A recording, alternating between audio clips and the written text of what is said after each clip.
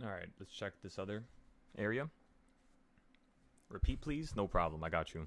So, whenever you go below or above the 200 moving average, the first thing you should start doing from here on out is measuring it.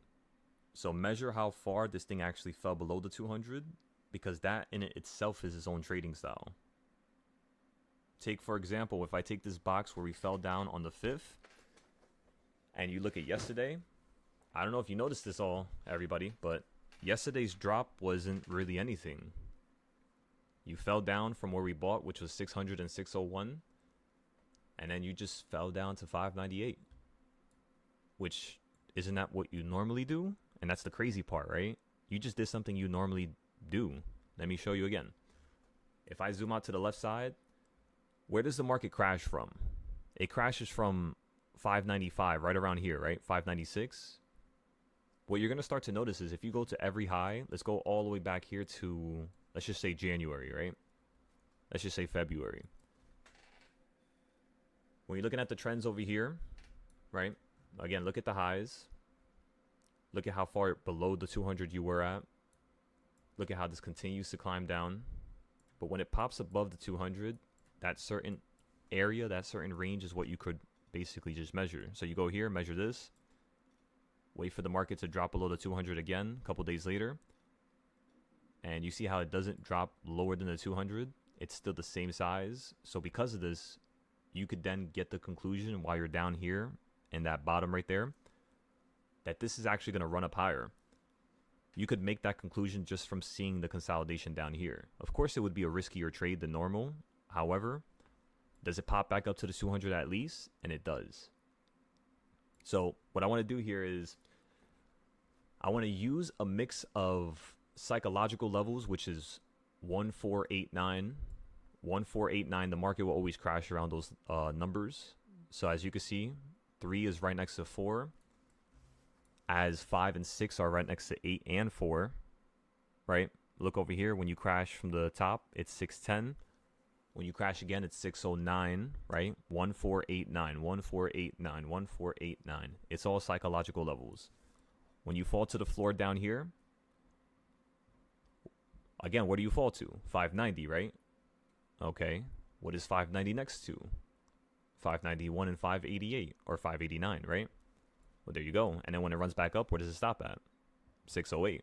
No wonder. When it falls down, where does it go to? 599. No wonder. When it runs up again, 605, right next to the 604s, where it tends to crash down to the 5. Basically, when you're at a 4, you'll crash down to the 1 or the 8 every single time, especially when you run up into a new trend. This was how I actually timed the market last year and how I actually had people buy and sell confidently. When you first ran up to 585, I need everybody to pay attention to this right here. When you first ran up to 585 in the summer of last year, going into October, you hit 585, and I told everybody here, buy puts at 584, play the puts to 581. So we bought the puts up here, and look where you fell down to the next day, 578. So you fell down to basically the next 2 psychological levels below number 1. And then when you ran back up again, where did you go to? 586 again. So now you're trying to play with that top portion, but is it touching 588? No. Is it touching 589? No. That's how you know it's not breaking out yet. It's actually going to probably consolidate and crash for another couple days, if not weeks. Look over here. If you look at the top, when you stop running, it's 601, psychological level. When you fall down to the bottom right here, it's 581, psychological level. So it's all the same stuff every time. And there's a pattern that I'm trying to create with this, but it's just so many numbers, and I have not honestly created a grid for it. So I'm probably going to do this in the summertime, after I have at least a year of data with the same charts. Because most of my charts, I made them in the summer of last year. So as long as I have 1 year of data on my charts, I can technically, theoretically, allow this to work for all my charts. And not just all my other charts, but I'll be able to see how it could work for the next 4 years, the next 2 years. And that's the most important thing, you know? Being able to trade the future and know what's going to happen in the future, because then it's going to allow you to just position yourself better. Like, for instance, when SPY fell to 480, you're all the way up here at the top right now, and you're destined to run up higher. Why? Because if you look at the trend from last summer, keep it simple. Again, don't keep it complex. Don't, have these unnecessary wordings, statements, concepts. Keep it simple. When you fell out the sky here and you ran up towards the midpoint. All right? You then collapsed to the quarter point, and then you ran all the way up here to the 590 midpoint, or quarter point. I apologize. What did you do last summer before you fell?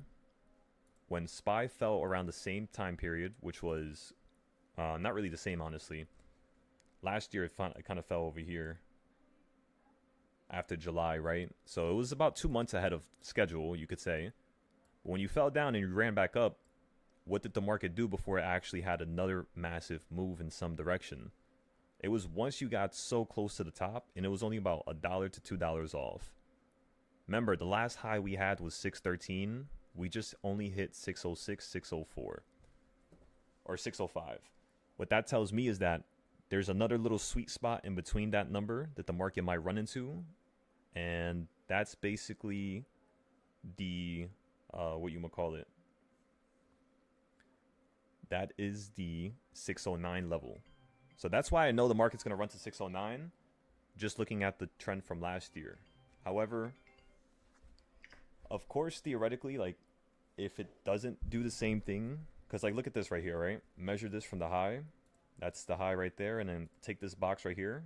And that's where, like, all the highs were hitting, right? So we can confidently say that if we just played puts here, we would have been straight, right? So let's go ahead and take this box.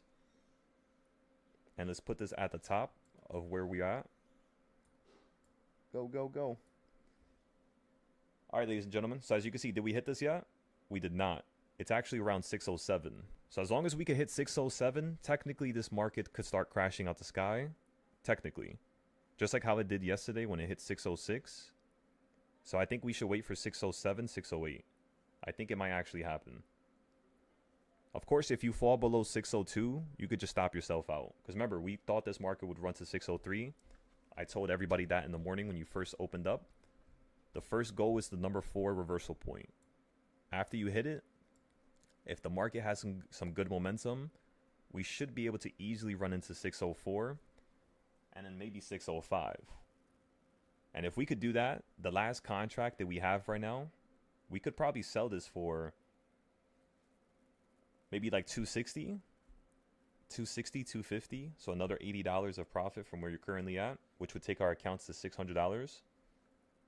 If we run up a little bit higher than that, of course, it would take it to like 800.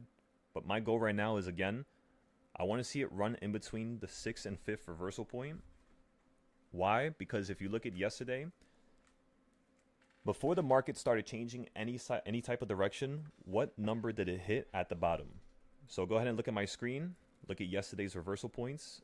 And as you can see, the market needed to hit number 7 before it changed directions. That's what it did down here. That's what it did after hours going into the next day. So technically, we could run all the way up to here at 605. So the 606 option that we have that expires in 4 days, it still has plenty of room. However, we're losing some momentum here, I wanted these contracts to be at like 400 or 500. And because of that drop last night, they're not going to have the opportunity to do that unless they go to like 606, basically. Unless we go in the money, we are not going to make some good capital from this. So it's basically strangling us right now. That's the idea. If we had bought in the morning of today after that drop, after it fell to the 588 level, which doesn't normally happen after the first day, right? But I've shown you before, when we ran up to 585 last summer, you fell down to 588 before you started pulling up higher. Everybody, you saw that, right? So what you did yesterday was grade A. I kid you not. It was like level SS++. The best thing you could probably have done here was play puts from 604, which is why I told everybody wait for 605 and then play the puts to 588 or 589. But again, those contracts, you want to have them 5 to 7 days out. So you would have actually sold them using the psychological levels that I've taught you from last year. That's the idea. And of course, you can't just base your main core philosophy or your core idea on numbers. I agree. But that's why you start looking at everything else that goes with it, such as those yellow lines yesterday. You see how it was deflecting off the midpoint lines? It didn't want to run into it no more. So like you could look at stuff like that, right? If we would have ran above this yellow line yesterday, we would have ran to the top here. Just like how I think today we're going to do that. I think we're going to get above this yellow line and just launch up to this next yellow line. And if we don't, of course, what can you do if you're at reversal point number 4, ladies and gentlemen? I'm pretty sure you already know how to play this. Just go very cheap. We're waiting for the market to crash out the sky. So you're playing monthly puts, yearly puts, right? That's what you're starting to buy around now. Wait for 609 because maybe you might get some cheap prices. And then you're playing 5-day to 0-day calls. You could also play 0-day put, but again, only from my reversal points and only from the best reversal points, which is number 4 and 5, which are on the screen. So yeah, we just got to wait for this to run up a little bit higher. See if the momentum starts kicking in more. See if the contracts start accelerating more. Because these contracts could still go up to $400 each. We could still make all that capital back with just one contract. And that would put our account at around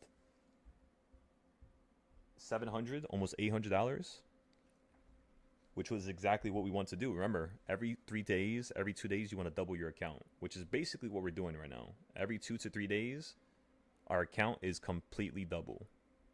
So as long as we could keep continuing this trend here, and mind you, we're doing it only selling stuff out at 20%. So me selling stuff out at 20% and just buying a bunch of different trades and just always selling them at 20%, it allows me to double my whole entire account within 2 to 3 days. You never have to put your whole entire account into the trade. Only 20-30%. That way you can hold it for a longer time.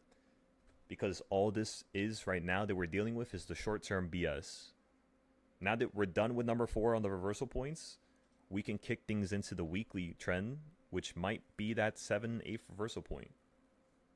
So basically, what I'm trying to explain to you right now is, technically, SPY is done for today. Technically. You already did your $3 move. So now everything else that's after this is the cherries on top.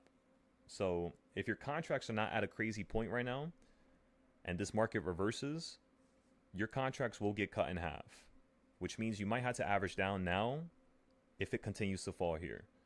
So it's a little bit of a risk. We'll play a little bit safer going into next week, but this was the only trade that we could have gotten into, honestly. We could have played some puts yesterday, but since I was not actively here around the time when we should have played puts, there's no point for us to hop into it if we missed it. You miss it, you miss it. You don't get that perfect entry, you don't buy. So that's what happened yesterday. And yeah, that would have been perfect, but you know, it happens. It's all right. We had some other awesome trades, and today we still have the calls right now.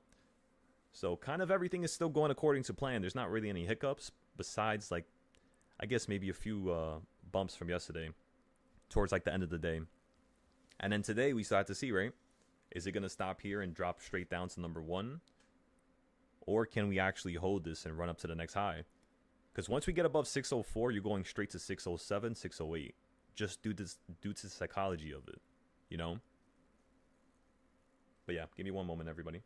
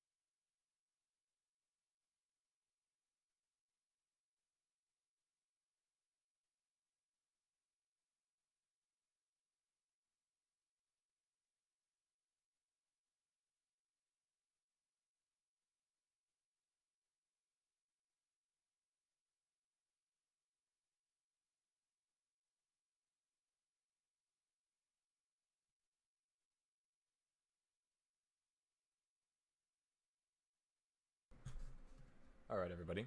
So, what we're going to do here is we're going to wait for the SPY to reverse. Looks like it's reversing on reversal point number 4. We'll see it go straight down to reversal point number 1, which is right by 600. And then after it does that, we'll see if we can either average down into the play. If not, hop into a brand new play. Still using less risk, right? And then we'll see if we can have that additional pop going to that last high. We're waiting for this to run up into 605, 606. Maybe 607 if we get lucky. We just have to wait and see, right? Because you're supposed to run to 609, so I'm thinking maybe by tomorrow, since tomorrow's the 13th, and we should change the trends on the 13th, we should be at around maybe 607, 608 by tomorrow. So who knows? We might even have to hold this contract for another day, just because again you hit a nice high, which was 605, 606. It then brought you into the psychological lows, right? Eights and nines. You then ran right back above 600, easily above 601, easily above 602, straight to 603. So you doing that is, power play, of course. It's a good anchoring point, I would say. So as long as we could fall down and hold the buy number 1 maybe, which is also by the 200 moving average, we could get into another play for the upside. But again, we'll give it a second. Don't rush into anything.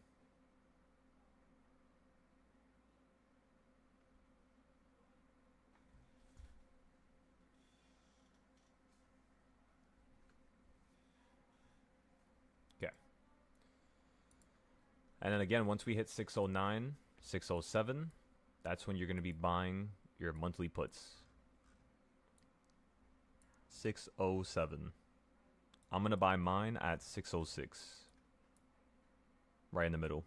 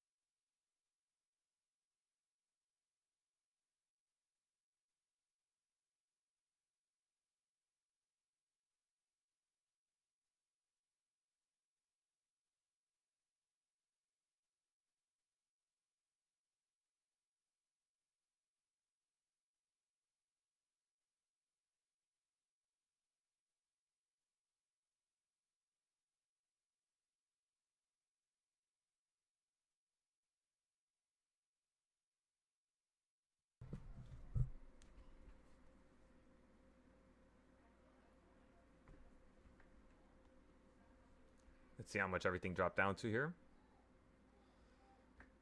Mayday, mayday. Look at that, Meech. Great job right there. Look at that, Danny. Excellent. Nice put play right there. 70%, 50%. That's what I'm talking about.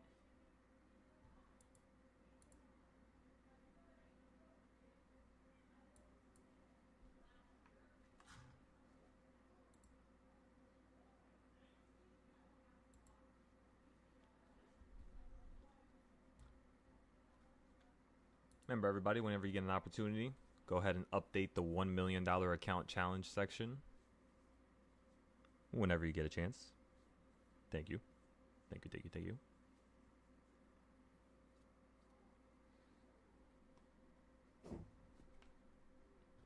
The 5-day contracts, pretty good.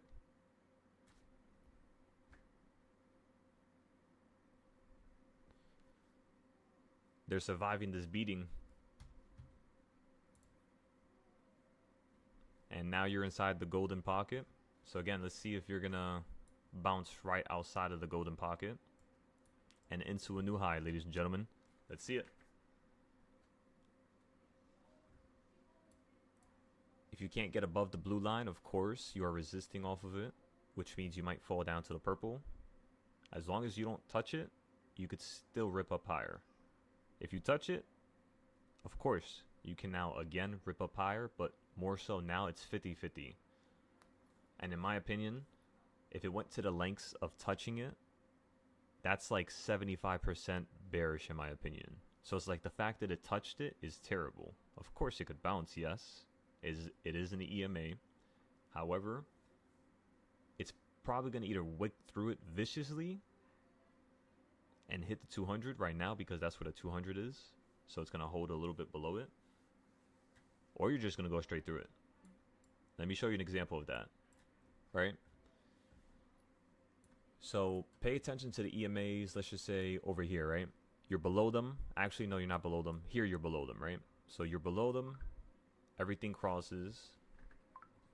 After everything crosses, the first thing you notice is it hits the pink line. Correct, everybody? And then bounces up into a new high. Awesome. The only problem is now it's crashing below everything. Now it's not listening to these other EMAs properly. So the next thing it does is fall down to the purple. And you see how it goes slightly a little bit below it? That's usually when the market reverses, right? So like that's like its last opportunity.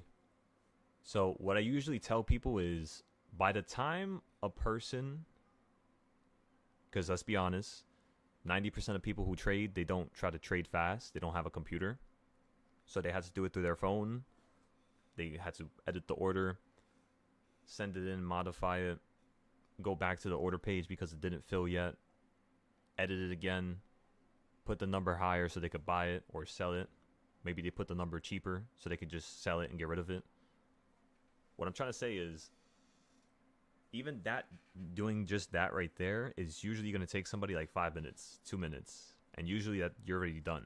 Like it's already too late. So whenever I watch people, you know, just buy into the EMAs, I always tell them below the purple. You want to buy below the purple. And this right here has to be extremely cheap. You have to go cheap on these, because if it doesn't work, you're just going to fall out the sky. And I'm going to show you an example of that, right? So if you could buy below the EMAs, which is the 48-day EMAs, or, I mean, I like buying in between the blue one. The blue one, you get enough time. So usually when it's going to hold on the purple, you see how like it basically cracked above everything, and then you went below it for this one instance. Just because you went below it for that one instance, the EMAs almost crossed right there. Of course they didn't, right? You had to go down just a little bit lower. It didn't really change or cross until over here. As you can see how all the EMAs is kind of like a wave? And then they go beneath the purple? That's when you could say the cross has happened. And as soon as the cross was official, like right here on this candle, you could say, or this candle right here, everything then changed directions. So the market has a direct correlation with the EMAs when it comes to the flow.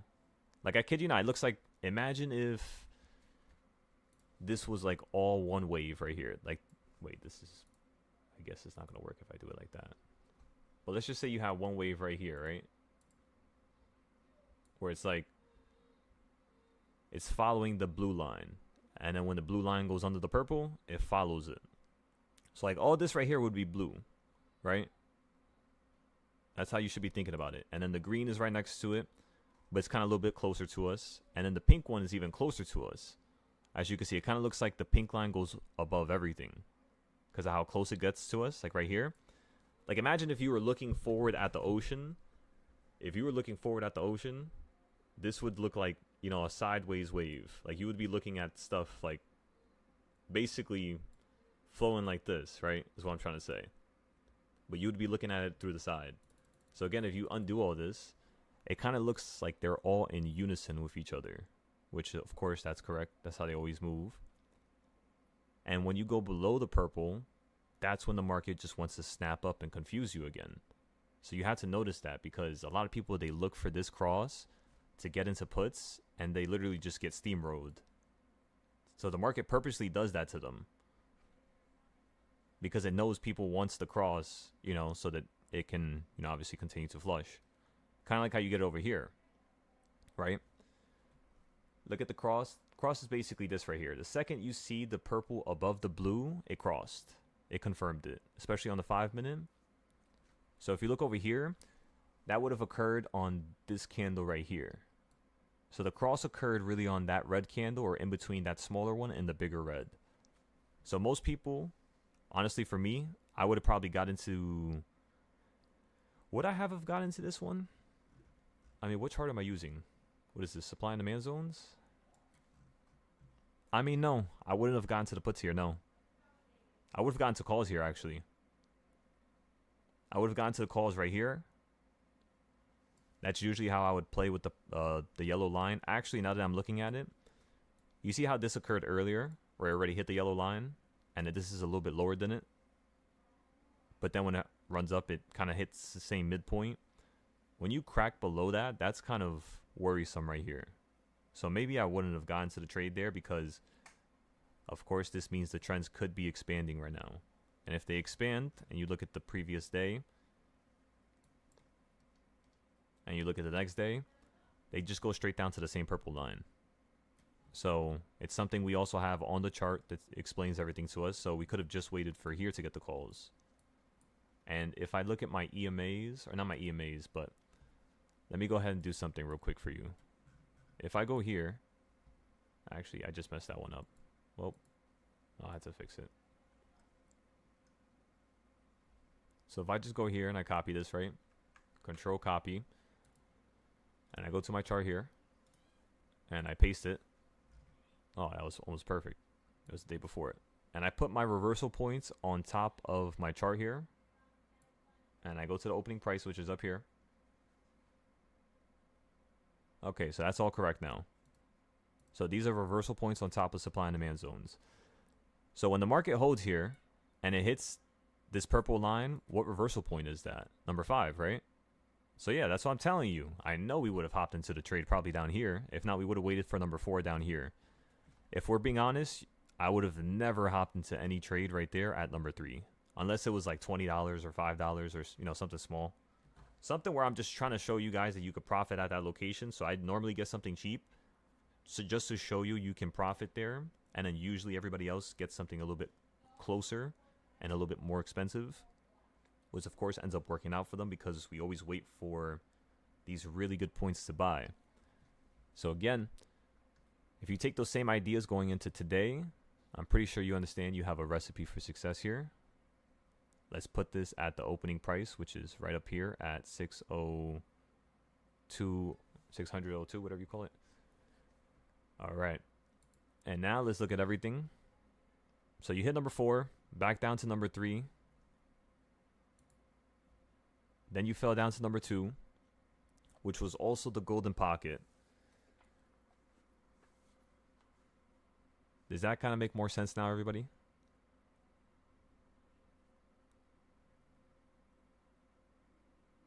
So when you're looking at just these two charts in correlation and you start introducing other features such as psychological levels What did the market hit or come close to hitting when it fell down there? It's at 603.60, right? Very close to 604. So you're just doing the same thing you did yesterday. That's literally all you're doing right now. So it looks like 604 might be the danger level. That might be what this is telling us. So we'll see if this pops above this and it gets above the yellow. All right, maybe we might go up to a new high. If it gets above the yellow, it's not a maybe, actually. It's more of a definite, I would say. I'm almost convinced you're going to run right up to here. And the reason why I say that, everybody, is let me show you something. Let's take off these reversal points because they cloud up the screen a little bit. Oh, I just realized I messed that one up too. That's all right. Oh, I just realized I deleted it. Let's go here and just hide it. Alrighty. So, when the market runs up here and it falls, right? Why does it fall? Pre-market. Because it hits the quarter point, right? You know what I should have done? Why didn't I label this? That's so stupid. I just realized I could label them. So these are 1 quarter points, right? And we're going to have this always on the right side. So now everybody can understand this is why the market's doing this every time. It's not just random. It's all according to the little nice outline we made. Let's put this to the right side now. I'll probably change the color later. I don't want it to be yellow because then people might just get the wrong idea. Actually, white. Just put it to white now. Before I wait. Before something happens. Okay, so these are 1/4 points, correct, everybody? And then that point right there is the midpoint. 605 is the midpoint. Just so it works better with everybody's eyes. 605 is the midpoint. You got that. When the market ran a pre-market, what did it do? It completed one part of the trend. So that's kind of crazy. When the market ran up again, what did it do? Basically completed the second part of the trend, which was hitting the midpoint. All right, that's a little crazier.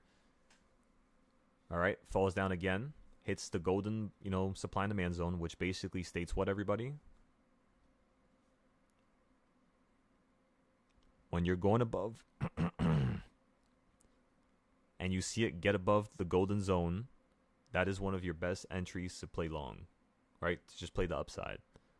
So you were just ripping up into one of the parts of the trading style, which is the 1/4 point, and then you were getting magneted right back down to the buying points. And again, I had these buying points from months ago. This all stems from, I think, December. Yeah, I'm not gonna go that far back. I'm not gonna lie to you. But this goes all the way back to December. And if you really think about that, that's insane that they're still working till now. So what we just did right now was basically what we did a couple days ago.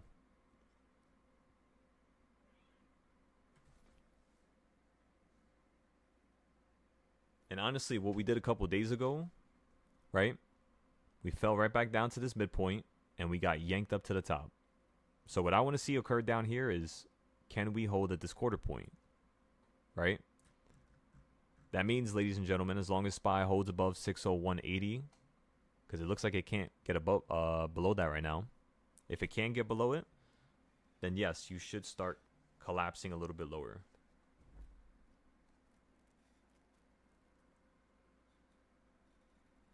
But if it can, right, hold, and it does hold 601.80, which is these quarter points, again, quarter points,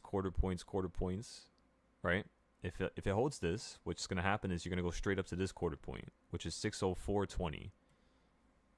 Now, what's going to most likely happen is you might just get some instant downside at that point. Meaning, the second you hit this, with not a second to spare, you might just instantly start going right back down to the yellow. Because now it needs to anchor down on the yellow. Now you need to actually see if this is a good buying point, just like how it was yesterday. And see if this could be, either something better, something stronger, or my first idea, you should be able to run straight to the top. You should get to 606 100% today. That's the reason why I had everybody positioned to the 606s yesterday. And again, we started buying them right around the fourth reversal point, which was right around here. And then we bought the additional one right down here at the bottom. Somewhere around here, which was like around number 5, but like a little bit above it. Was it there?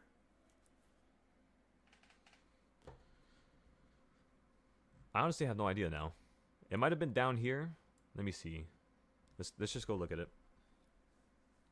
Let's see when we bought it. So what happened, right? And what occurred is the smaller account that we had, right? Or you know the $500 account we had, because of the drop in SPY's price last night, what that caused the account to do is drop straight down to just $100. It was like 100 and something, I think, 150. So when the market bounced right back up there, what we did was we got rid of 2 of the plays, so that now we're not really losing anything at this point.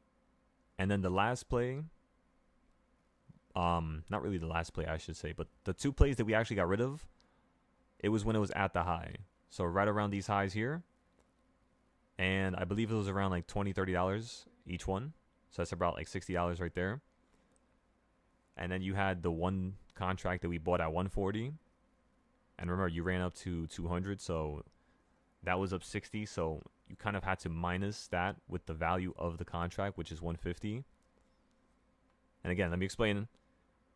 140 minus $60 because that's how much we profited with the other 2, right?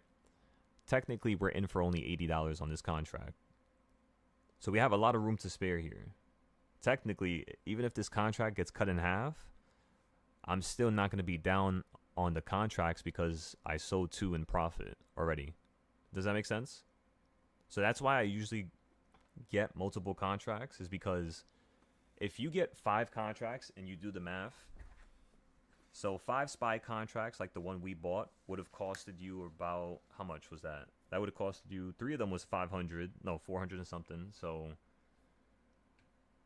for 5, you probably would have needed like 800, 900. So let's just say 900, right? For 5 of those contracts, you would have spent $900.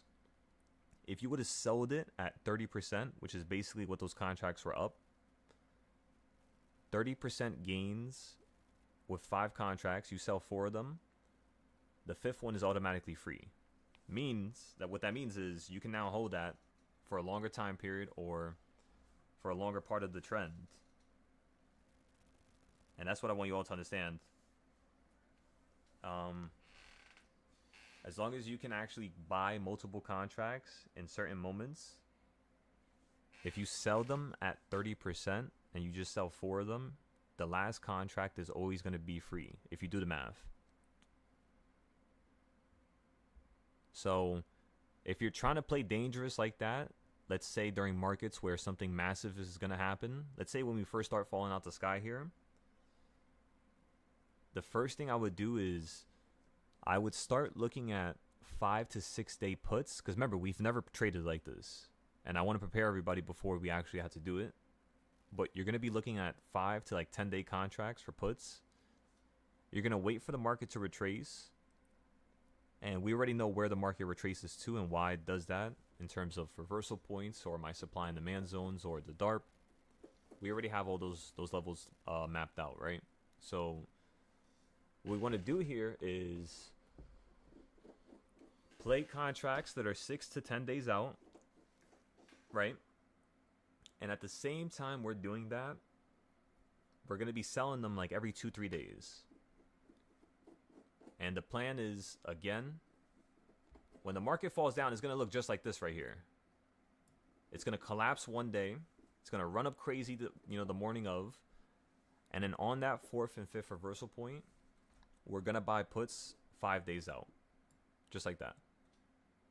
So that's what it's going to look like when the market is actually collapsing out the sky. Which begs the question, this might actually be the market collapsing out the sky here. So we'll see if that's the reason why these contracts are actually holding so much value. That's usually the only reason. Because then it just waits for the collapse. and it just basically destroys the contract within a couple minutes. It's like you go from actually being really profitable, it'll drop down by like $1 every 30 cents or 20 cents SPY drops, and then it'll start dropping like every, like every cent. It would be like $5, $6, $10, and it keeps multiplying up until the contract's basically worth nothing. So right now, I would say it's not too bad. It's still pretty good for the 5 days. But this market does look very bad here. If it hits the midpoint, I would say this is probably going to collapse at that point. So I'll probably get rid of my contract right around 605, if I'm being honest with everybody. That's probably when I'm going to get rid of my last contract. That's the worst level right there. We almost hit it yesterday. We didn't really hit it. So, I mean, we'll see. Because I believe on the DARP, did we hit 605.22? If we hit it pre-market, it doesn't really count. You got to hit it during live market hours. So, you didn't really hit 605.22 yesterday. What was the high yesterday? I can't see it. 605.14, 605.09. So you got into its range, but you didn't hit it. But you kind of touched its range. Remember, anything that's a line or a certain placeholder on your map, it has about 20 cents of a range, give or take, above and below any level. So I need everybody to write that down for me whenever you get a chance. Any single line, whether that's the 200 moving average, whether that's your EMAs, whether that's anything I've shown you how to build, whether that's with the reversal points or supply and demand zones, everything has about a 20-cent range, give or take, that when it gets into that range, you could basically say it has touched. The problem is, I would say, to go a step further than that, right? And say it did touch, but it didn't touch. So it's kind of like a more positive answer, you could say. So if I go to the EMAs, or I go to supply and demand zones, and you go to this day right here, is that within 20 cents? Nah, right? That's like a whole dollar and 70 cents right there. Because that's 606.30. That's 607 flat, let's just say. So yeah, that's about $1.30, right? Why are you biting my draw? At 607 flat, and then you have 606.30, which is this high. So that's not 20 cents. So no, you did not hit this purple one. So in my opinion, that's why I stated here you hit the quarter point, because you're not in the range of the purple. Now, if you look over here, and let's just say we find a spot where it did the 20 cent thing, because it does it all the time too. Yeah, like look at this right here. I think this is 20 cents. So look, that's the high right there, 5.99 flat, and then the purple is 5.99.11. So that's literally within the 20 cent range. So technically, this day right here, you hit the purple supply and demand zone in terms of the progression system that we have in terms of trades. Because remember, this gives you about 3 to 5 trades a day. Just looking at this little system right here that we have, it's about 3 to 5 trades a day. So you hit the quarter point over here. No, you hit the purple one here. So you hit the purple one first. You go right back down. And then you hit the purple one again. And then you go right back down. You hit the halfway points. If we zoom out to the right here, that explains. Wait a second. It didn't go down here. So it didn't do that. It didn't complete this. There's a certain trend here that didn't complete yet, which is this one over here. So you might actually need to go back down to this yellow box right down to here at 594 to complete that trend over here, which even brought you up in the first place. So that could be the next drop that we have here. It's to fall straight down to 595, 594. That could be the case for the next 5 days. So what I would say is, if you go below 601, right, just use the 200 moving average, let's say. If you go below the 200 moving average, which is that red line, I would say to just lock in something for 2 days out that's like $20. If my math is correct, that $20 play should be around $100, $200 if we collapse tomorrow. So just in case for, extra preventative measures, right? Just so you're making something back, because you could be losing. This is the thing I want you all to understand as well. We have enough time on these contracts, right? So it doesn't matter if you're really losing per se, as long as you wait for the perfect opportunity and you scalp the market with calls at certain points, you're going to be able to make that money back before the day is done. So as long as, even if your first play is not going your way, the idea, you might have a really good idea. It just might need another day to unfold. Because what if tomorrow we open up at the same level? If there's more buyers, the market's simply just going to get sent to the sky. And what did we tell everybody? With PPI and CPI, it usually falls in line with everything else. That's why there's no need to ever see these days as something major. By the way, today was a major news day. Today the PPI drops, I believe. So let me check it real quick. Yes, so it was PPI. So PPI, there's actually a funny trend with that. What I've noticed is whenever PPI comes out before CPI, yeah, because usually CPI is first. Usually CPI would be the second week of every month. CPI comes out, right? And everybody knows what CPI is, right? Consumers Price Index. PPI is Producers Price Index, right? So that's for the producers. Consumers is obviously the people who buy, the people who, I guess, how could I explain it better? I can't really explain it simply. You got to go through the whole entire A to Z of it. But I mean, just think about producers, people who create things, people who create products, people who ship things out, retails.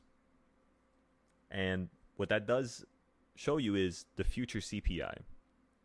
So PPI is future CPI. That's how PPI basically measures things. That's all I want you to understand. PPI is the future CPIs. So technically, with PPI, we get a certain indication of what CPI is supposed to be like in 3 months from now or in 2 months from now from the PPI. Tomorrow's CPI now. What's going to be funny is oftentimes you get a weird correlation where CPI is so weird and so out of order compared to what the PPI 3 months ago stated it should have been, that it kind of jitters the whole market. And it literally causes the market to have an opposite reaction to what the PPI did. So tomorrow, what we could get is a direct crash out the sky just due to the fact that PPI was good and it came out before CPI. If we get CPI tomorrow and it's bad, or it might not even need to be bad, it might just do the opposite trend, honestly. So you might just crash out the sky. Oh, it came out. No, today's... Let me see. Let's check it real quick. Because there's another trend with that I was going to go over. The trend was, if PPI comes out before CPI, every single time, for some odd reason, the market has a giant...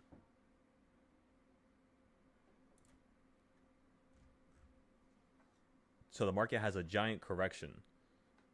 So it literally gets shut down in one way or completely changes directions here. So CPI was yesterday, yeah. Okay. So I'll start double checking that. I think I had seen that somewhere. Where did I see that? I had seen it somewhere, but it's alright. I apologize for that. Okay, so for next month, maybe it's next month.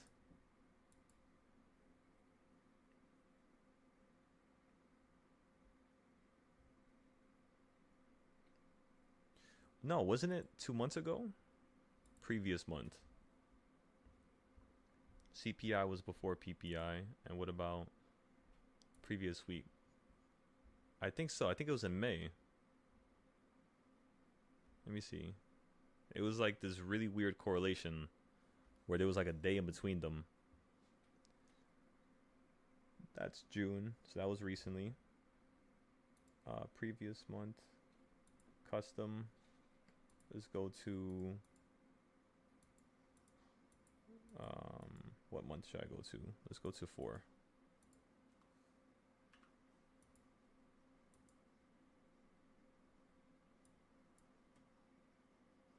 You gotta access full times. Let me see something. Nah, yeah, you can't even. I didn't know they changed that.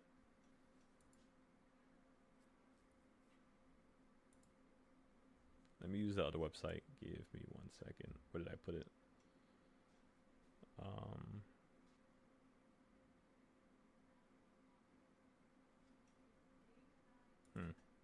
don't know where I put it. Let me check the Discord actually. I know I posted it here. By the way, make sure you guys check some of these channels.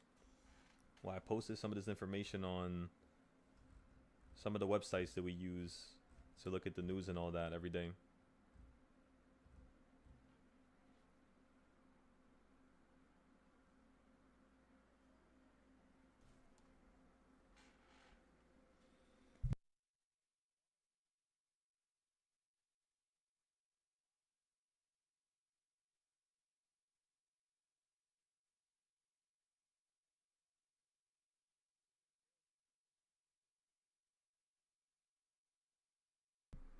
Okay, so the other website that I'm going to use right here, is it Market Movers?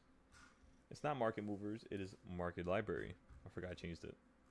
So if you go to the Market Library, you're going to see all the stuff that I have here. Trading economics, let's go to Market Watch. I think I could see the previous months with this. I hope.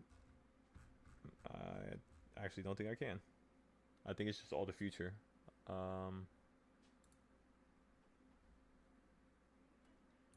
Federal Reserve. I guess this is a completely different thing. It should show that too. They have a calendar here. Never mind, I think it's just for the Federal Reserve though. Forex Factory. Alright, there we go. Calendar. Week of, let's go over here. Let's change this to we'll just do it like this. I want to look at February till pretty much till now. Apply setting. Okay, so this was February. Where's CPI? Where are you? ISM.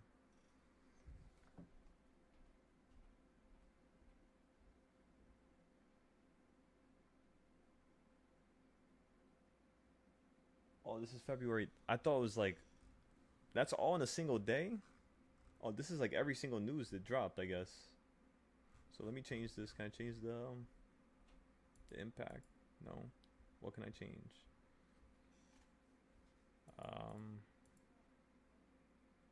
Search event. There you go. CPI.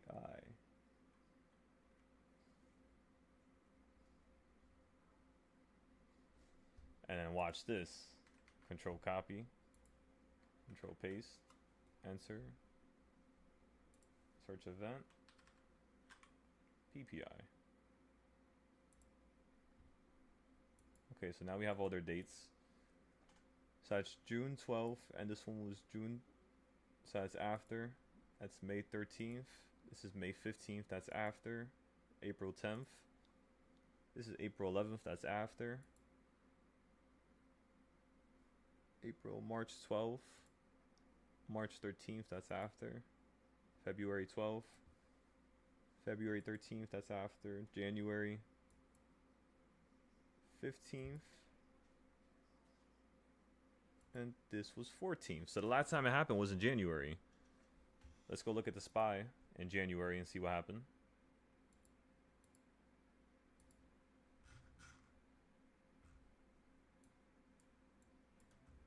So that news report was released what day in January? The 14th. All right. Where's the 14th? So the 14th is the bottom. And as you can see, everybody, that same time, I was predicting the market running up and down and up and down and up and down, and I was telling everybody to get into these entries, right? I had told everybody that if it holds at this bottom level, you should be able to bounce up into a new high. And that's around 575. And one of the alternative reasons was because of probably that one little thing right there. I always pay attention to that every single month, which is why this month I thought I actually saw it, because I've been waiting for it for so long, you know? The last time you got it before January was maybe October, and then the last time before that was maybe March of like 2024, I think, something like that. I think it was around like March, April of last year. So I think we're due for one maybe in July, which again, once you see that, for some reason it has some type of correlation with the market snapping. So yeah, looks like that's not going to be one of the causations of the market falling out the sky right now, but it could be. It really could be. That's why I just want to see it. I just want to see what's going to happen tomorrow.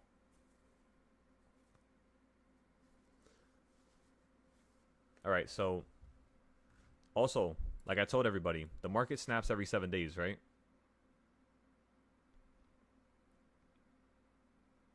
So when it hits this low down here, it's in the midst of the 14th, right? The 14th, you're pretty much at the top range. Anytime you ever ask any person in the world, or any person to, I guess, define resistance and define support, one of the things you're going to see them do is start drawing things around certain ranges, right? Now, a certain range applies to a certain idea. You have fair value gaps, right? A lot of people love those. I don't like those because they oftentimes move and change. Meaning, if you're actually trying to use a fair value gap for, let's just say, 5 months after the fact, it's not going to be there, because it probably would have gotten filled already. Now, with my supply and demand zones, they don't change. They don't move. You can use them 5 years from now. You could use them today. You could use them next week. It does not matter. If it's at that same level, you could use the same support and the same resistance lines, which is basically defined by drawing it around certain candlesticks, certain, patterns and stuff like that. I really don't care about none of that. I make it simple. And I draw around ranges that just look like it's the range. So if you look at the first range, right, where it pops up to a new high, where it hits 601 and confirms that it's finally hitting that top range, if you bring this over to the right, when you collapse, you simply just collapse from the top range, right? And then when you fell down to here, you simply just fell into this little range over here, right? Again, you could randomly draw it. It doesn't matter. You don't have to be precise with this. Just draw the range. So when it collapses, it's like it falls from this range down to this range from over here. So it's always fallen from different ranges to different ranges. And if you know how to define that over here, you would understand that that's exactly what we're looking for. That's why we knew the market was going to pump up here, is because you need to define a new range up here. Because you've been doing just this weird, like, it's like, look, it's like it's hopping from this range right here back down to this range right here, right? From the left side. And then it's creating ranges in the middle. So it's just it's really messy. Like, it's really messy. So this market is going to collapse in any second's notice, really. I just think it might go up a little bit more just because they're being a little difficult. And logically, if they're being a little difficult with us, they're going to keep sending the market up. No matter how much you don't want them to. I've noticed it. I'm like watching it the whole time. You're falling from 596 straight down to 575, and that's a beautiful range, right? That's a beautiful drop. Within 4 days, the market fell $24. So that's insane. You would have made a lot of money with that. Because again, I would have told everybody, if you buy a 5-day contract or a 10-day contract, and by day 3, I mean, look what would have happened, right? You would have bought it, let's just say over here. That's day 1, day 2, day 3, you're already massively up.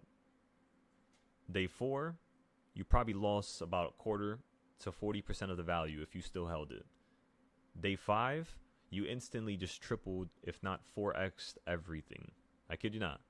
You would have 4x'd your whole entire account just like that. Just from up here to down here. And again, you would have had time to your contracts. Because remember, when did I tell everybody to buy puts? I told everybody on the Discord, if you remember correctly, I told them to start buying the puts at around here, which was 595. And then the next level I told everybody to buy puts at, when it ran up to that level, was on the Wednesday. So where's the Wednesday? Let's check. Was it this Wednesday? It might have been that Wednesday because you went next to the high again. So again, we told everybody to buy the 5-day puts here. Was it that Wednesday? Or was this the Wednesday? That's Monday. That's Tuesday. It might have been here. But then again, you're at 592. No. Let me look at the other chart. That's where we have it drawn. Alright, so this is when we told everybody to buy the puts. No. I remember now. It was over here. Yeah, to the left. So when you ran up to here, it was a Monday. So it was a Monday, and then Wednesday we told everybody that was the last time you have as an opportunity to buy the puts before it potentially falls. And the reason why we knew that was because if you just go back over here, whenever you would see the market start to fall down and have its lowest low, it was usually on Wednesday. Just like here. Look at here, right? You just collapse into Wednesday for some reason. I don't know why. But look over here, right? Direct collapse. It's like Wednesdays are oddly negative. Look over here. It's like every week. This is the only Wednesday where it was extremely, amazing. And that's kind of funny, isn't it?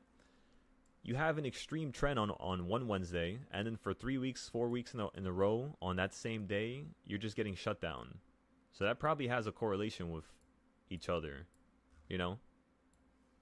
So what's today? Today's Thursday. And no, yeah, Wednesday you collapsed. So that's kind of funny.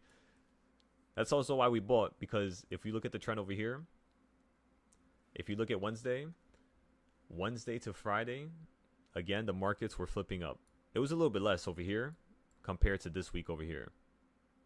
So if you look over here, you fell down going into Wednesday. You would pop up into Thursdays. Friday would be sometimes the ultimate low. Just like how this one was over here. Yeah, so it was shifting between Fridays and Wednesdays. On the smaller trends, you could say throughout the week, it would be the Wednesday, but then the Friday would always be the bigger trend to kind of remove you from where you're at. And that would basically be the best time to buy calls. That's the idea. So it's kind of worrisome that today you're only here because theoretically, if you look at Friday last time, Friday was here, and then Monday was pretty much over here. So compare that with Thursday, that's a little bit higher, right? So you might do the same thing right now, and you might literally just pop up into the high tomorrow just because you did that last week. Which, of course, since your contracts are 4 days out right now,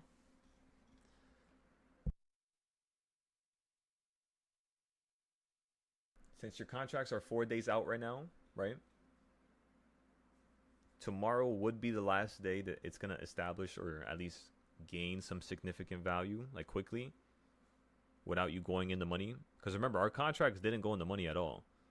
But yep, they're still worth $162. And when you open up this morning, it was only worth $90, 70 something dollars. So it went from $70 straight to $200, just like that. And then now you're stuck at $160. So if you hold this and you continue to go up higher from here, these contracts will probably be worth around $300 to $400 as long as we get to 605. As long as we get there. And you could say if you fall below 601, like I told you all many times, right? I even told you this yesterday. For those of you who are paying attention, I said if it falls below 601, you could collapse lower. How much lower? Well, at that point, you would use psychological levels, right?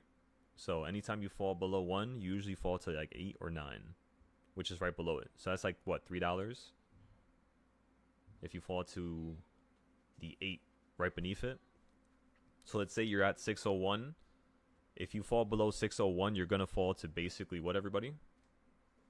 588, right? What does the market fall yesterday? 599. And then this pre-market hits 578 or 598. And you basically start skyrocketing up. You do hit 597 here, right? You hit 597.50, 597.60. But then again, you know what I'm going to tell you? 597.60 is closer to 598. So technically, you basically just had a little bit more dramatic pressure just probably push you down, right? It probably was trying to hit 598 only, which is why, you know, it did what it did there. And then what did you do right after? You just popped up into the sky. Now you're hitting the 603, which was exactly what I told everybody the market was going to do in the morning, right? It was going to run to 603 and maybe reverse lower. If we hold the contracts that we have right now, they're already at 170. So they're already gaining more and more value as we go up here. You could say by the time we reach that same high, as long as it doesn't just instantly start losing momentum, we should start seeing these contracts go up to like 220 to 250. So this should be pretty insane.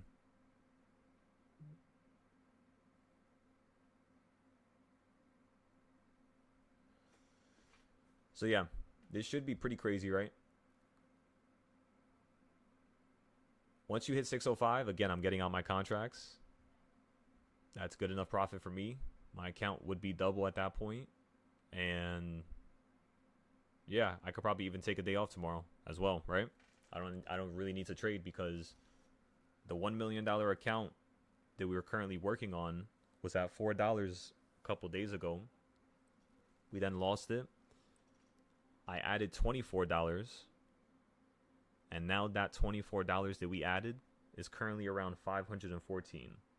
This is not the initial $1 million account challenge we had. This is the second one we started. So as long as we can get, so let's just see what our number is today. What do we got to do? So again, the account is at $520 right now. If we just get 34% until the 14th, remember the challenge ends on July 15th. So we basically have, let's see, July 34. That's July 16th. 33 days. So you guys basically have 33 days for this challenge, right? Which means since we have $500, we're a little bit behind schedule. If we're trying to hit $1 million in 33 days, again, only considering the weekend, the weekdays. You see Saturday and Sunday, I'm not counting them right here. They're not selected. If we just get 30%, we're not going to cut it. So we maybe had to get 50, right? 50%, starting with 520. That's too much. 40%?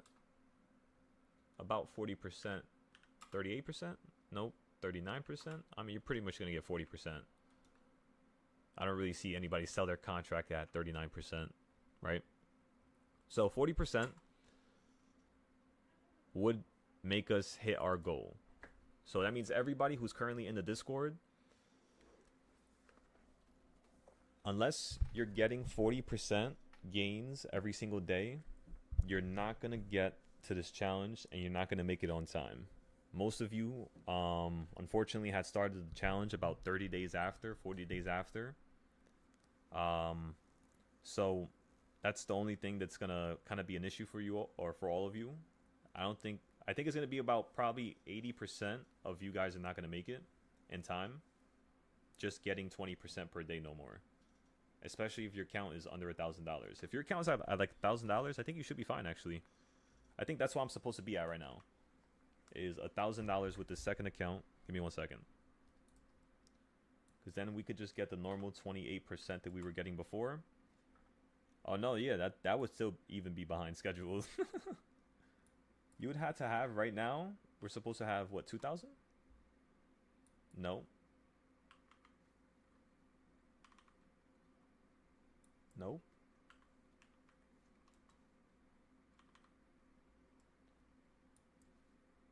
All right, we're pretty behind schedule. Yeah, so in order for us to hit that number in the correct time, you getting just 28% right now, we're supposed to be at 4,500 right now. So we basically have to 10x our account within the next couple days, and then maybe we can start going by 20, 25%, 30%. We can start moving it real slow again. For now, what this basically states is we might not actually make it on the second account. So what we're gonna have to do here is play more aggressive now. So now that we know that, right? Everybody, you have 23 business days. Don't forget. 23 business days before the challenge ends. And yeah, don't forget it. If you're behind schedule, again, just message me and we'll come up with a plan. Within the next couple minutes here, I'll give you a call. And at that point, I mean, that's all we have to do now, See who's behind schedule. See how much capital everybody else has. Who's, on schedule, right? Look at the paper account challenge. See how we're doing with that. And then after all is said and done, I think the next thing I want you all to start doing is looking at some of these oversold plays, right? Kind of like Unity. Kind of like SMCI. I mean, not really right now, I guess, yeah. We'll wait for that. I was looking at Zillow. And I was going to start breaking down all the real estate stocks. Like Open Door. I mean, it's kind of trash now, I guess. Redfin is pretty good. It's surviving somewhat. So you might be able to see this thing pop up viciously here, right? Yeah, it looks like all the real estate stocks just died. What is this? TGT? That's Target. What happened to Target? Target actually looks like it's something we can buy here soon. Yeah, look at this. I think it might start popping. Let me see. Before I say that, I think I gotta break down the news now, because it looks like this thing is about to start launching into the sky right now. You guys see that, right? Look over here. And look over here. You're getting the same reaction, just a little bit bigger over here. Which means you might run up to...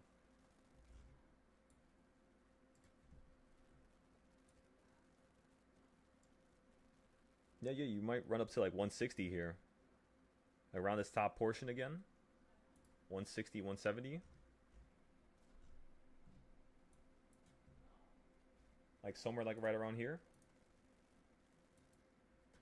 Let's look at the options for it. We're not going to put too much into it, of course. We'll put like $20 if anything. We'll test it. Target. Let's look at the options. Let me think. How long did it take for it to go from up here to down here? It took it April 4th, 2020. Oh my god. That's like a year ago. That's a very long time ago. Let me see. I'm getting a call.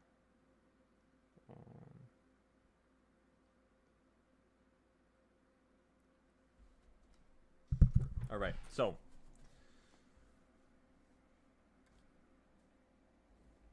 let's check. It took you a year to fall down here, and then over here, how long did it take you? August to February. August to February. It's like 6 months. And then down here was...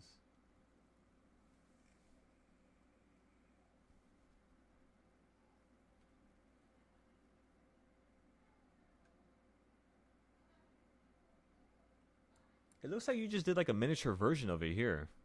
Like whatever took you 2 years to do it here, to go from up here to down here, It kind of looks like you kind of almost did that going from 2024 to here, which means that logically, last time it ran up was November, and it took it basically like 4 months, right? Or like 6 months. So we could buy like a 7 month out contract here, which of course is probably going to be expensive, but let's just look at them. 200 days out calls for, what's the top? 170. So 160, 170. 160s, 170s. Oh yeah, these are really good, like really good prices. These are really good prices. Oh my god. I think we can go a year out. I might even have you guys go a year out here. A year out, it's only $250 for a 155. So for 370 days out, so more than a year actually. Like next year, July basically. Next year, June. Like June 18th next year basically. So a year and 10 days is how long we would hold this. I mean, we wouldn't actually hold it the whole time. We would hold it probably until like 6 months from now. Which means this contract, logically, this is where you do the math, right?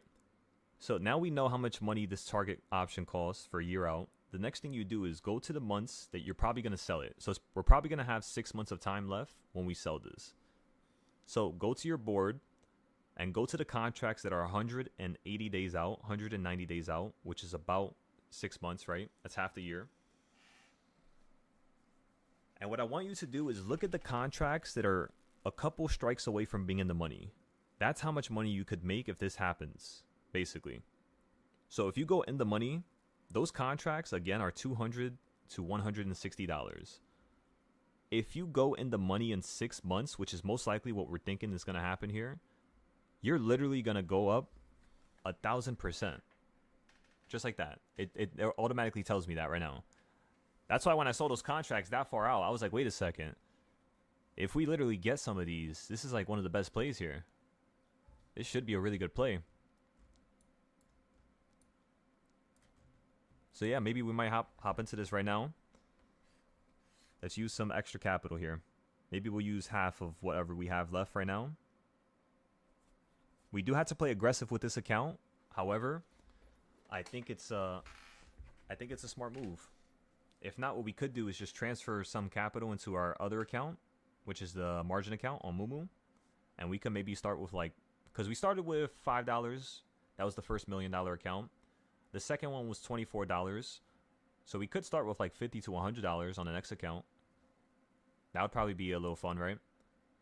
We just start from scratch again while we continue to build the other $1 million account. Because remember, we're in the 5-day SPY call. So we're growing that account steadily, little by little. We just got to wait for SPY to act right here. And we'll see if this starts snapping to the upside. And we'll be able to sell these contracts out at about 60 to 80%.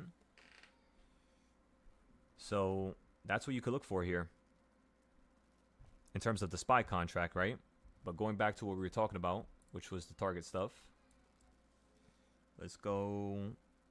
Because you don't have to necessarily go a year out. I'll be real with you. You can go 218 days out, right? That way you're actually closer. You can get like a 140 for just $160. And if I actually look at the open interest, honestly, it looks like the open interest 200 days out is 218 days out is way better than 281 days out. And then 371 days out, yeah, it's not that good.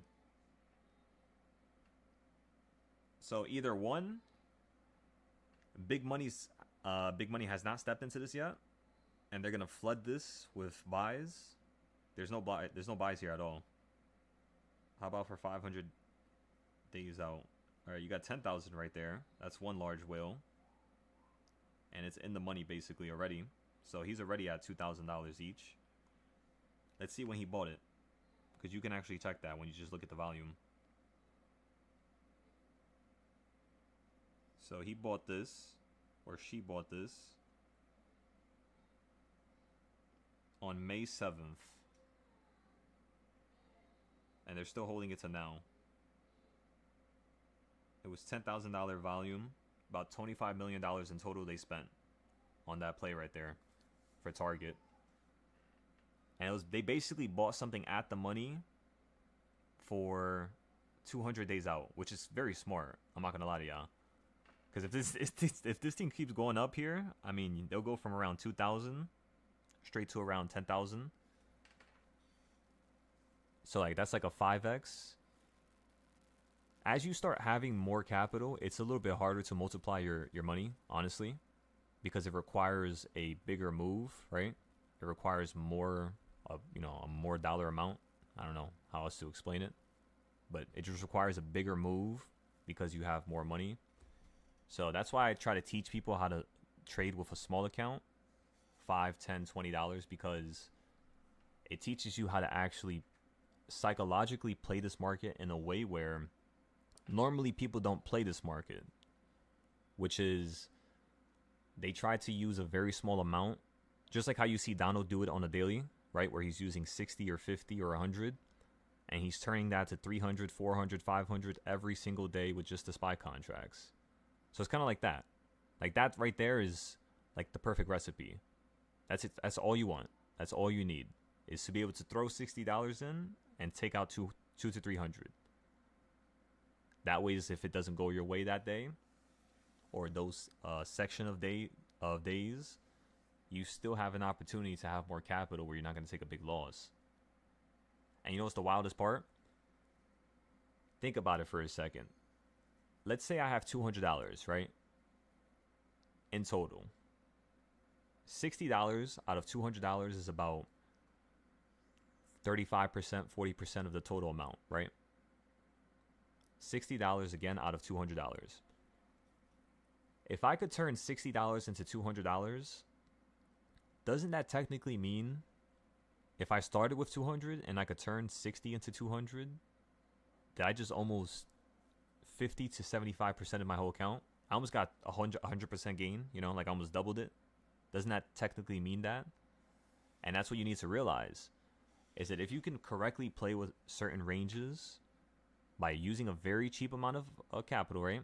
Just going in very light because you're waiting and you're waiting and you're waiting. You never need to use a lot of capital.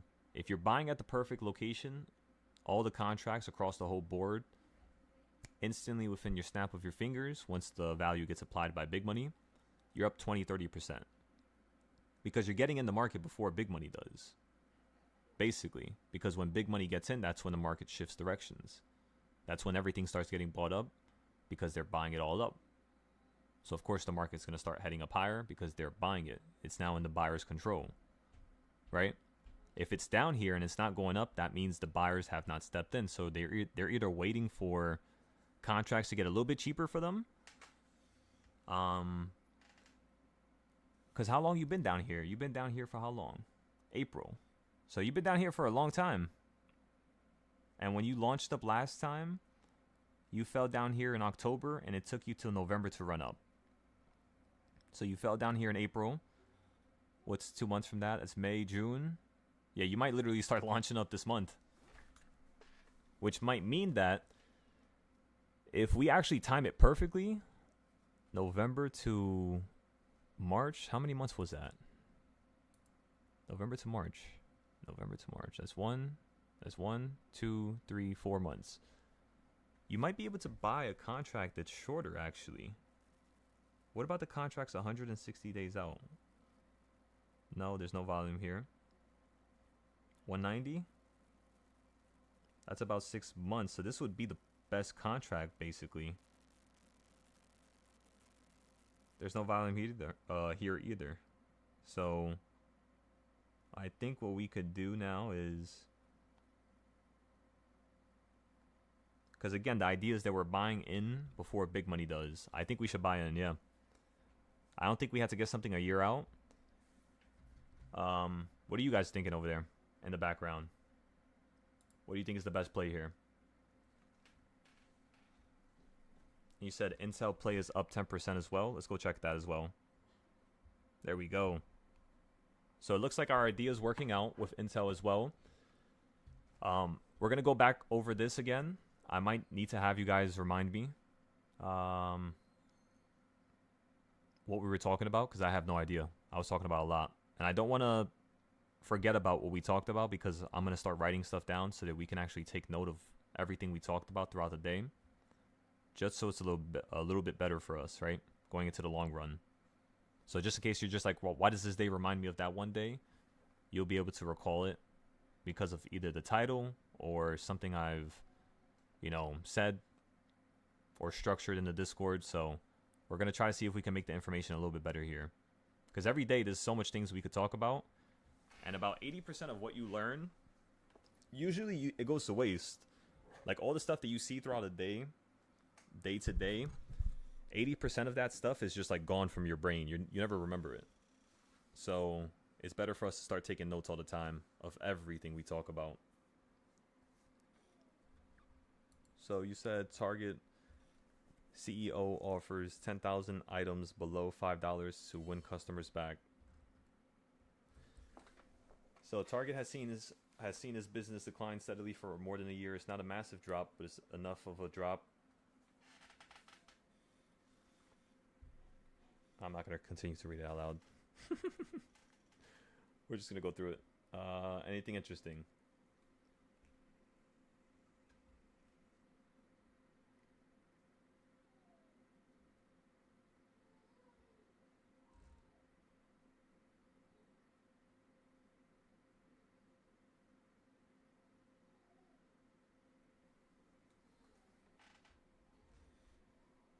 Of declining consumer confidence.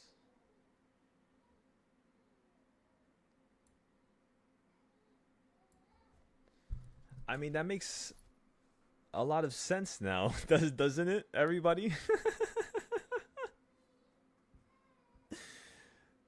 This is like a tariff play, basically. It's like buying Nike when it's at the low. Like, everybody, look at Nike for a second. Let's go to Nike real quick. I think Nike is NKE, if I'm right. Yes. So if you look at Nike, when I told everybody to buy Nike, I don't think it's on this chart. I forgot what the chart is. Actually, you know what? Let me try to find it. It's better this way. It should be here. So as you all can see, that lower level right there. Look at what my screen says. I told you all to buy calls here 6 to 12 months out. So for those of you who bought it, again, I think Danny had bought this before. So he had shown us the ropes here. And using that information, we pretty much just created a nice little chart just highlighting the consolidation from these last couple days over here. And again, this is a tariff play. Because look when it started really heading to the floor, which was the last little major drop right here. Straight down from 80. So if you look at these contracts, buy calls 6 to 12 months out, and buy shares and hold it for 2 years out. 2 years out, right? So for the shares, we're thinking that this is going to run up to maybe like 140, maybe the 120s up here. Because if I zoom out again, this was Nike's original trend, right? It wasn't until the tariff information came out that you went below the trend, which is very important. The reason why I say that's very important is because if you go back up because the tariff information gets better, you're going to instantly start launching to this next line up here, which is 111. So what I would personally do is play calls to like somewhere in here. You could still buy them right now. Honestly, like it barely went up. You're not going to be buying them at the cheapest price, of course. But, or maybe you want to wait for this market to go down again like this, right? But maybe it might just start heading up from here. That's the only problem. So for those of you who bought at the bottom at that perfect arrow, again, just keep holding it. You have another, how many months? April, so it's been, what, 2 months now? So I would wait another 3 months. Wait until half the time is done and see if this can actually get to the high of $80. That's your goal right now for Nike. But again, going back to the other company, which was, I already forgot it, Target. There you go. It's literally the same thing. Yeah, you started heading down from January. The low was in April, just like the rest of the market, right? And then you just started heading up slowly, and it's still consolidating. So people are up, of course, but Is this the best point to buy? No. It is not technically the best point to buy, but the range is the best point to buy. So this range right here that we have, we could just buy it inside this range. It doesn't really matter. That's what I'm trying to say. But in the range, there are better points to buy, which is kind of like right here, or like right down here, or maybe even right down here, right? But then again, like I don't think it's gonna do that because of the information. It's over, unless Trump does something to Europe with the tariff information. I don't think this is gonna get worse than this. And you can kind of say it's starting to break out a little bit. I mean, not really. It starts to hold it. You guys see that, right? Look at that. It did break out a couple days ago, though. So maybe this might be our perfect entry here, because the contracts, they should be down on the weekly. On the monthly, they're going to be up, right? Because May, you were down here at 90, and now you're up here at 98. So technically, you are up on the monthly. But if you look at like the half-year cycle, or if you look at the 3-month cycle, like every quarter, on the quarterly cycle, we're kind of down right now still. Because you need to be going up for 3 months, right? And this is April. So April to May, that's 1. May to June, that's 2. June to July, that's 3. So maybe it's going to flip on the quarter, but right now it's the last 3 months. Yeah, they're just down. So last 3 months we're down. The last month we're up. The last 2 months were up. Actually, no. Only 1 month where we're up, because this month we haven't made another high, which might mean that we might make that second high soon. Because you made a high over here, which means you would have to follow that same protocol by at least next week on June. You could do it by a week after. It might take an extra week, right? So what we're trying to do now is merge our understanding of how we trade SPY with the 6-month, yearly, weekly, daily. And if we can sort out all of those different entries where logically we could buy this on the weekly or on the daily, what we'll easily be able to do here is just simply get the best entries. Like the best entries possible, because, you know, we would know that this is going to still flip upwards here. So again, we're looking at target for 6 months out.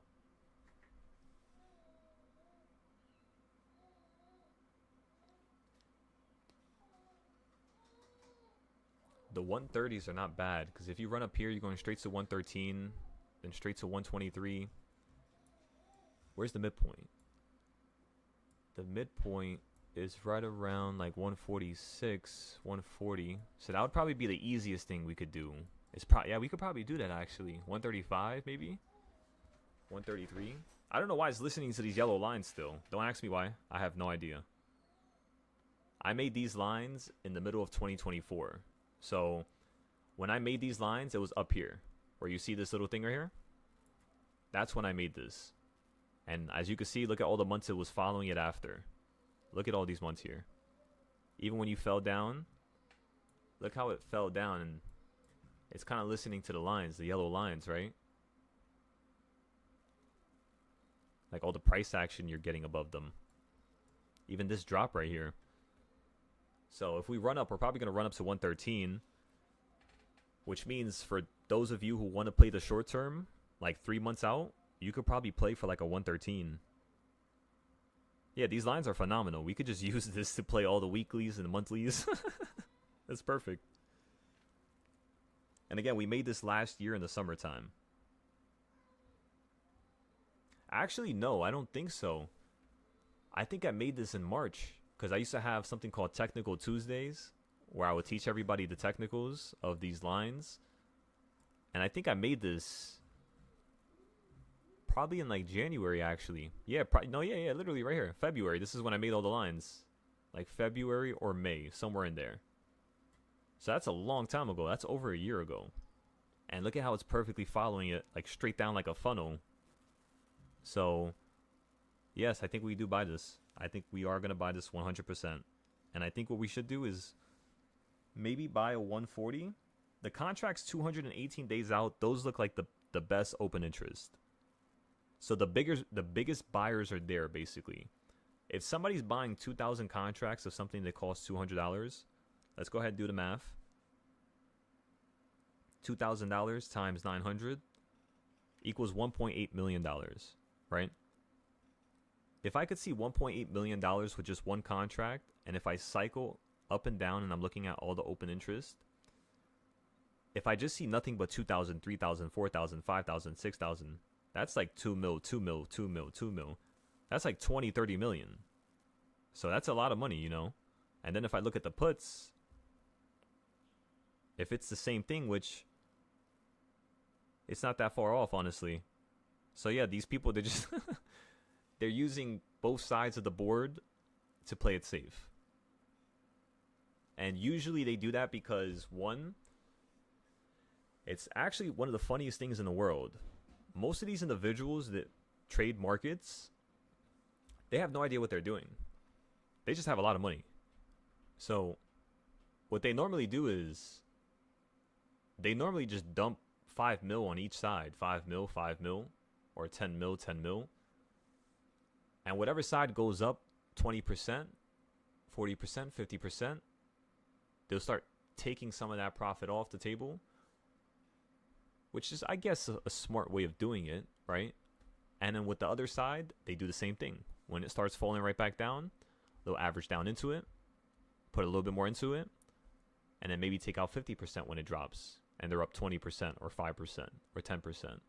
Because 5%, 10%, 20% on 200,000, and sometimes, 2 million, 5 million, 5% is not a little number, That's a lot of capital to be making.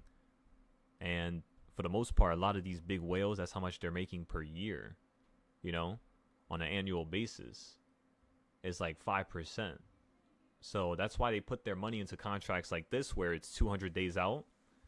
Because, again, all they need is to make 5%, 2% per year. That's all they need.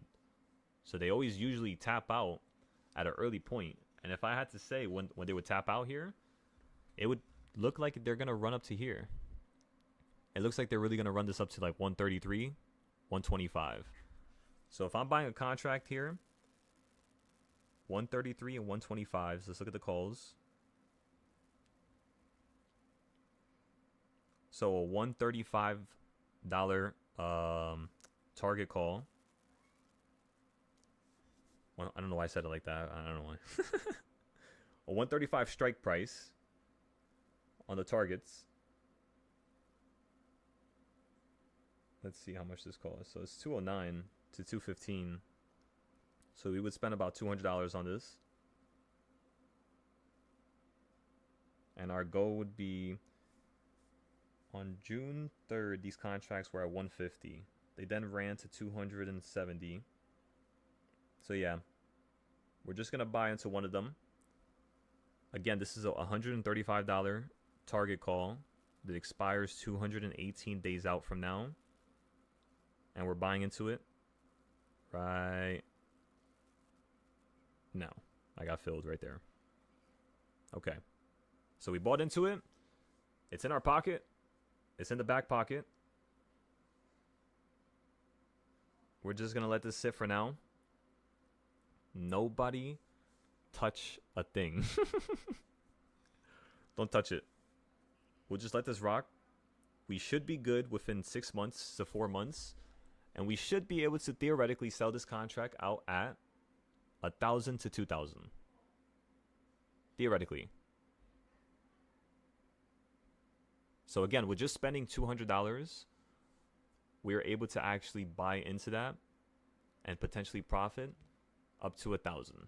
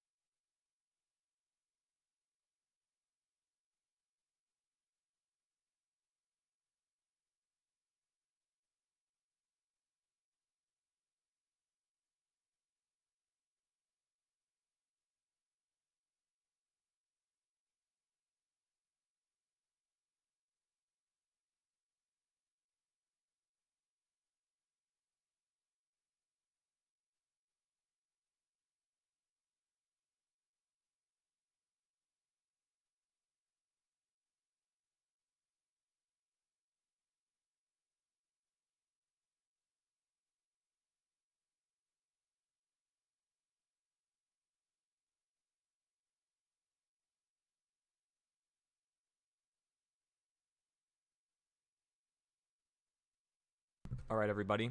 Can you all do me a favor here?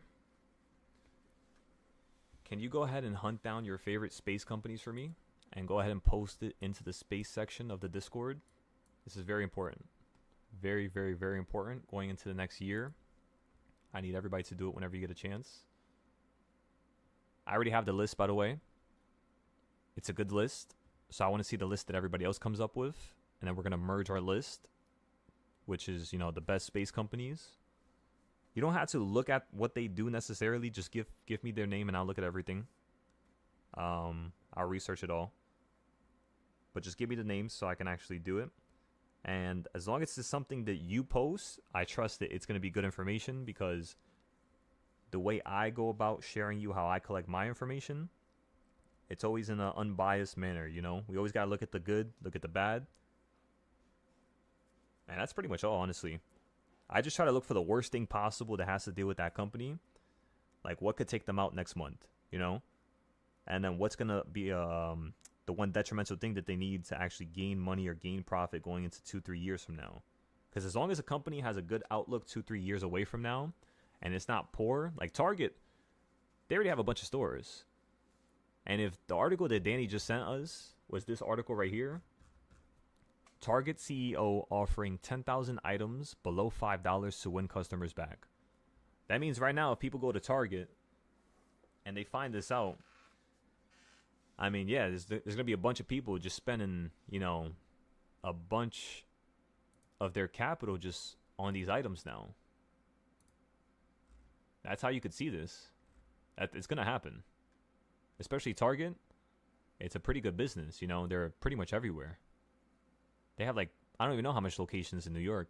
Probably like 20, 30. So, no, yeah. This could be something really good for us. We'll pay attention to the news here. It's kind of funny how that came out on the 10th. And then the market shut down after the good news. So that's so funny. It seems like they sold off the market once that news came out. And now it's kind of like holding a little bit for Target. But yeah, just give me 1 second. I'm making the outline for the leap play. I got to make it look all nice and good now. But I sent it to the Discord just in case you guys want to hop into it. And it's in the leap section. This is also going to be in the oversold section. I'm just letting you know right now. Because, yeah, this is massively oversold. Imagine if this runs up for the next 2-3 years here. You're going to be right back at like 250. 220, This could be the one thing that changes the 5-year outlook. Because the last 4 years, you've been down. And the last time you did something like that was... Let's go ahead and look at the history of it. So Target came out in 1970s. It then ran up non-stop to about here. This little section here, as you can see, it created its first little points of resistance and selling. And it's kind of funny because it did it because of this point here. So if you go to the right and you just outline that first drop that it had ever, which was in 1998, it affected the market even to 2008. So you could have bought off of that just knowing this right here, which people probably did, of course, right? So if you then measure the next high range, which you could say is basically the biggest time it collapsed, which was right around here now, straight down to here. We're going to merge the boxes for a second, right? But let's just say you measure it like this. What you'll be able to see is, again, that range was still being used even till now. So Target didn't hit it yet. We might want to fall down to that. Maybe it's waiting for another piece of bad news that's going to come out in the summer, and then by September, it's going to be down here. That could also be a good buying point for us. Even if we buy into these plays and we had to lose $200, that's all right. Because what we could gain from this in terms of profit is still about 5 to 10 times that. So even if we had to lose out a little bit or buy into a new play, the overall possibility for success here is extremely high. It's like 80 to 100% almost for success here. Because again, look how much years we waited for this. We never bought this before. It's at one of the most extreme lows, which is, it goes as far back as 2020 as far as COVID. So they're at COVID lows now just because of the tariff stuff. which means if that stuff kicks it into a positive, outlook, you might have a domino effect going into the next couple months here. And you might get a trend like this, right? The last one was pretty extreme. It was kind of like half of that, now that I'm thinking about it. Wait a second. How big was this right here? Yeah, so it's almost at half. Half would have been the box down here.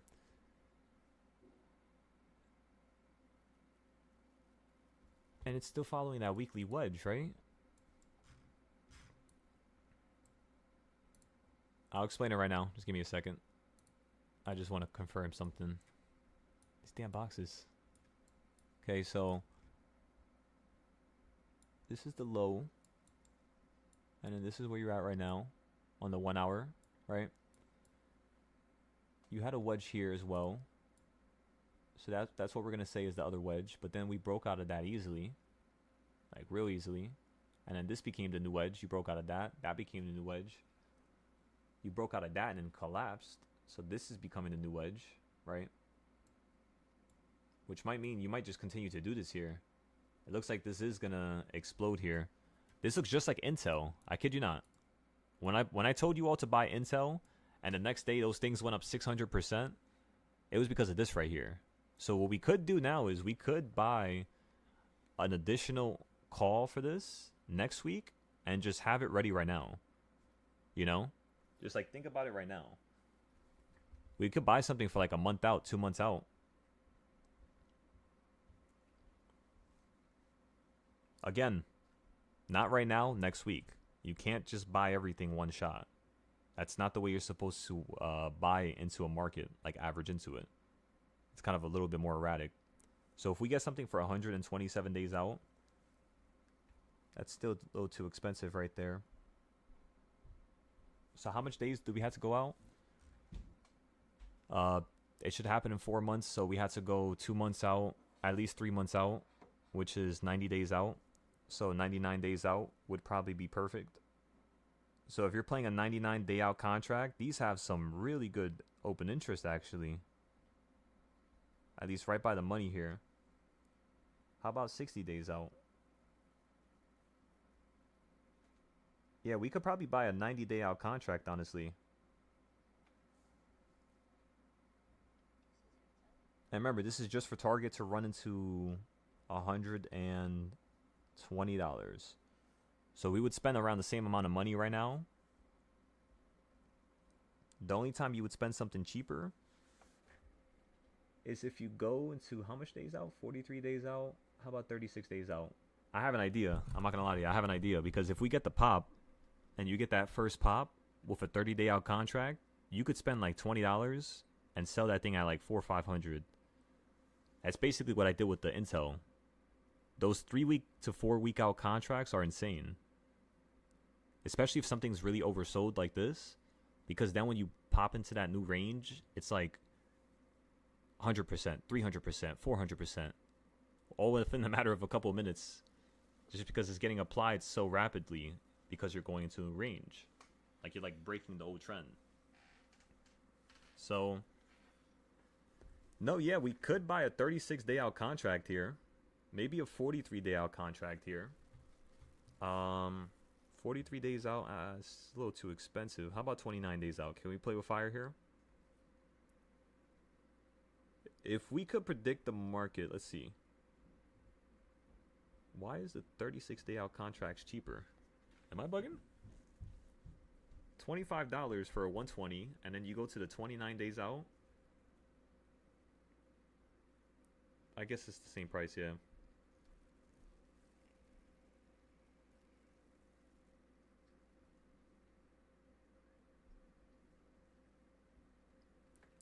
Yeah, there's a lot of people buying 36 day out contracts. Someone's putting like a couple 100,000 into this. Let's just actually do the math here. So 2,000 times, how much does that cost? $16. That's 32K. And then how much is this worth? That's 5,000 times 50. 5,000 times 50. That's 250K. Okay, so that's 2K, that's 4K, so this is all within like $1 million, $2 million maybe, 2-3 million. And if I look at the puts, open interest is 43,000 on the puts here. So someone's still holding puts right now. I think they're still holding puts 36 days out right now. They have 10,000 open interest to it, which is of course more than the calls right now. The calls, the open interest start to peak at 115. So if we look at this here, it kept falling from that 100 level and falling down to here. It already did that once, twice. So you might be doing that again now, right? Which means, again, everybody, target is near a low, but it may want to fall to this other low right here in the middle, right? Which means if we bought from that level right there, unless it gets below this box, which is the same level we technically bought from, but just a flip reaction, until it gets below that, technically we don't have no problems. We can actually average down at the bottom of the box. So that's where you're going to average down, is at the bottom of this box, which is at $92. So if we fall down $6 to $10, I will let you average down. Until then, we're just going to hold this play. It might take a couple days, maybe in like 2-3 days we might be red. If it just starts running into the sky and this thing hits like 400 or 500, I'm just letting you know I'm going to sell it. Because I do not like holding contracts like that. Because what that means is if it drops down again, it might fall down to like $80, you know? Probably not, because it's 218 days out now that I think about it. This could just be the low, you know? It might not go back down here again. Maybe for like a week from now, 2 weeks from now, 3 weeks, it could keep going down. It could keep like going like all over the place. But in like 2 months from now, I don't see this being down, honestly. It looks like by July, this thing is going to flip up. So that's going to basically be a free $1,000 right there, potentially. That's a free plane ticket right there. Come on now. And it's only by next month? There we go, everybody. That would actually make us... If we do it in a month's time, we would actually be able to sell this as part of the $1 million account challenge. Now we only have $100 to use right now. The SPY call is still up. So I think what we want to do now is... Let's check Tesla real quick. After we looked at the long term, we don't really need to look at this stuff no more now. I think we're done with Target. Would you all agree? We're all on the same page now?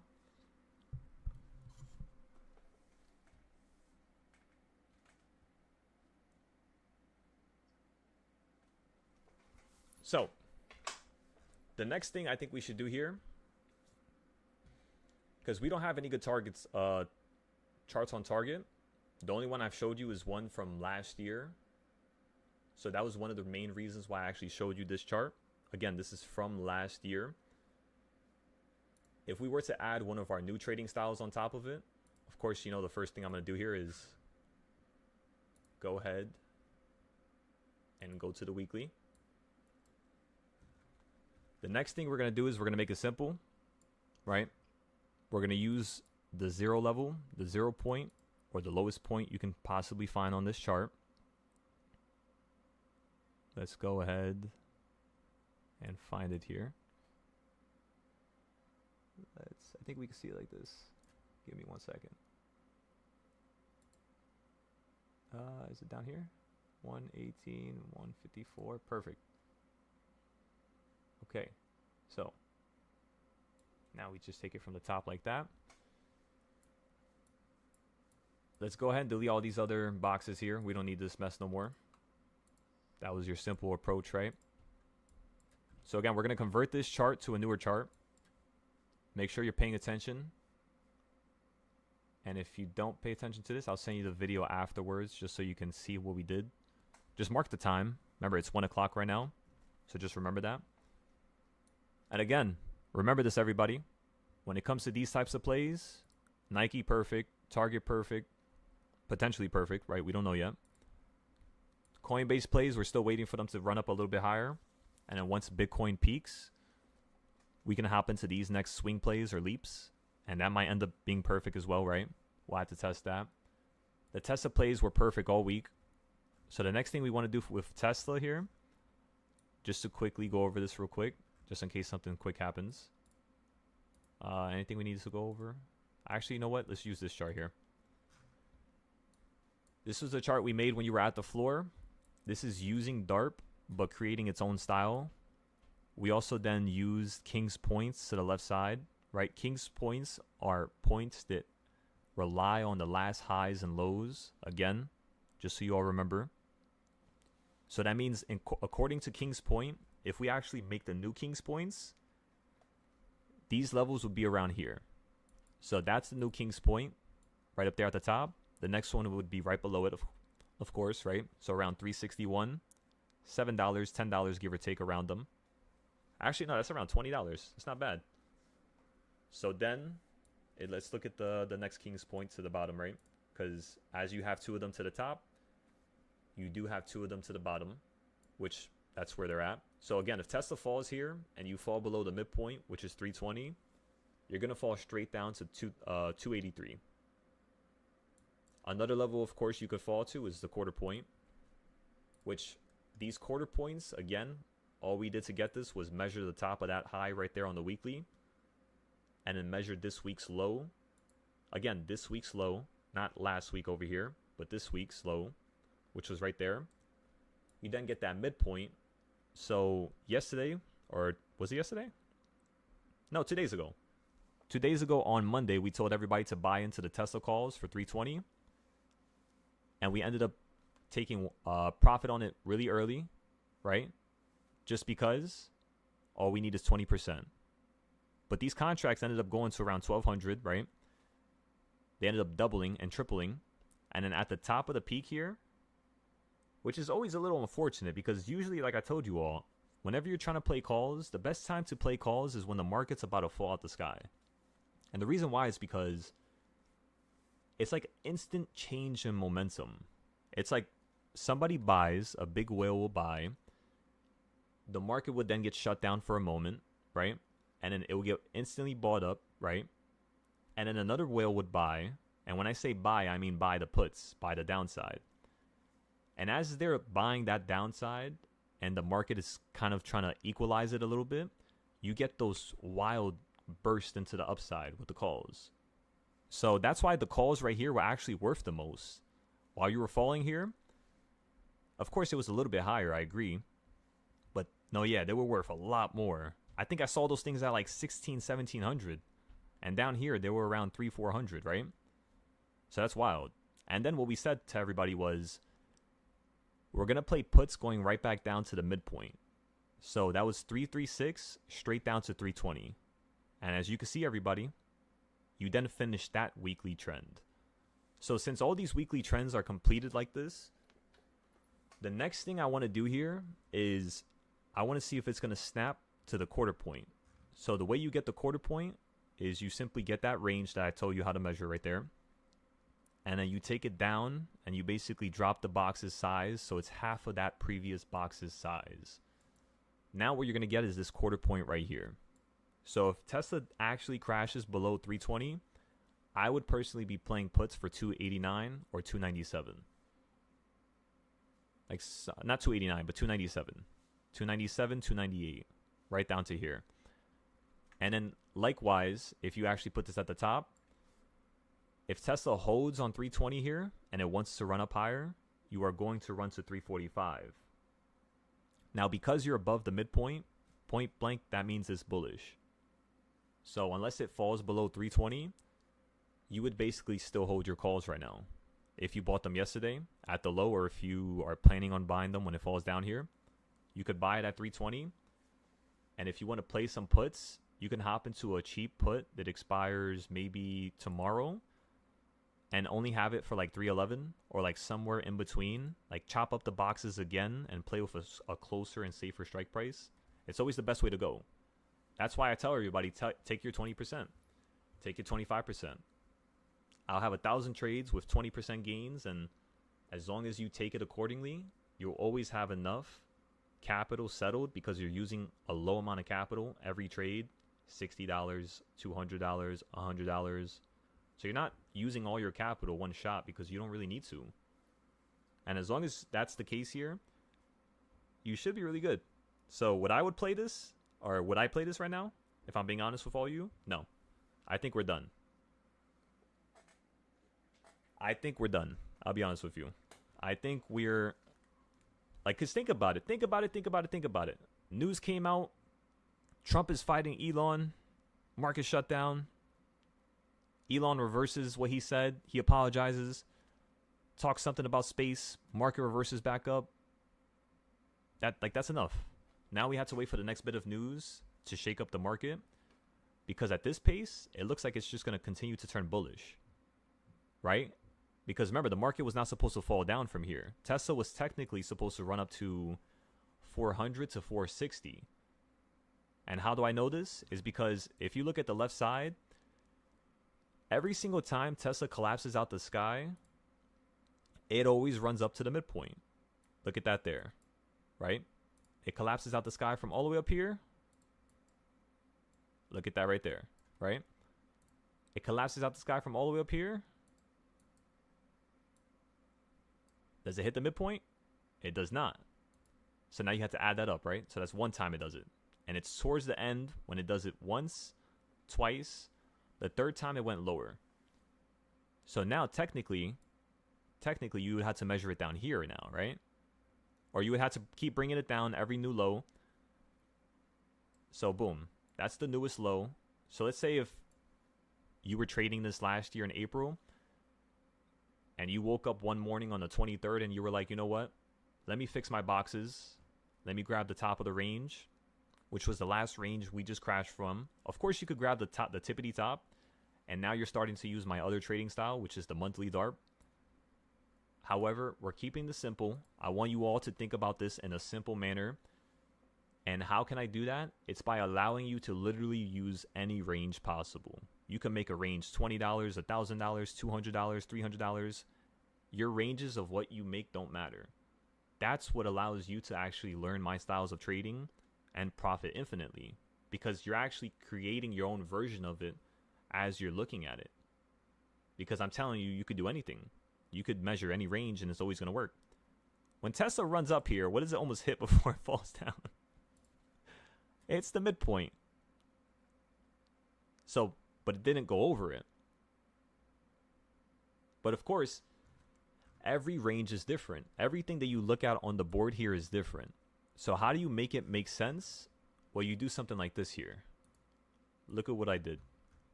So you saw how fast it took for you to go from that top to bottom with the news that came out with Trump and Elon, right? If you simply take that range from that top to that bottom, that's about $94, and it took it about 7 days to do it. The only time in Tesla's history where it did that before was over here. This was the last time. This is in 2022, believe it or not. So Tesla technically has never fallen that much ever in not 22 years, but in 2 years almost. No, yeah, a little bit over 2 years. So what that tells me is this is a direct correlation to now. And what happened here? It ran up to the midpoint. So that's why I knew it was going to run up to the midpoint. But then I had another idea. I was like, wait a second. If it happened once throughout its history, right? Meaning today it happened, or like last week, and then 2 years ago it did the same thing, doesn't that mean it probably did it again? And guess what? You won't believe it, but it did.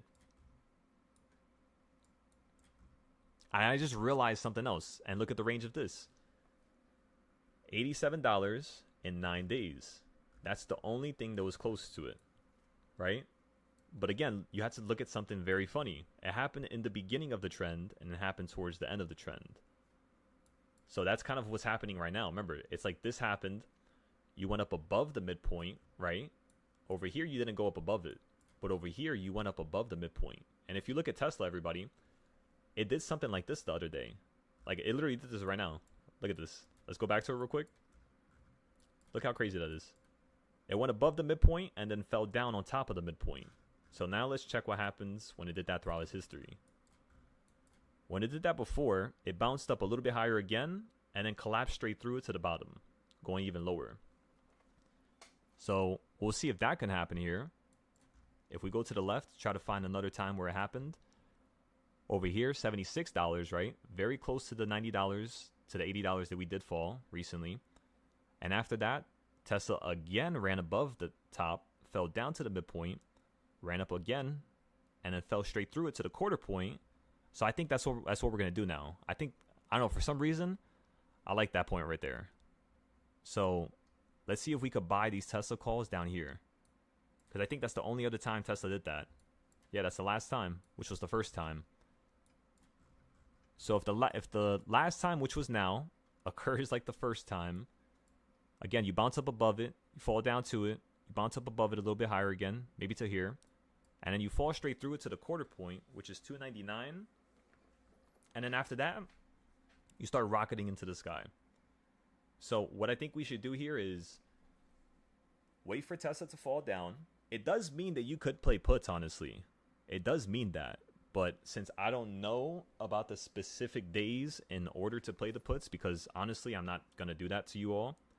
I'd rather play Tesla just a little bit further out, not on the super micro scale.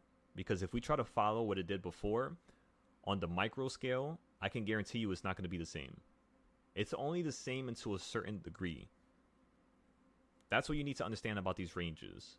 They're only the same for a certain and until a certain degree. Once you break through them and once you start to complete all the necessary components, which is the progression system, the staircasing, right? Such as you hit the bottom, you run up above the midpoint, now you're holding the midpoint, right? This is a staircase. That means you need to run up to the quarter point up here. And if let's just say we do that right now, after you did all this, I would say the market might actually just run up higher right now. So that's the only black swan event right now, is if Tesla actually runs up right here. Theoretically, it should fall down to at least this quarter point, which is 300, and we should be able to buy this again. Yeah. So again, we're going to buy this at around 330, and this is only the second chart I showed you with Tesla, but it's a more completed chart. So I kind of like this one a lot, honestly. This one's really nice. And then if I go to my other Tesla chart, this one over here, it's kind of similar to it, but it's a little bit less cloudy. You can easily see where the market would fall to. And look at how wild. I just noticed that. I actually measured it correctly. Look at that. Again, I've never moved these arrows. Take, for example, this right here, right? If I go ahead and I take this arrow from right here, this is how you know I did this on purpose or not, right? Or this is how you know if I've touched it or not. Because if I go to this previous arrow that we put here when we made this video, King's Point, like when did we make this? It was down here. We made this, yeah, like over here. Let me see, when did we first start editing stuff? Like right here is when we made it. March 25th or March 28th, 2025. That's when we made this chart here. And as you can see, look at the flow that we had in mind that Tesla would have. And it literally did just that. And when it hit the top, I can't believe it, but it literally fell from the perfect area. And look at that. Look at how close that arrow is to it. That's almost that's off by maybe $1 or $2. That's not even off by $1. That's off by like 80 cents. All right, maybe $1. But you see how it's so perfect to the top one? Like they're all similar. They're all the same size. And the way I got these sizes was, it's first going to drop to the quarter point. Then it's going to drop to around the halfway point. Then it's going to drop to the full point. Simple as that. And then this green point is the other quarter point, which is the same size as this one here. So if it runs up past this box, technically it would run up to the quarter point, and then the midpoint, and then the full point. So again, quarter points, quarter points, quarter points. Just like how I always teach you with supply and demand zones. Let's go look at them real quick. SPY looks really strong now, right?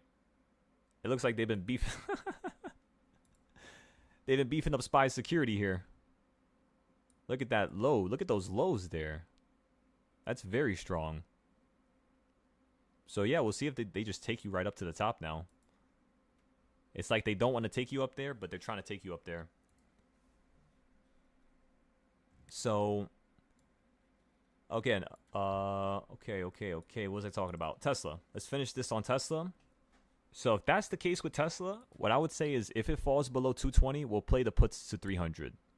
I'm fine with that. We could do that. So again, if it falls below 320, we're going to play puts to 300. You got that, everybody? Because 320 is the midpoint. It shouldn't go below it. So if it's at like 319, let's see how much these contracts are going to cost us. And yes, we are going to play 1 days. Because those weeklies are too expensive. Especially for something that's like this close.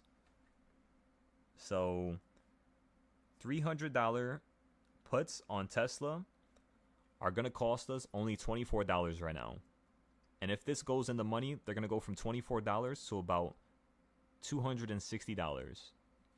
So again, if Tesla falls down and does this trend this week, we only have to pay $24, and those things are going to go up to $200, up 1,000%. I feel like it might do it next week, though. So it's either going to do it this week or next week. So what we could do is we could sacrifice $25, right, for the potential opportunity that Tesla's going to crash now. Or we wait for next week Friday, next week Thursday, and then we see if we can hop into something else. We'll have a vote. What do you guys think?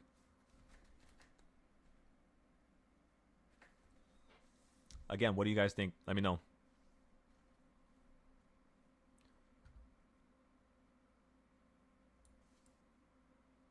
And for those of you who want to make the same Tesla charts, today what we're going to do is we're going to have a few classes where we can make some of these Tesla charts. Right? We'll show you some of the simple ones, which should be number 1. We're going to have to turn off the 1 hour DARP. Let's go to the weekly here. And let's zoom out. And again, this is your simple approach to Tesla. Anytime it hits one of these circles here,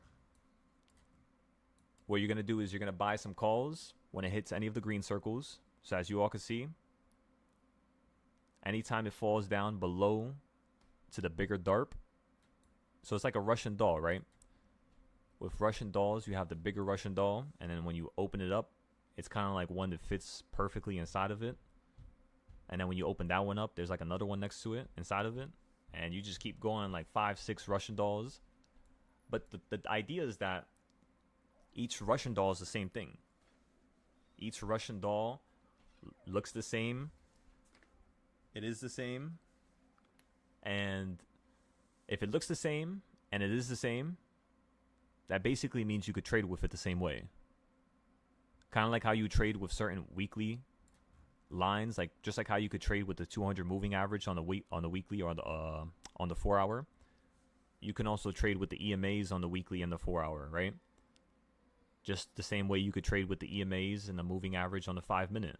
So the way you trade with EMAs and indicators is the same way you pretty much trade with this style of trading, honestly. It's the same thing. It's just you're making bigger versions for the whole entire grid. And then you're going to go into here. We're going to turn the weekly off, just like that. So now you have pretty much just our old stuff. This was from like 2-3 years ago. That's the reason why we haven't deleted it. And if we turn on the 1 hour, you would see on the 1 hour DARP, all the levels that we hit, such as the last level that we fell from, which was up here at the top, right? When you fell right back down, you fell into the nice 1/2 point. So you fell into the midpoint. But again, let me turn this off and turn on the bigger DARP. When you turn on the bigger DARP, when Tesla fell here, it was partly due to the fact that it hit a 1/4 point. Do you see how it perfectly hit the middle of that line right there and then collapsed out the sky? What point did it fall down to? The next blue box, right? Perfectly. So that was also one of the reasons why we bought calls down here. When it first fell down to here, that next day, that account was already up at 150,000. So again, that account challenge that we had, where we threw in 100,000 down here, the next day it was up at 150K right here. We didn't sell it. We kept holding it. This day right here, it was around 200K. We then sold it. We then hopped into another play, and we were down like maybe 10, 15,000 on that play, 20,000, while Tesla was still going up. And the reason why we did that was because we were basically by the midpoint. So I told everybody, you know what? I'm going to tap out early. That's too much capital right there. That was a little too ridiculous because we knew it was going to run up to the midpoint, but for it to have continue to go above it, I mean, that was just cherries on top, right? That was just a little bit of extra profit. So that's pretty nice. But again, we sold out early. And then once you hit the top right here around 330s, we told everybody, all right, we're buying into the puts for this to drop right back down to the midpoint.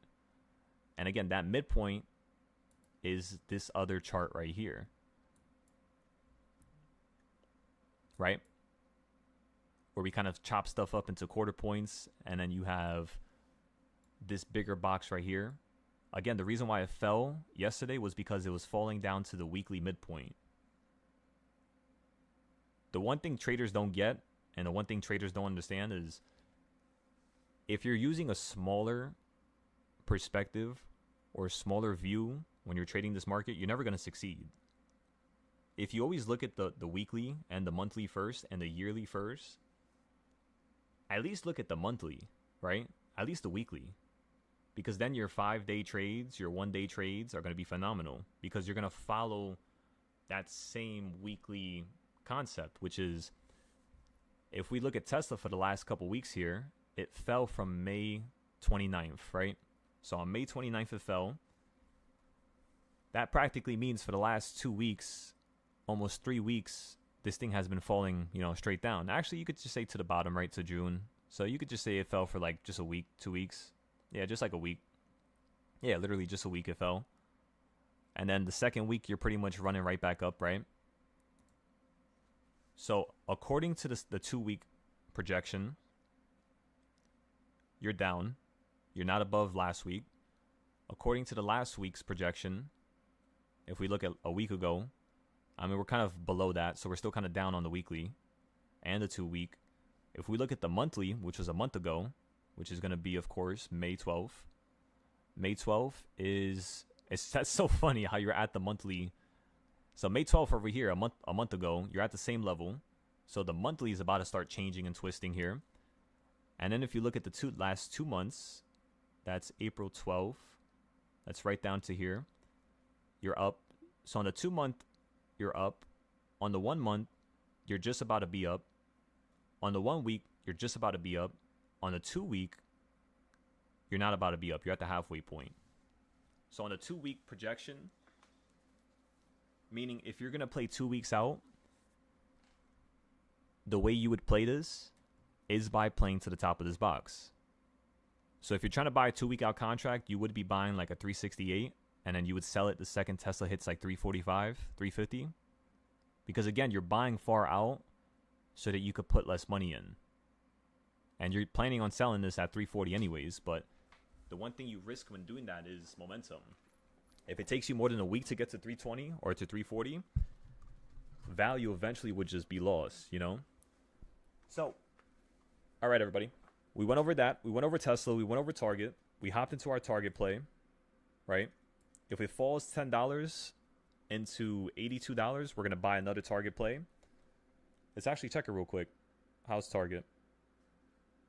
So, yeah, the Target play is already up 3%. So, we're actually up on the Target play already, 3%. On the SPY play, we're still up as well. And on the Incel play, we're up 20% as well still. So every single play, again, ladies and gentlemen, we have not taken a loss yet. At all. We have not taken a loss for the past 12 days with this $1 million account challenge. Which is perfect. As long as we keep selling for 20%, we should be good here. We shouldn't really be playing with fire. On the Euro trade, I'm still holding this. Right? So the Euro / USD.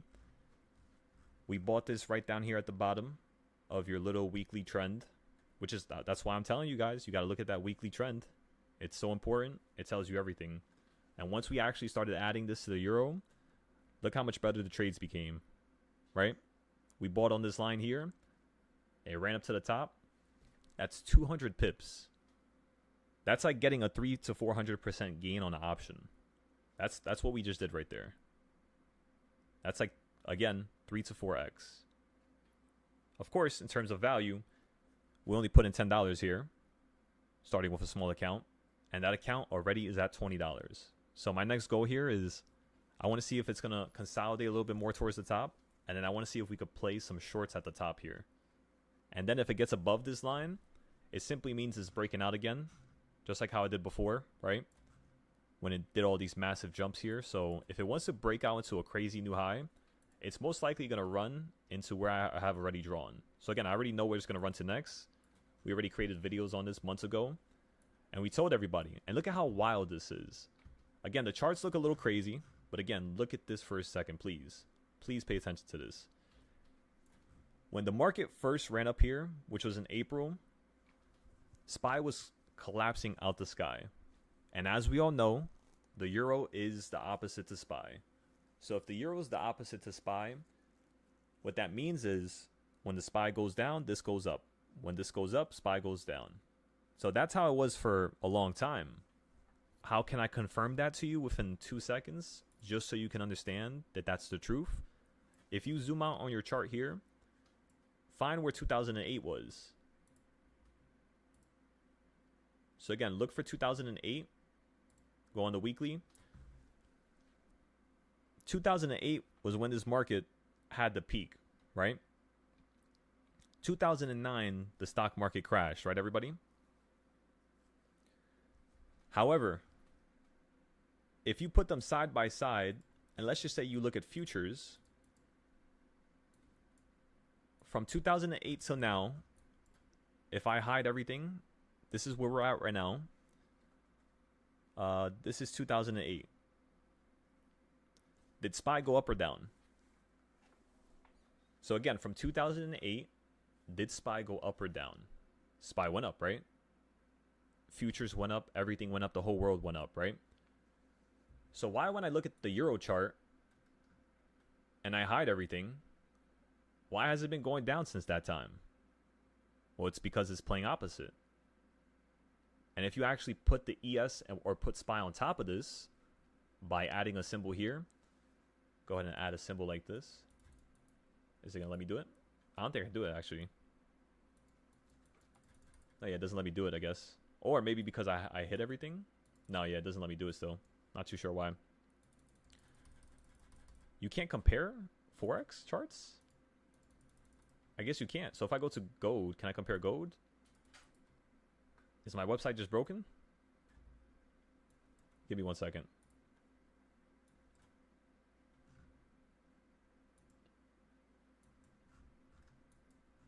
Yeah, I don't know what just happened.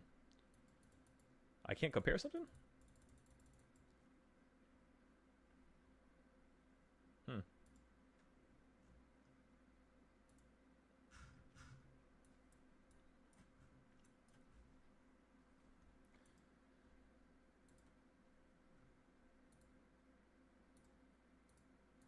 Yeah, it just doesn't let me compare stuff, I guess. Maybe they turned it off?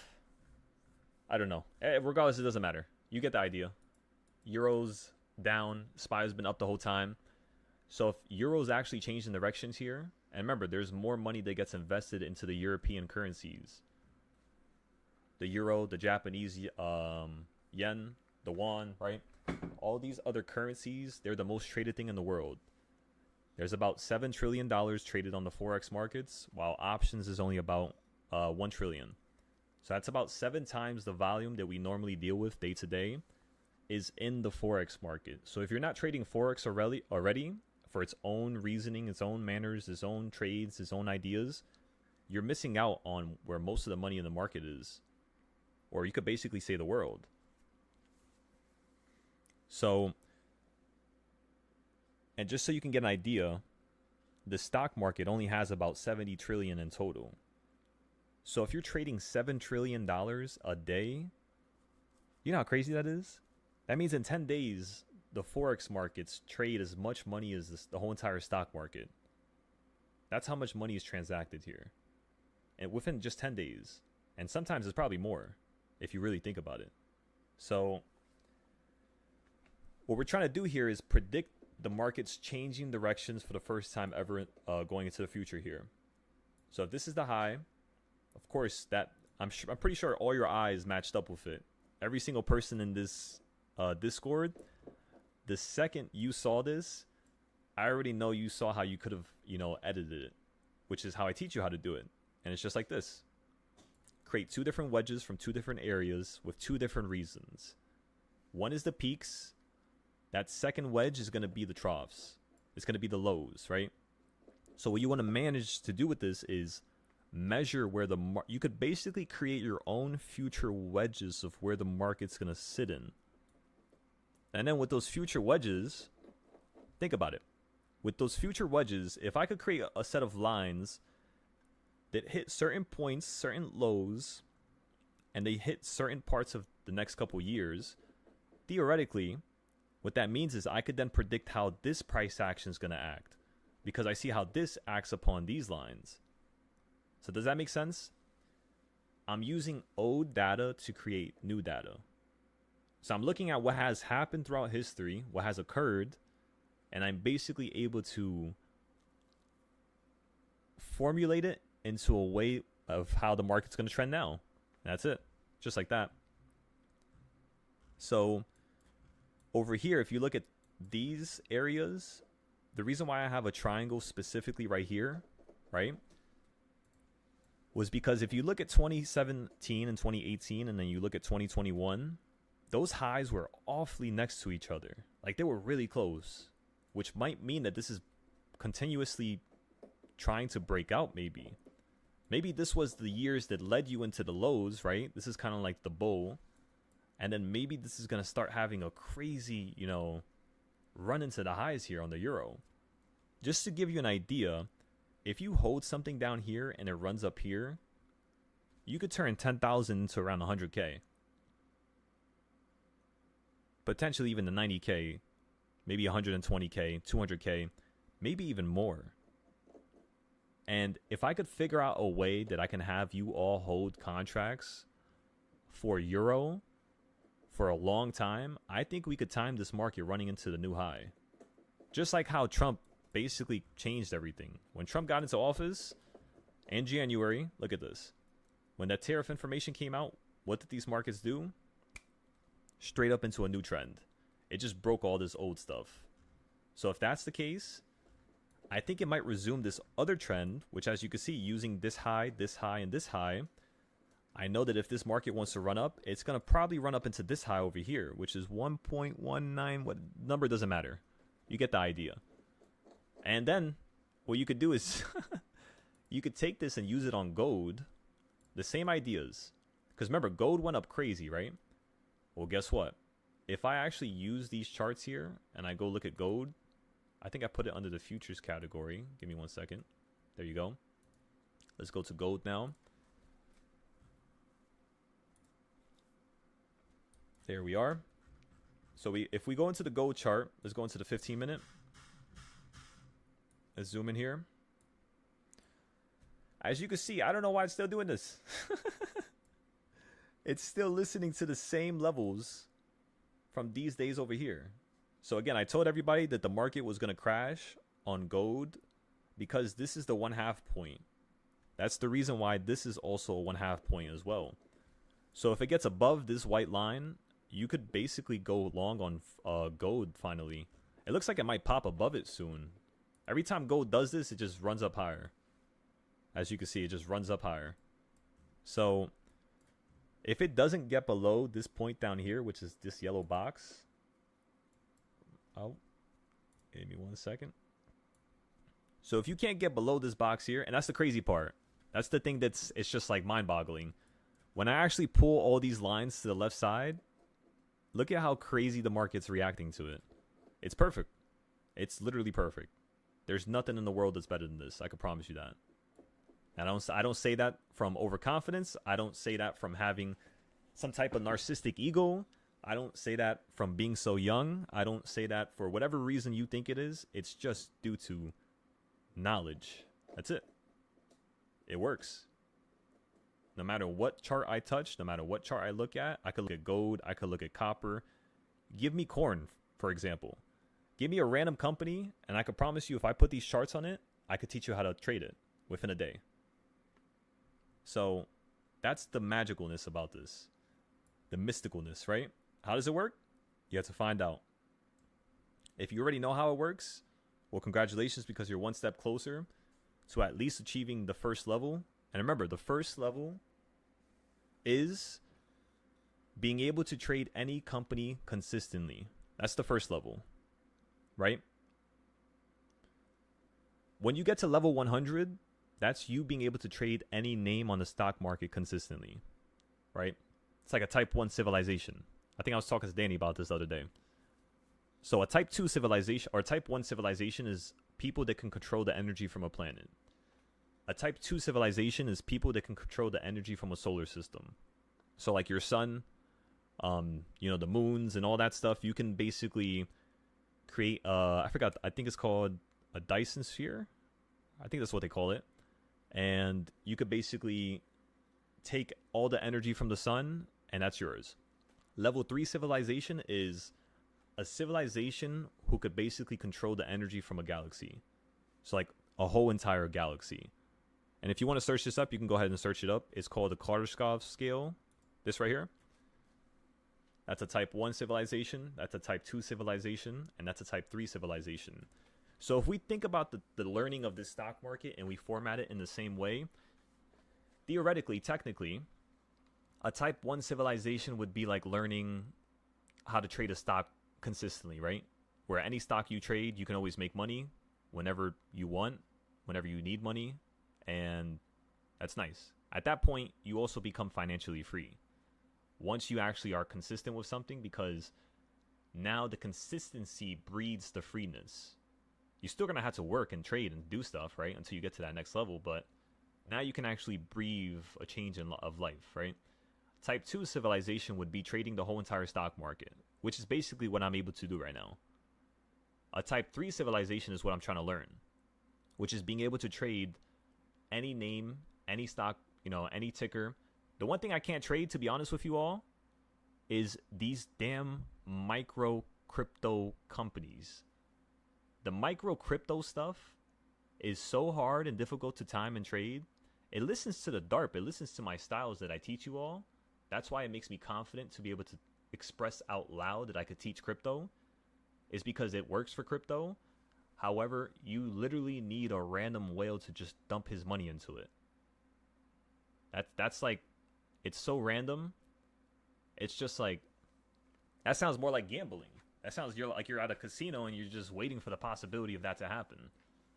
And I don't think I like that. So that's the only thing that I would say not to mess with or not to touch, because it's just a little ridiculous. You're waiting for somebody to dump their money into it. That's the only reason why you're going to make money. And of course, it's like that with the rest of the stock market. However, there's some type of consistency, some type of future outlook that you can use to then be able to tell, hey, SPY's at $600. If it runs up higher, it's going to 620. It's going to 640. It's going to 630. Because those are the levels that SPY is going to run up to. And the reason why I know that is from using SPY's previous range. So I could tell the future now. That's how crazy this thing gets. You could tell the future when you actually do all these charts and think about it in this manner. So again, for all of you, that should be your goal right now. Learn how to trade SPY so well, because it's one of the hardest things to trade. I mean, not really, honestly. It's not really hard no more. It's just annoying because there's so much money that gets sent into SPY. Sometimes it wants to, go around the block 3 times. Left turn, right turn, left turn, right turn, left turn, right turn. And then it wants to choose the direction. So it's like we always have to wait for SPY because, again, there's so much money that's being sent into it. It turns it from just being a 1-lane intersection to it being a 8 to 20 lane intersection with a bunch of different lanes and a bunch of different trends and a bunch of different people throwing their money for different reasons. So that's why the 0-day contracts are so hard to trade. It's because you got like 30 different lanes and people are trying to make their lane be the one that works. And I don't know if that's going to happen. But as long as you know where all the lanes are at, which is with my trading styles, take, for example, number 4, right? If you look at the reversal points, it says buy a 5 to 15 day option on the 4th and 5th reversal point.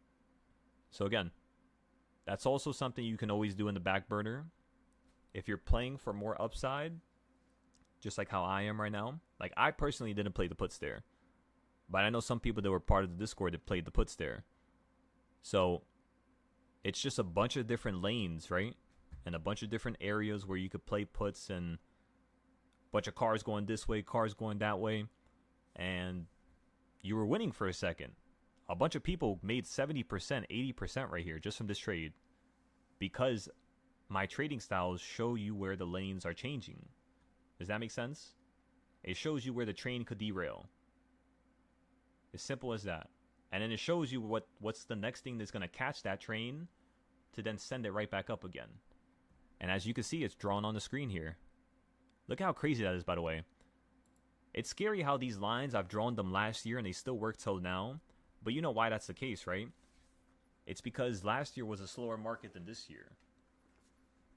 So last year, the reason why I would have this chart is because of the extreme days.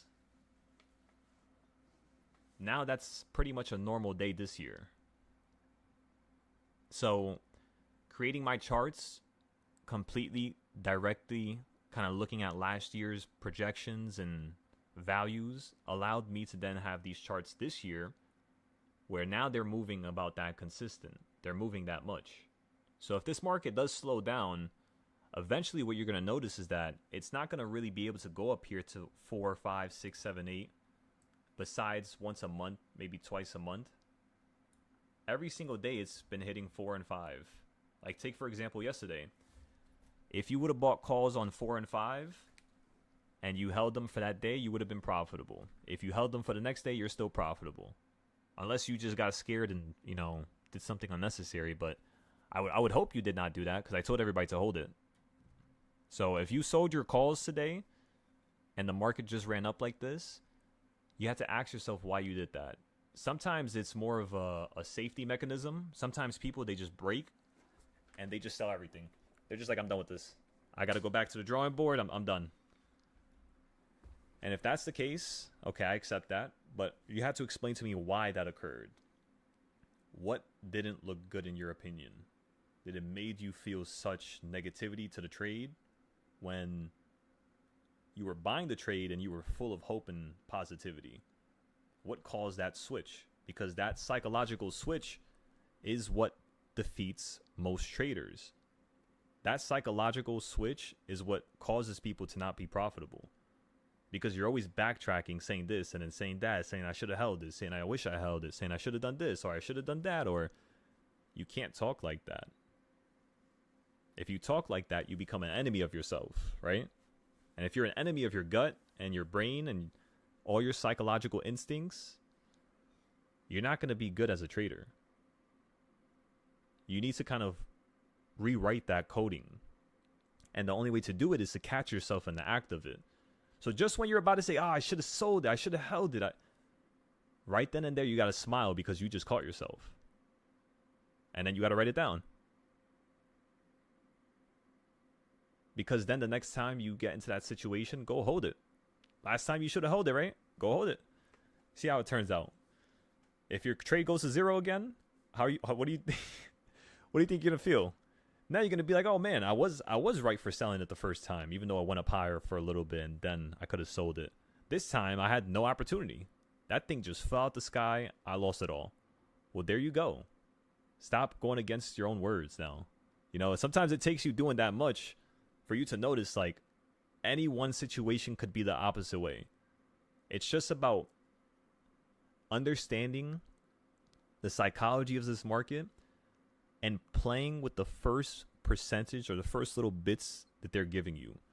So what I'm trying to say is, imagine if you have 100%. The way I teach you how to trade is just to take 5% of that trade. So 5% of the trend allows us to make about 20%. If I was having you all play for a higher trend, which gets me a little annoyed sometimes because I hear people say, I'm tired of 20%, right? Or I'm tired of 30%. I'm tired of this small gain every single day. Well, what doesn't make sense to me is if they just said that, right? And actually highlighted it and didn't wait months to say it, I could have showed them, like, you just got to play for number 4 and number 5 on the reversal points. Or wait until you hit number 5 and then buy a nice put 2 days out, 3 days out. It's pretty simple, you know? It's not that difficult. But the way I make you trade while I'm live is to perfection. Is we just play with a little percent because that makes us always right. You understand? That's the only reason why we're always right, is because we just take a little bit of the percentage. Every time we just nibble, nibble, nibble, nibble, nibble. Wait for it to reset, wait for something else to look good, wait for it to look right, wait for it to look like it's coming to us, and then we nibble. Sell out, I don't care. Sell out 50%, 20%. That's all I want. The only reason why I let you guys get 100, 200, 300% gains is because I want you to see that when we actually trade with the full range, you're getting about 300% on a daily basis with just the SPY. If you factor in my other trades, my leap plays, where, again, not a single one of them has went wrong so far. Again, not a single one of them has went wrong. I had people buy SPY contracts at 480, which was the bottom. SPY is at 600 right now. Just so you can understand, those contracts are up 3, 4, 500% still. I did tell everybody to sell out of them because we're playing this safe. I'm going to make sure nobody loses a dime. If you can be that person that doesn't lose a dime every day, eventually you will. It's like a byproduct, you know, of what you're doing. It's like a curve. Eventually, if you're never taking a loss, you will hit $1 million. It might take you a month, might take you 6, might take you a year. Some people, it takes them 2 weeks. Because theoretically, you can actually hit $1 million within 10 days. Like if I had a $4,000 account right now, and I got my normal gain, which was 100% per day, which again, you could just check the channel, Silo Trades, for the last 12 days and see if I've been getting 100% per day, or at least 80% per day. And you're going to see that sometimes we get like 5 of them. Sometimes we get like 10 of them. It's not hard to get 100%. You just got to buy at the bottom of the range.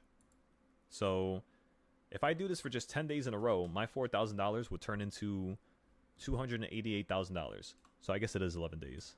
I apologize. Nope, it's 12 days.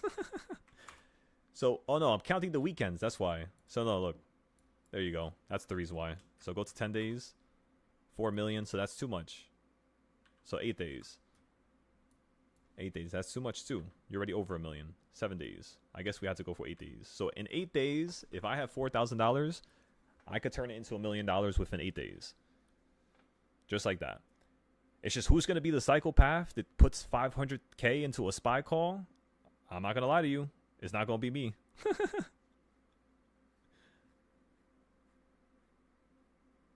Exactly, Hoover. That's a perfect question. You would be using your whole entire account every day. But here's the thing, ladies and gentlemen.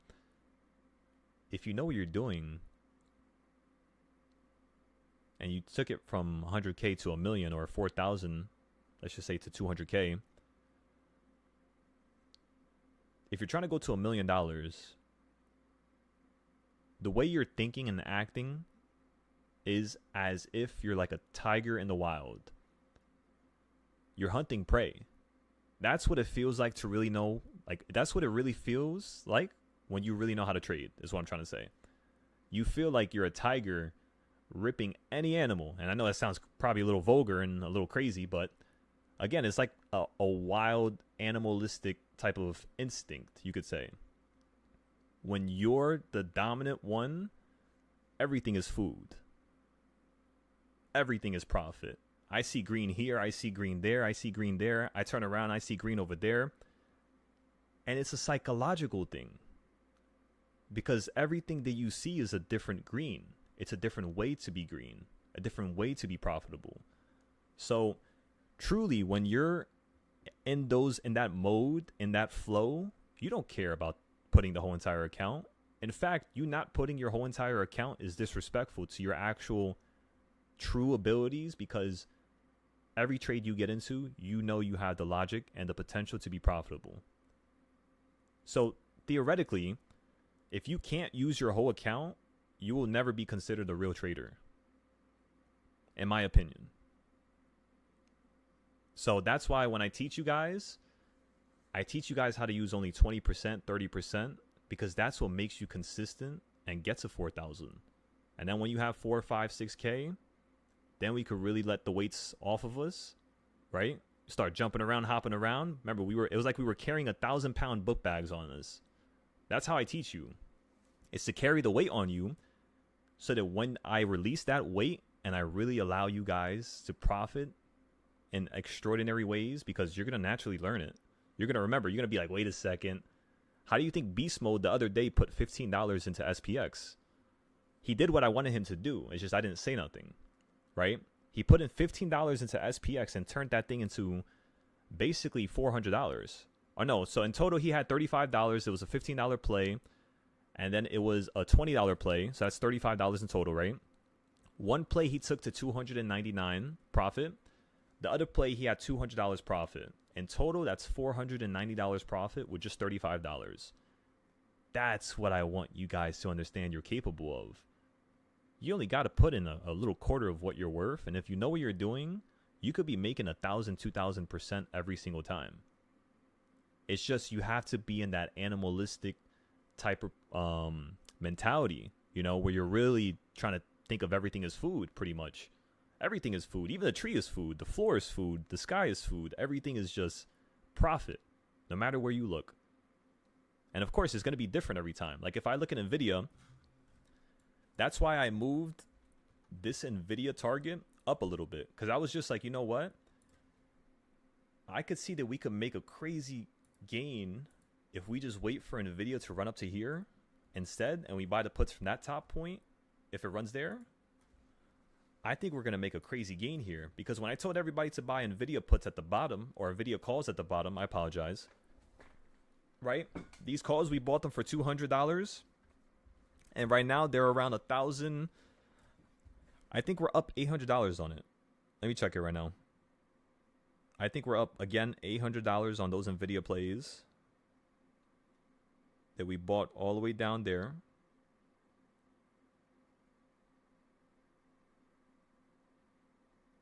Let's go check it real quick, and then we're going to go look at SPY. Oh, yes, I'm still holding it right now. So it's up to $1,150 from $200. And again, the day we bought this was what date exactly? It was 404. So where's 404? 404 is the day before the low. I don't know, my nose is so itchy. My nose. So we bought these calls right here.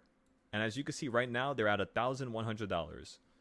So it's about time for us to sell it, throw that whole entire amount right back in, and see if we could turn this into 5K. Because if we took it from $200 to $1,000, that's times 500%. That means logistically, if we time the next proper location, the next best location to buy these puts from, we can go up at least 450%, right? So we should be able to at least sell this, buy this for $1,000.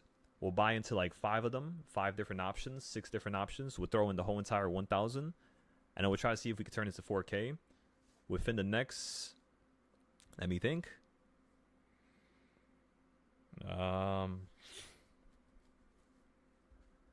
Probably the next 8 months.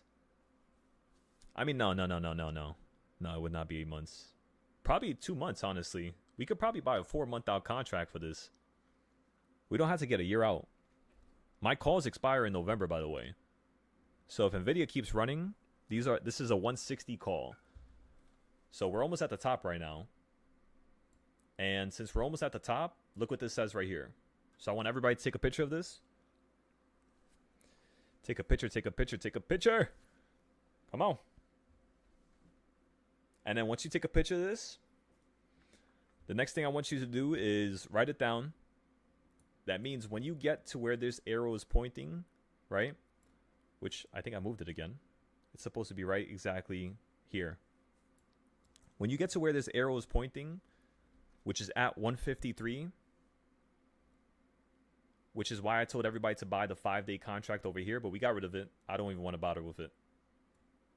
We're going to let this run up. And if it could touch 153, 155, we're going to hop into a put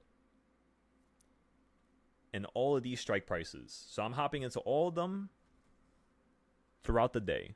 So like every 30 minutes, I'm going to buy one of them. So I might buy the most expensive one first, the one 90 days out. I'm going to throw 100 into there. 30 minutes later, I'm going to throw another 60 into there. 30 minutes later, I'm going to throw another 60 into there for 17 days out. And then I'm going to buy one 11 days out. And then 5 days out. And then 0 days out. Probably at like 10 o'clock where like all the momentum from the morning has died. That should be a proper time to buy those puts. But yeah. Use this. Take a picture of it. Because as you can see, when we used it down here, it was... I don't even know what to say. It was so abnormal the way the market ran up there. I've never seen that ever. Nobody in the world has ever seen the stock market ever run up $60 in a day. Because that's how much SPY ran up that day. And remember, we all had calls here. I kept telling everybody just to buy. And it was one of the most frightening things in the world. But at the same time, what happened after the fact? So, unless you actually took notes of how you felt, do you guys know what's going to happen when the market falls again? Everybody's just going to do the same thing again. They're just going to be worried again. It's the same repeating historical thing that just consistently happens. When the market drops out the sky, people get scared, they sell out, they don't buy back in. Once the market runs up to the point where they sold out, now they're sweating. Then it runs up above it. Now they would have been up 20, 30%. Now they're just like, screw it, let me throw my money back in. They go up 20%, 30%, 40%. Now they're like, yes, now I would have been at 60%. Let me wait for 60%. It goes up to 60%. They're just like, oh, I'm so close to double. Let me just double my money. Goes to 80%. Market gets shut down again 3 years later. They sell out, right? Or maybe they hold. They hold, it keeps falling. They don't know how long it's going to fall down to. It keeps falling. And then eventually they get scared again. It reaches that point where they're just like, you know what? I'm going to sell out. And it does the same thing again. But this time when it runs up and it's up only 20, 30%, the market drops again. And those people, what they do is they sell out for a little tiny gain. But then what happens the next week? Now it's up 40%, 50%. So then they throw their money back in and they just keep losing it. It's just a non-stop domino effect. So the way you stop this is you measure the ranges that the big money's playing with. And as long as you do that, every single time, everybody, you have to be doing it like that. Because that's the range they play with. That's where their money is. That's where their money has sent the market to before, which is up here. So in theory, they're going to send it up to these next levels here. It's just like that. You're just using what they did before to figure out what to do next. Not even they know how to do that, which is so funny. Creates an interesting little dynamic for us. So again, with the crypto plays, we're still waiting for it. With Microsoft, it's almost at the next target point, which is 480. So once it gets to 480, we're going to play some puts up here. And then we're going to play the puts straight down to 474.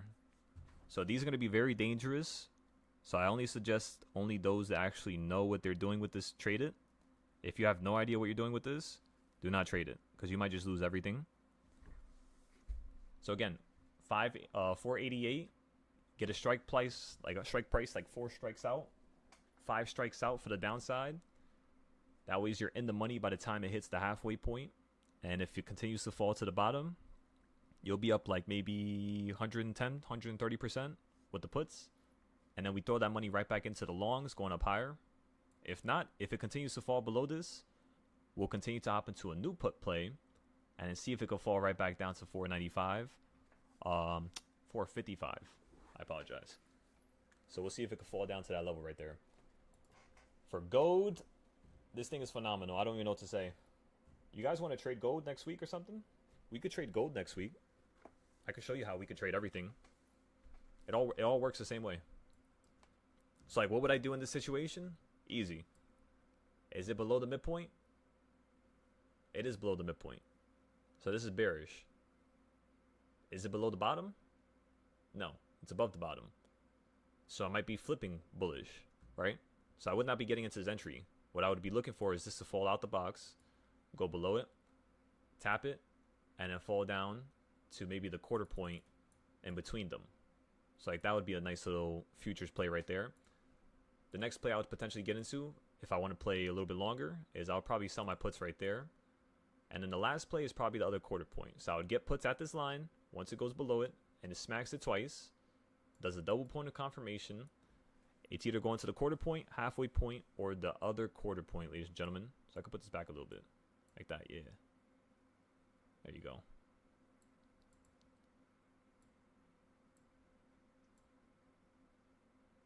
So again, this is everything the market could do here. And then for the upside, if I'm trying to play a little short scalp, I would play to the midpoint, let it get sold off to the bottom, see if it runs up to the next high.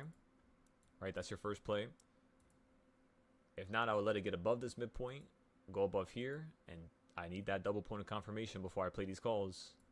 And then I'll play up to the next area, something like that.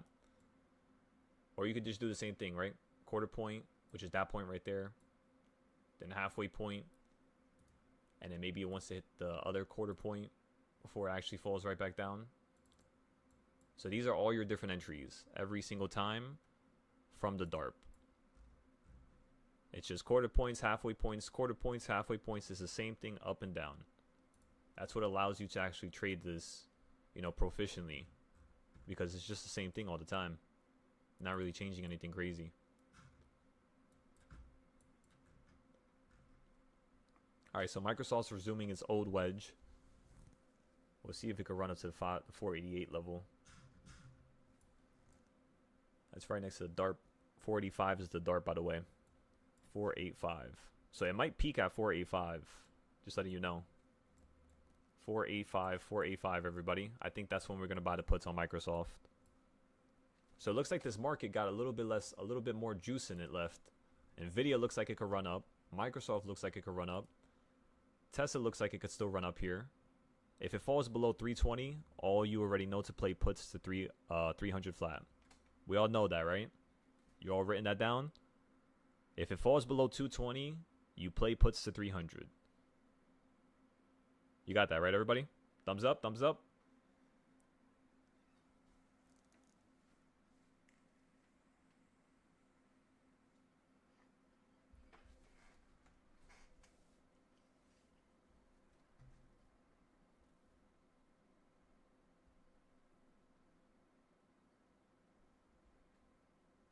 Okay, everybody. Just give me 1 second, all right?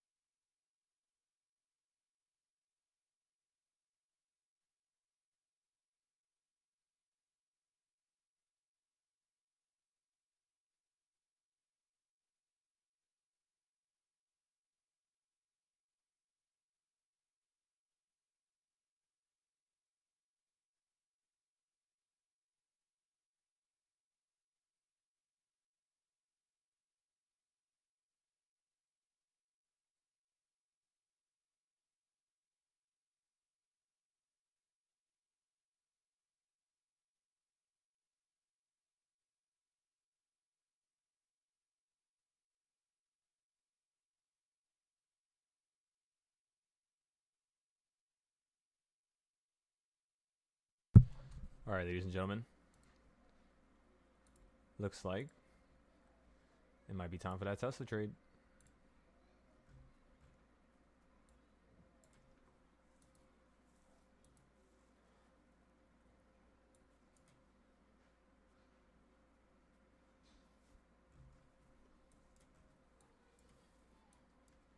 Remember the first goal is going to be around 308. So that's around $11 from here. If we pop above 321, the next thing you want to watch out for is going to be, I mean, you just came from that level, so maybe it's going to, yeah, since you just came from that level, it might just do an equal reaction right now. Straight down to the bottom of it. So let's go check something real quick. Let's fire up the engines, see what's going on over here. It's time to take this account to 300,000, ladies and gentlemen. Let's do this.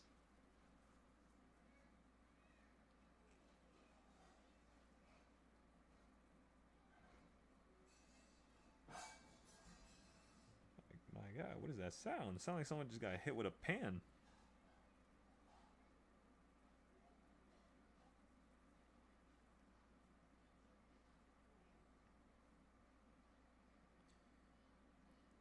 We're buying $184,000 worth of Tesla puts right here. So again, we're getting a Tesla put for 310. We're putting 180,000 into it, and we're filling from market price. 310 puts that expire for next week. They cost $665 each. I want to sell this for around $900.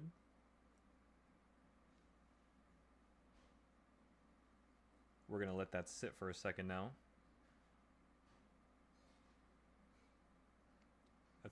That thing's gonna take like 30 minutes to fill. We'll see if we could fill. You better fill. It fills me at the bottom. when it's getting ready to run back up. Imagine. We'll wait for this. Intel, we're waiting for still. Microsoft, we're still waiting for this. It's almost at the top. Remember, 484 is going to be the top of Microsoft. So we're going to get some puts up here. It might rip above it, so that's the only problem. It would go straight up to 500.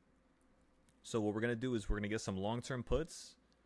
Some like really long-term put. When I say long-term, I mean like we'll try to see if we can go a year out, 6 months out, for this to fall back down to 430. Before it even fills this gap, that way if it fills the gap, technically, we could be like $30, $40 in the money, you know, if it just goes straight down again, which it could if something fails or something goes wrong. So look at all these diagonal lines that I have going across the whole entire screen and use them to your advantage, because if you pay attention to it, you would see that the next major line that we need to run to, because see how this one's red and this one's green? Again, diagonal lines, not horizontal. Horizontal is left to right. Diagonal is, you know, diagonal like this. Lines that go from the bottom left to the top right. So as long as you can see that, you could see how you could use it in correlation with each other. The only thing I had to fix is this one from down here. But it's like a separate line on its own, so I guess I could just leave it alone. It's not part of this though, obviously. Only look at these lines. I mean, I could just move it over like that. There you go. And you won't even notice it now. And then you have these lines over here that are in the middle that you fell from when Microsoft first fell out the sky. You're about to resume those, which is going to be around 492. And then 500, which would be this very important wedge from way back when, right? You even hit it over here. And again, this goes from the bottom, right? If you just measure these bottoms and you use the top, you create your own trajectory in this own little wedge right here. So Microsoft, as you could see, it hit the top of it in July 11th. And then on August 6th, 2024, you had that low. And then after these lows, right, what then occurred was you then bounced right back up for a couple months. And then you had these lows down here, which was because of Trump, right? The tariffs and stuff. And after you have these lows, news comes out stating that Microsoft has created a new state of matter for supercomputers so that they can actually efficiently actually almost be placed inside of laptops and other smaller devices, meaning you don't need to go through the trouble of having warehouses with deep cooling and deep freezing and all this, you know, pesticide mitigation or dust mitigation where you can't have even a dust particle next to it. So now that this type of idea is going to be built, you know, in terms of supercomputers more efficiently, and the possibility of it being in computers, like I said, laptops, phones, and all those other micro stuff, the fact that it is now a possibility changes pretty much everything. And I'm almost 1,000% certain that's just why they just took the information like that. It just made it go into a new high, like instantly. The only time you see this is when something crazy happens. Like, remember Nvidia? When Nvidia was first running into the highs? When it was worth like $1,000? It just kept going, you know? It just kept going and going and going and going. So that's kind of what you're looking for right now. Because if this continues to head up higher, what we could then therefore say is, if we just go ahead and do a little cheat code here and copy everything we made. I don't even know where we put it. Where is it? Where is this one? There it is. Okay, so that one's for that one. That one's for that one. Now where's these boxes? Boxes are here. Perfect. Perfect.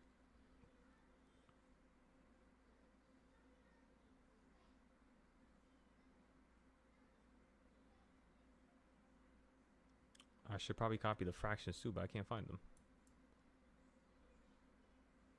Wait, let me try something. Fractions. There you go.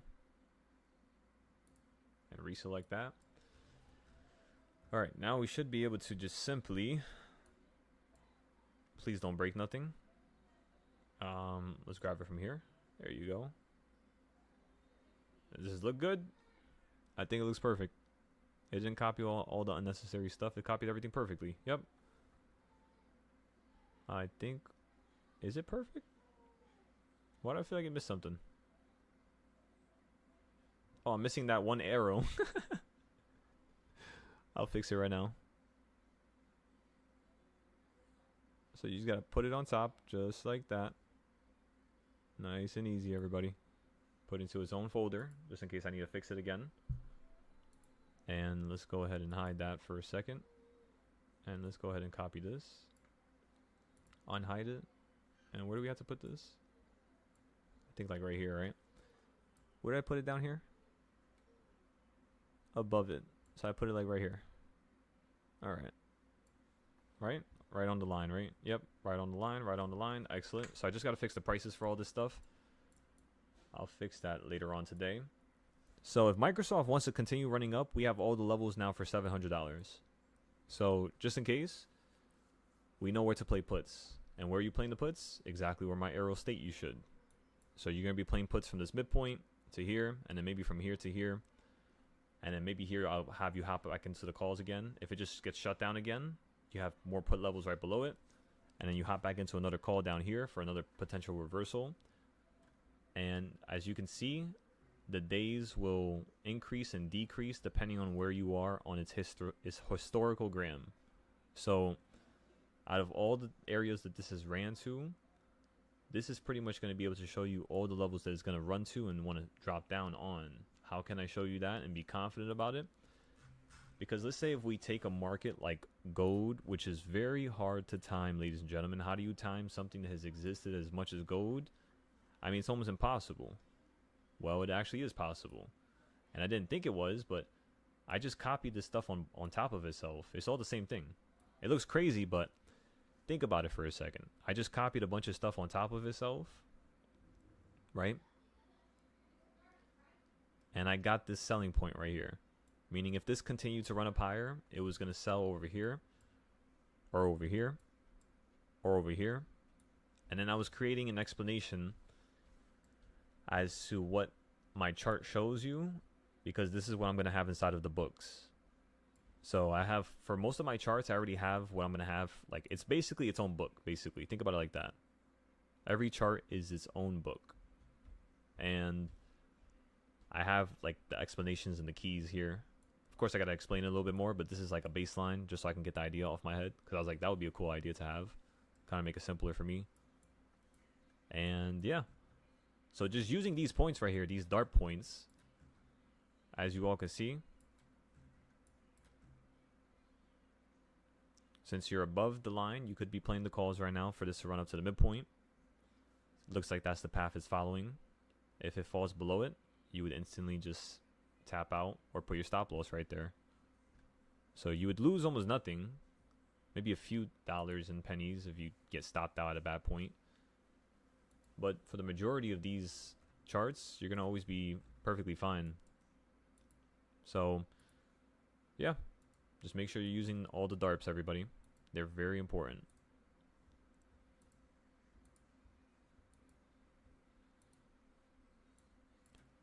Alrighty. I think we're all good here. Is there anything else we need to look out for on Tesla?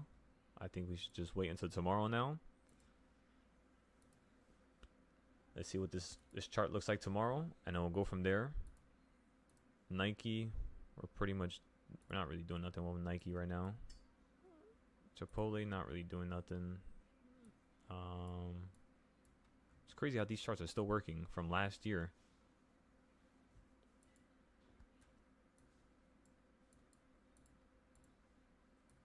DG.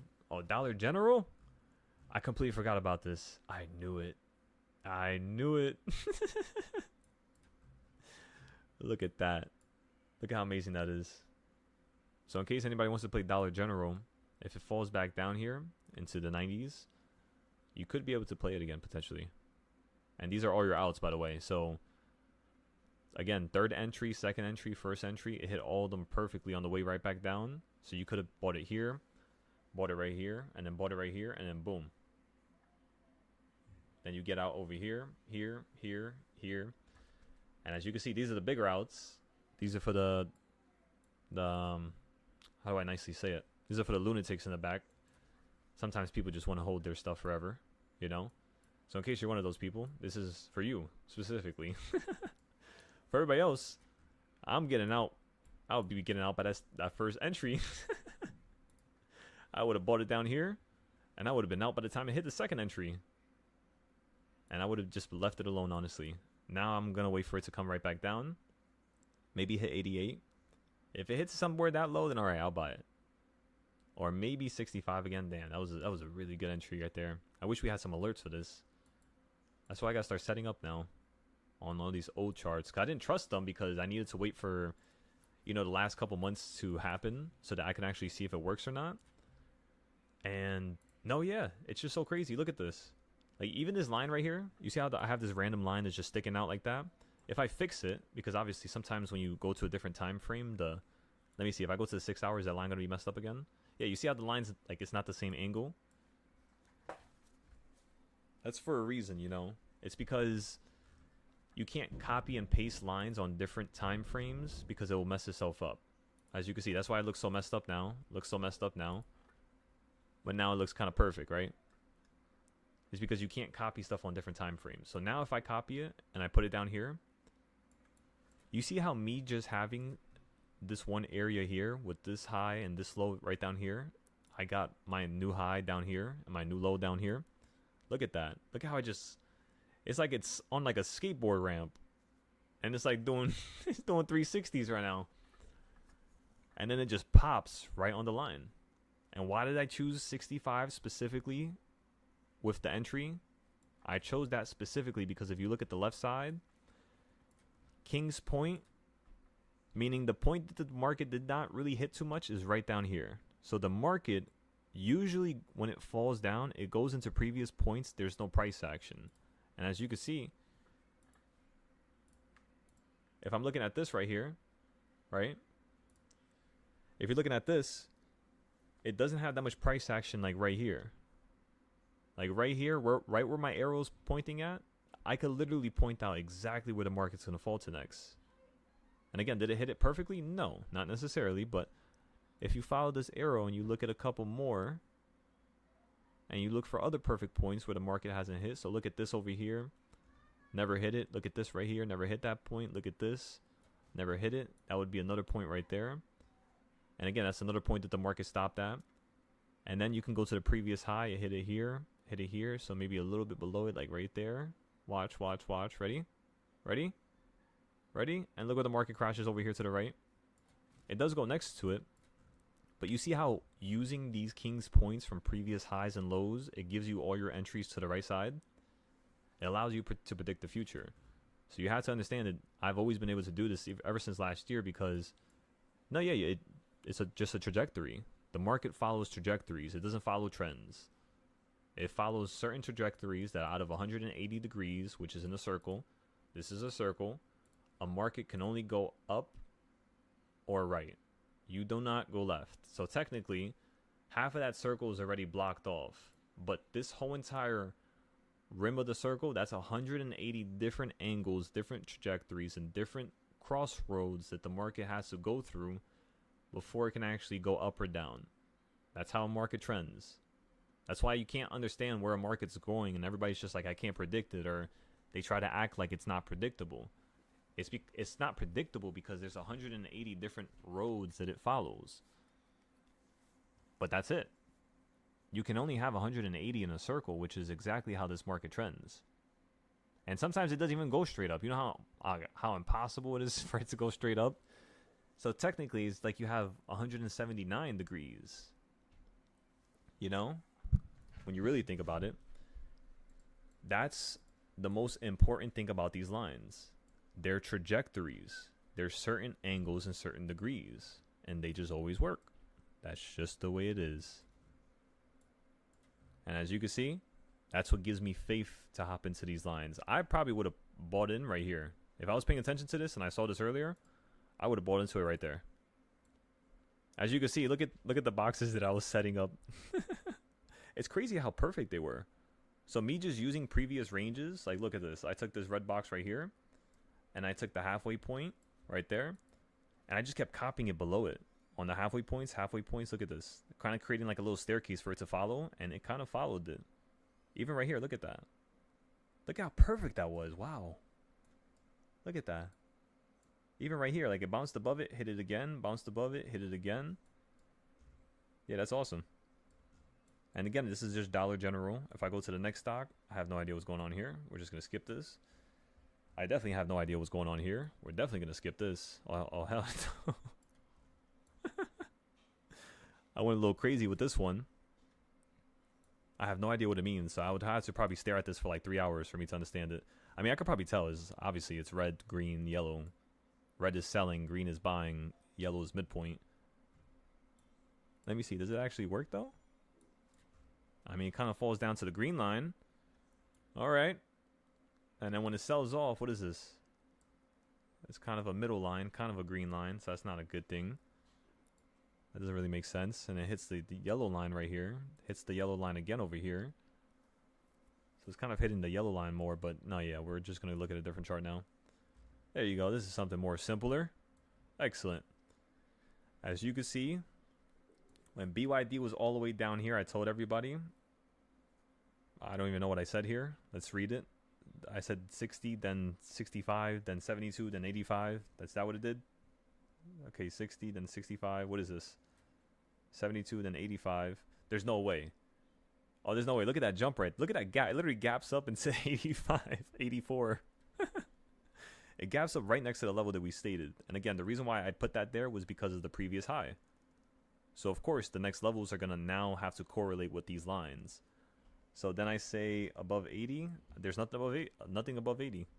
So I just had that as the last point. I like how I had these arrows here, though. So you can actually see how it bounces in between the zones. Like once you pass above this green line and you notice it, you just buy. Just like how with Tesla, the second we notice it was below, we just bought. Can it reverse back up? Of course it can. Of course this thing could go up and we're going to be down 40,000 because this play expires tomorrow. Or actually, no, this play expires next week. So there you go. We have technically a little safety net. And if I look at the Tesla trade right now, let's see how much money we're up on it. Are we up? Are we down? What's going on? So we're up $6,000 on the Tesla trade. We put 180,000 into it. It's up again 6,000. When it falls down to here, I have no idea how much it's going to be worth. I'll be honest with you. I would do the math, but I know it's going to be a lot, and I kind of don't want to. Yeah, I think we all get it. It's going to be a lot. Maybe like, I don't know. Hey, good job, Tesla. Thank you. Making me look cool now. Now we're up 10,000. Hey. Normally I would get out though, but that's not how people like to see people play. They like to see people play dangerous and risky. So let's just play dangerous and risky. Gives people, I guess, just more life. It's fun. It is fun. You just can't put too much emotion into it. Because once you do put emotion into it, again, everything will go against you. Every single time. It's like being in the wild, and then you got to work on your survival, and then you're getting chased by like 5 different types of animals, you know? You can't really worry about fear. You gotta get out of there. You gotta plan something, think of something. Like you can't, you know what I mean? When you're in a fearful state, you're never gonna think properly or get yourself out of there. So yeah, if you guys want, you could take your profit right now. If any of you got into a Tesla put here. If not, just go ahead and wait for tomorrow. Remember, that was a goal. Tomorrow. Sometimes you have to wait for, a day or two. These expire next week, so we don't really need to sell them right now. Even if we're down 40,000 tomorrow, we still have another 65,000 that we could use. So we'll just make back whatever we lost. Even if we lose the whole entire 180K, we still have another 65 that we could use. And we'll bring it right back up. Come on. Break through it, Tesla.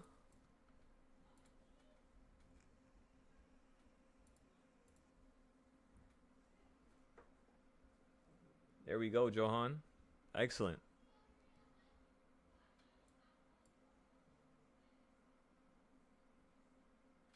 I'm really happy with these levels you've been getting, you know that?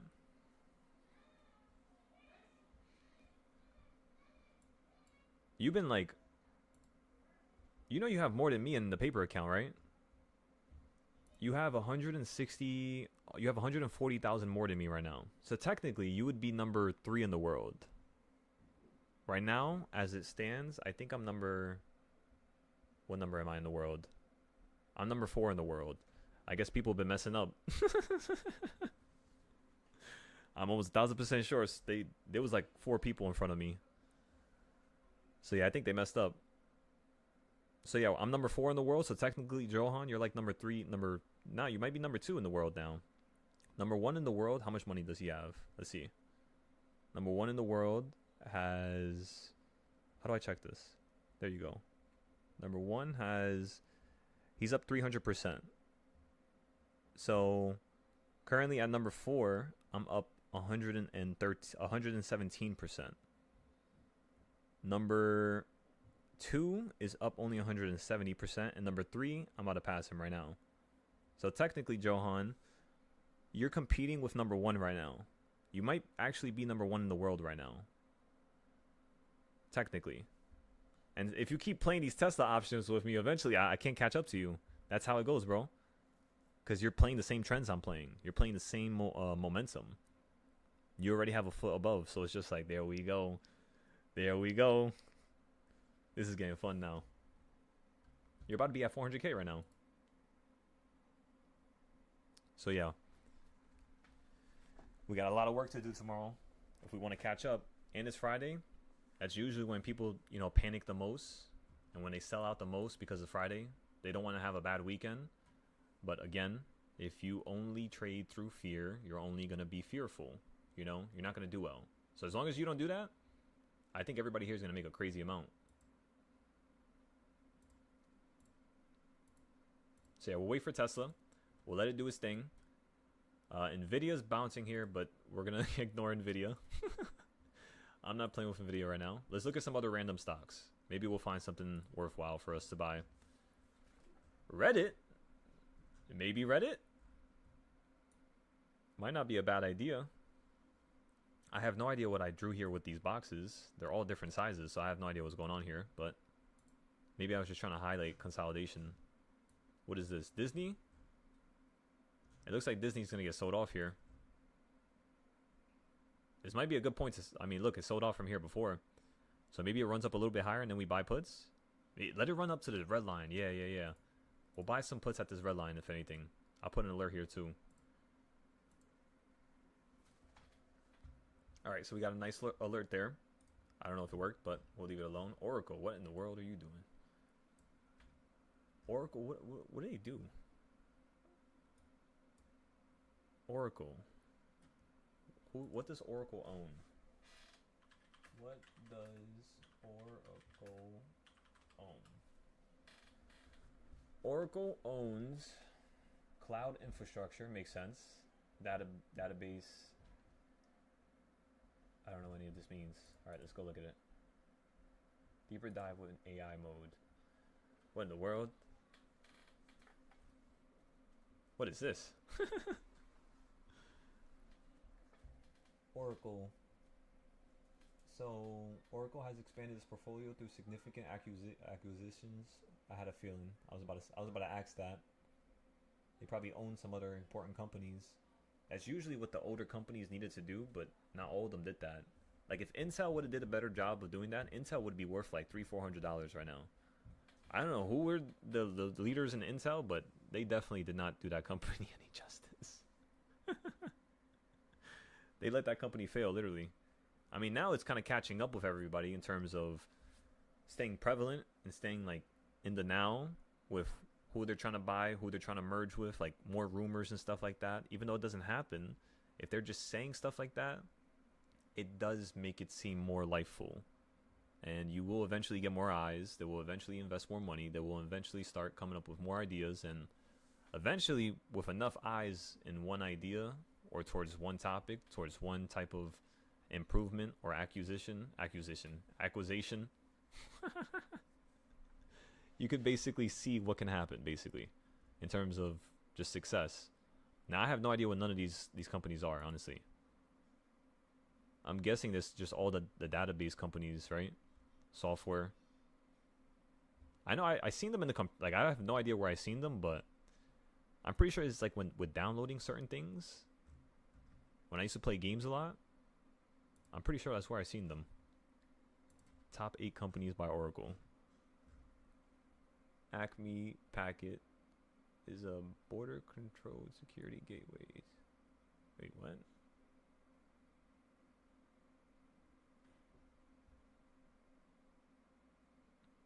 So that is like security? Like a security stock?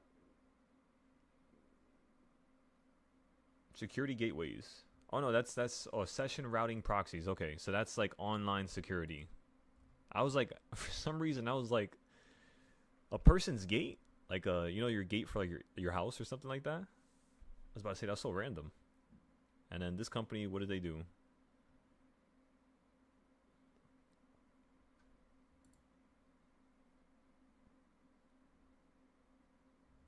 Okay, so enterprise infrastructure platform and a service-oriented architecture platform. I have no idea what that means, but I guess architecture platform, something for services.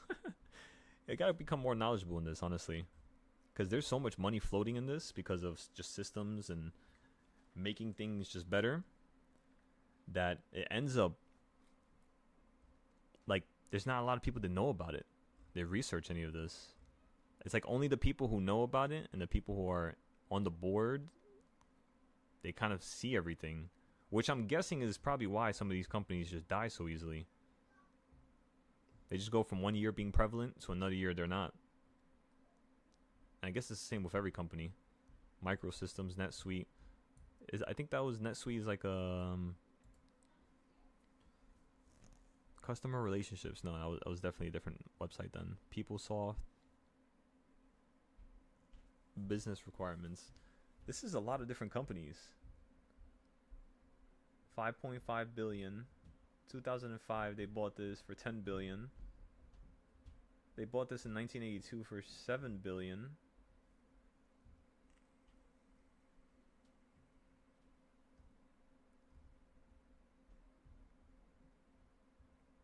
8 billion, 2 billion.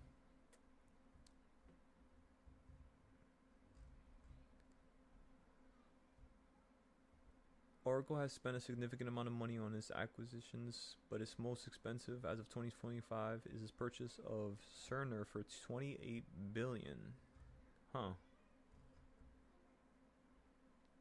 In 2022, before that, Oracle's most expensive was in 2005. I was just about to say that.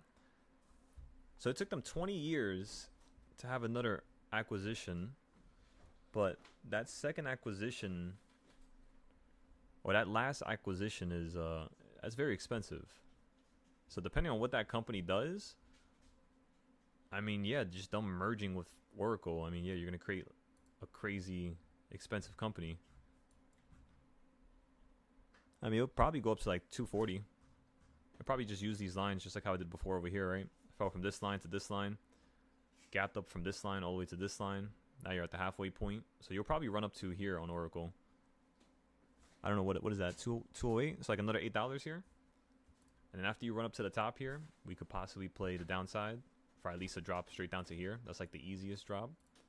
Something more aggressive is, of course, to fill the gap, and then a little bit beneath it, like right there. And then maybe we play the calls going back up again. That's another idea. The point I'm trying to make is we got to wait a little bit longer. I don't like entering here. It's kind of like 50-50, you know?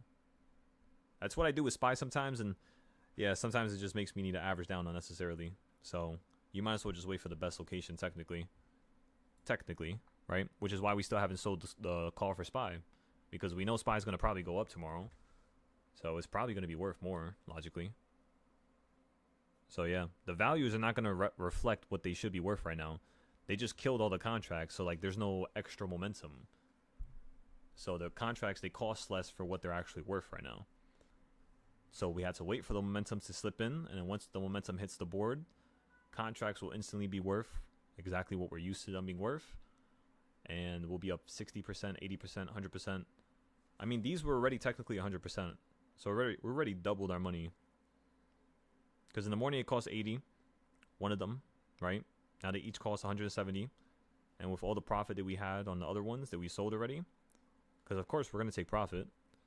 We know the market loves to do this and go sideways, but because I don't have all my money on this, I'm not emotional about it.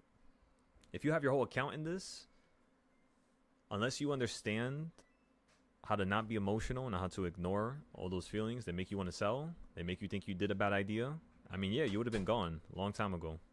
Which is exactly why people don't 3x their account or 2x their account. They can't.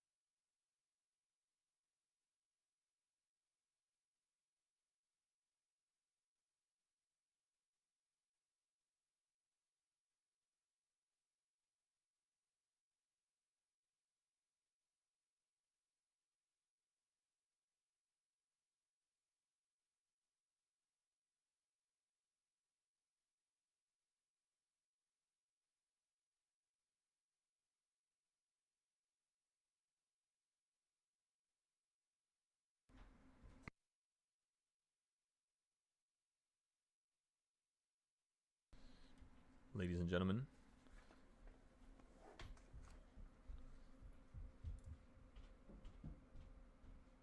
Oh yeah, we still have some time. Yeah, it might even be a Sunday.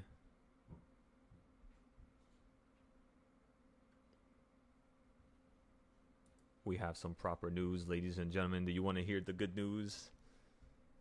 Let me know if you want to hear it. We got some really good news. You gotta be ready for it though.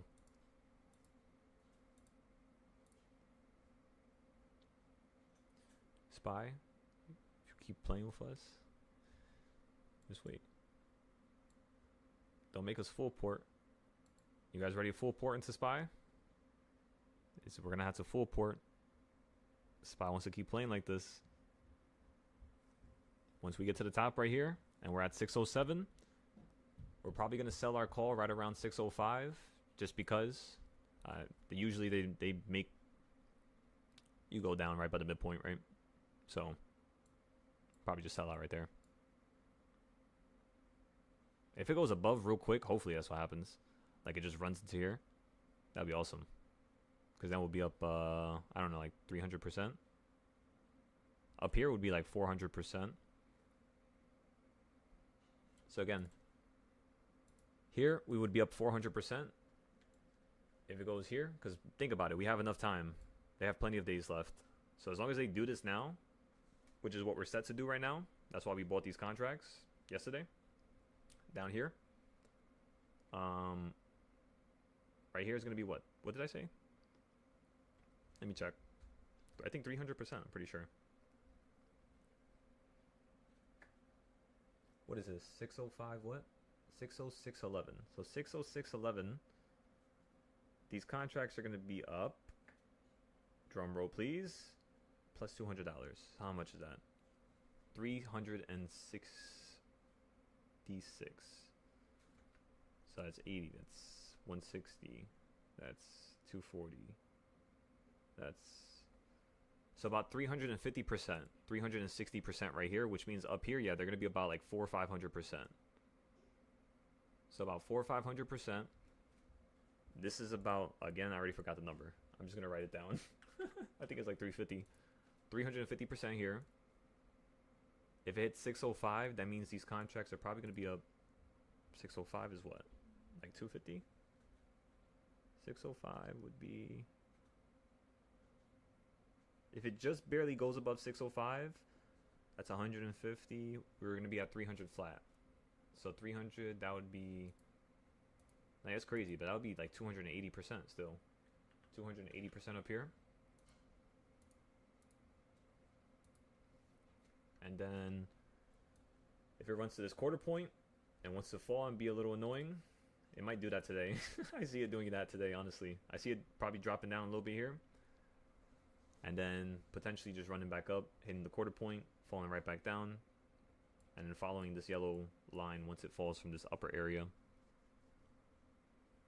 Of course, if it just falls right below, of course, you're just going to fall out the sky. But again, that's why we had everybody lock in cheap contracts for a couple weeks out. And then when we go up here, we're going to buy the more expensive puts that are like $300 to $1,000. Make sure they're 3 months out, 6 months out.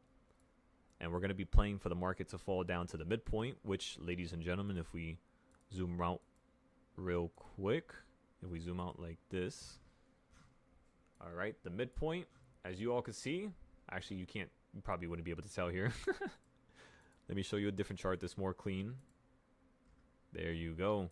This is really clean. So the midpoint, as you all know, is right down here. So once we hit the top right here, we're playing for this whole entire market to fall down to here. Simple. Just like that.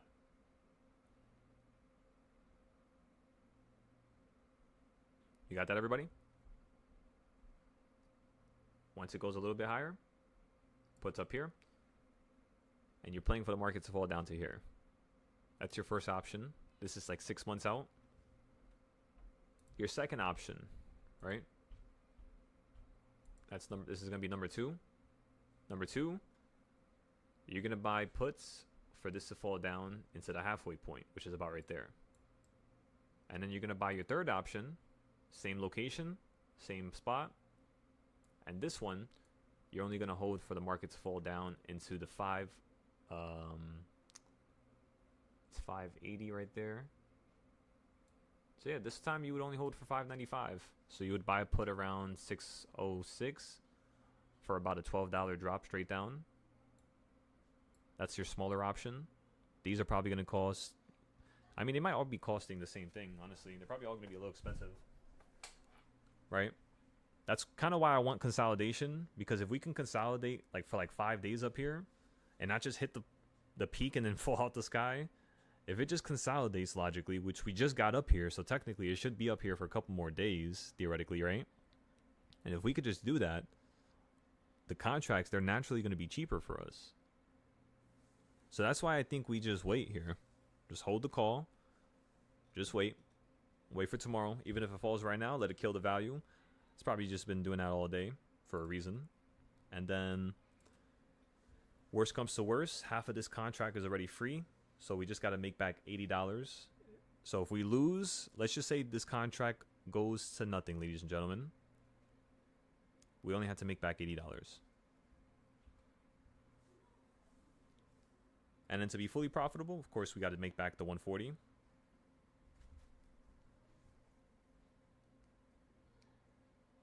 Which, again, $80 minus $40, 140. That's just only $60. So that's not a lot of money we have to make in total. Just 140 in total. Technically for the whole entire trade. If we're counting the profit we made earlier today. But if we're not counting that profit, if we're just trying to be like, all right, we just want to be at a level that we were at yesterday before we bought this. No, yeah, we were only down about $80 in total. Technically.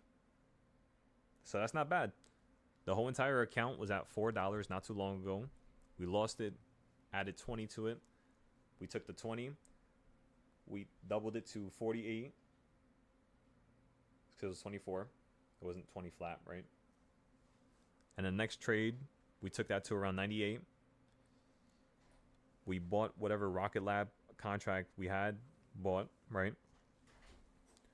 The next day, that Rocket Lab contract went from around 198 and it went straight up to 100. No, it went straight up to 290.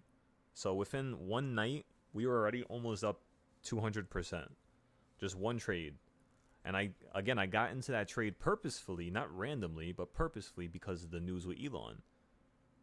So it was all planned.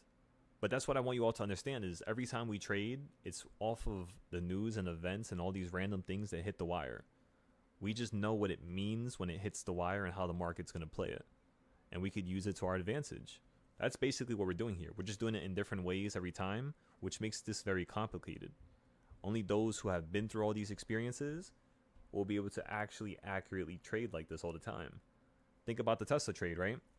Let's go ahead and take a look. Let's see if we're down or if we're up. Let's see if the market snapped and went against us.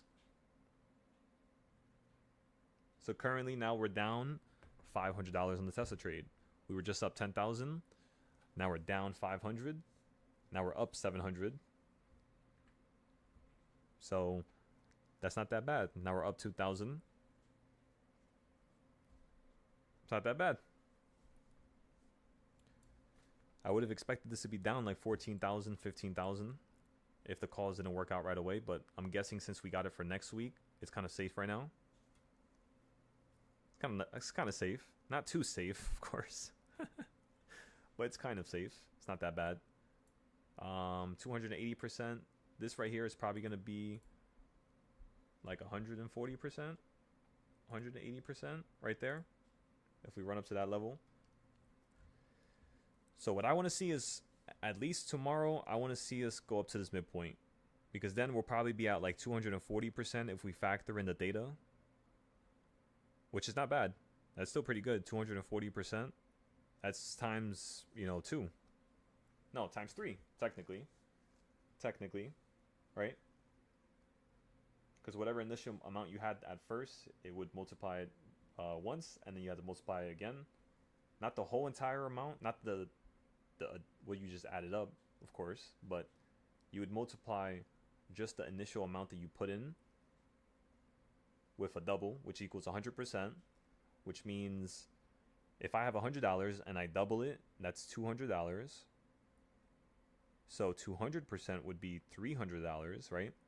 I don't know why the percentages are, but that's just the way it is, right? With percentages, it doesn't make sense. Like when people think about it and when you try to do the math in your head, unless you actually do it with that weird, I guess, displacement, then you can actually probably properly add it, you know. But yeah, so 240% would be $340. Again, from just $80 this morning. So if it wants to fall back down to $80 tomorrow, we might scoop some up again, since we already made some profit. After that, we're only going to scoop up one more. We'll see if it flips right back up into the high. If tomorrow is not at the high when we open, there's a problem. The trends are changing, and that's how you know it. Is if tomorrow is not at the high. Because last week we ran from Thursday to Friday. It ran into a new high. And Friday had the high at around 9:30 to 10 o'clock. And I think it just kept hitting it. And I'll show you here on the chart shortly. Tesla trade is now down 4,000. Go, go, go, go. All right, so last Friday was over here. Is this last Friday? What was last Friday? The 6th. So yeah, this is Friday. And compare Thursday with Friday, right? Thursday you ran up pretty much all the way up here. And by 12 o'clock, you just fell straight down to the bottom. You hit a certain low on Thursday. And then you started running up higher into Friday. The one thing you need to consider is that since we looked at that Friday, I am going to have you look at this Friday now. And as you can see, this Friday, the Wednesday was creating the high to low. So the Wednesday you got shut down. But then Thursday, because of this weird gap, because of the news, I forgot what news dropped here. It was some news. I forgot what it was, but it made the market just yank up. And then when the market opened up, you pretty much lost everything. So all those people were mad. They were going to hold until this ran up higher. And that kind of explains why the market ran up here. So the reason why it ran up here was because you were meant to hit it over here, but the market had gotten shut down. So 100% with how persistent some of these investors are and these traders are, they just wanted to hold it. And now that you're at this level, it probably was nothing because of how long it took to get to this level. It probably made something, of course, but the gain that they could have made had you had ran into it and opened up here like this would have been extraordinary. Because again, you fell up here and you fell down to here. Imagine you're at 570, you buy a call, and you open up and you're at 597 within 3 days. Your call is going to be up like 400 to 500% easy. Even if you got like another 2-3 weeks of time left, you're going to be up like 4 or 5 times. So the way I'm trying to look at this is, it looks like they brought the market up, shut it down, and then now you got brought up so quickly, and you're above the 200. So what if you do a ghost touch? When was the last time you did a ghost touch, right? Let's just say. So last time you did a ghost touch was right over here on Friday. Isn't that kind of funny? So again, last time you did a ghost touch was on Friday, last week. That's a change, because remember, the week before that, it wasn't Friday, it was Tuesday. Remember that? And then look at this Tuesday right here. And then look, this is Tuesday as well. So it kept doing the ghost touches on Tuesday, but then it did it on Friday, so maybe that was just the trend confirming the change, right? So again, we'll see if this falls right back down to the 200 here. What you could do is potentially sell out the contract for basically the same amount you bought it for yesterday. It's at literally the same price. So if you want, you can sell out your contract and wait for it to hit the 200 and then buy back into it. I'm just going to hold it. I'm going to hold it. I want to see what happens. I want to see how much value it loses when it falls down to the 200, because all of this is very important to add to my notes. From this point to that point, I was up this amount. The market had this much open interest. That the IV was that much. The theta was that much. The gamma was that much. The delta was that much. You could really get to the meticulous aspects of it if you really want to. It's not needed, of course, but that's when you're at that next level, and that stuff is the only thing that's holding you back. I mean, you'll know what's holding you back because you don't know what's happening. Like, for instance, when I look at this market right now, you're above the yellow supply and demand zone. That's a very bullish thing. I want to see it anchor down on the supply and demand zone. What anchoring down means is not just to jump above it like it did yesterday and fall below it. That's not anchoring down on it. What anchoring down on it means is this is going to get to this top point, which is 607, and then fall down to the zone, hold on it, and then start to go up higher. So what I'm going to do is, as soon as I get a snap somewhere up here, because it's going to probably be very quick, and hopefully it's not after hours. I hate when they do that. I honestly hate when they do that, because then the next 2 days you end up crashing. So we're going to lose on this contract if they don't snap up the market tomorrow. So we'll see what they do.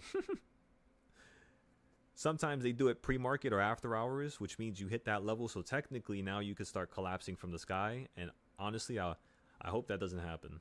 Hopefully they don't just bring it to 609 and then make a shutdown right away, and then you open up at like 603 or something. Because then everybody's going to be like, damn, now the contracts are expensive again. Because they just dropped $6, or $3 from the top, let's just say, if it runs to 608. That is a big drop, so those puts, they're going to go up really quickly. You got to literally get it when the puts are getting destroyed. And the only time the puts are getting destroyed is on days like today where the market's just dramatically running up. So you got to wait. You got to wait for it's almost the end of the day, so, and it looks, again, still very bullish. But you would have only got to this point had you only had maybe one contract or two. Because logistically, if you're trying to get to $1 million, you're playing safe. That's what you're doing. That's really the best way for me to explain it. When you're trying to get to $1 million, you're not trying to play aggressive. It makes no sense to do that because you don't need to play aggressive to get to $1 million. It's not that hard. It's just consistency that's hard, right? Finding the consistent play that always works out your way. Think about it. My Intel play, 150% overnight. My second Intel play, 100% overnight. I think it was even a little bit above that. We sold out way earlier. But I'm fine with that. I'm not complaining, right? I don't complain. I'm just stating the fact. The Rocket Lab contract, up 160% overnight. So, pretty sure you can tell, but everything's working out. Even if it's a different stock, different name. So it's not impossible. It just requires a lot of brain for you to just dot around the market and figure stuff out. That's really all you have to do. So what I think we should start doing from here on out is maybe having Friday be the day where we're just trying to collect information for the next week. And then every single day we could do it for 10 minutes. In the beginning of the day, everybody's just hunting down all the information that came out last night. Anything that's weird. And then throughout the day, I'll have unusual whales, or I'll have my news platforms on the screen. So in case a headline comes out, I already have programs for that and websites for that. We could just have that on the screen now, because now that's the level that we're at right now. Now everybody has the technicals down packed technically. Now everybody has the supply and demand zones perfectly. Now everybody has the reversal points. So technically the only thing that's holding us back is us not paying attention to news, which I purposefully did that because in order for you to become especially perfect in one subject or one certain view, one perspective, you need to focus on just that and only that. If you're focusing on 5 different attributes at the same time, EMAs and then moving averages and then this and that, you're never truly going to know how to master that one moving average. And if you can't master that one moving average, eventually there's going to be a day where you're just all right, it's on that one moving average and I don't know what to do. I'm fearful. I don't have good experience with this. What if it holds on top? What if it falls beneath it? But that's the thing is, once you get into that fearful state, then you start thinking about all the possibilities. But don't wait for the fear to kind of creep in for you to think about the possibilities, is what I'm trying to say. Understand what the craziest possibilities and what the worst are, which is most of the time just you losing all your money. So as long as you can stomach whatever you're losing, you could just make it back with another play that's a little bit more articulate, a little bit, I guess more easier to understand, more simple. You just gotta make it better. And the way you make it better is you just look at how you failed last time. What if 2 days later your idea ends up working out and the market keeps up running towards your direction? Well, that means you just needed more time to your contracts, technically. You can always figure out what the mistake was. And then eventually what's going to happen is after 6 mistakes, 7 mistakes, and maybe you might lose your whole entire account. Maybe everything you work for, maybe this whole entire $500 account that I have that was just at $24 the other day, maybe I'm going to lose it all because of an aggressive trade. Technically, that can't happen because I'm not playing aggressive besides the 5 days. And you can only lose so much. That's why I sold my contracts today, because I was just all right, It's probably going to hit 603, which is the fourth reversal point, and then it's probably going to fall down. So if we go to my reversal points real quick, ladies and gentlemen, as you can all see, it did just that. So something that I told you about over here before the market even ran up, you can even replay the live video from earlier. I think we started on time today. So I think we started at 9:30. So you can hear me talk about it. I told you it was going to run to 603, and I told you it was going to potentially fall down to maybe number 1. The fact that it didn't fall down to number 1 yet tells me that this is really bullish right now. It doesn't want to go down. And if it's still not going down even till now, even till 340, I mean, yeah, let's just wait for tomorrow. Maybe it crashes after hours, right? If anything, we'll buy one more contract tomorrow because it's only going to be like $40, $50. We'll try to see if we could sell it for like 100, 110. If none of that works and all of that fails, go right back to the easy trades. Go back to waiting and, you know, allowing the market to come to us first, not us trying to run after it, right? But that's kind of what we're doing right now. We're kind of running after the market right now. Because the market could just snap its direction, change everything, and break your ankles. And you're still going the other way. Your momentum is still going that way. And the market just is already going the other way. That's how quickly it changes. So that's what I'm saying. When you're running with it, which is playing aggressive with 0 days and 2 days and 3 days, you got to be careful. Like, you got to always take a step back. I was going to hold those whole entire contracts till we ran up higher. But then again, my whole entire account right now, if I would have held those contracts, right? Let me see.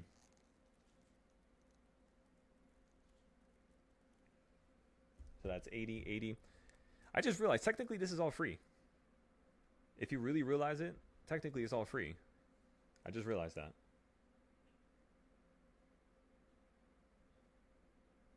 I just realized that.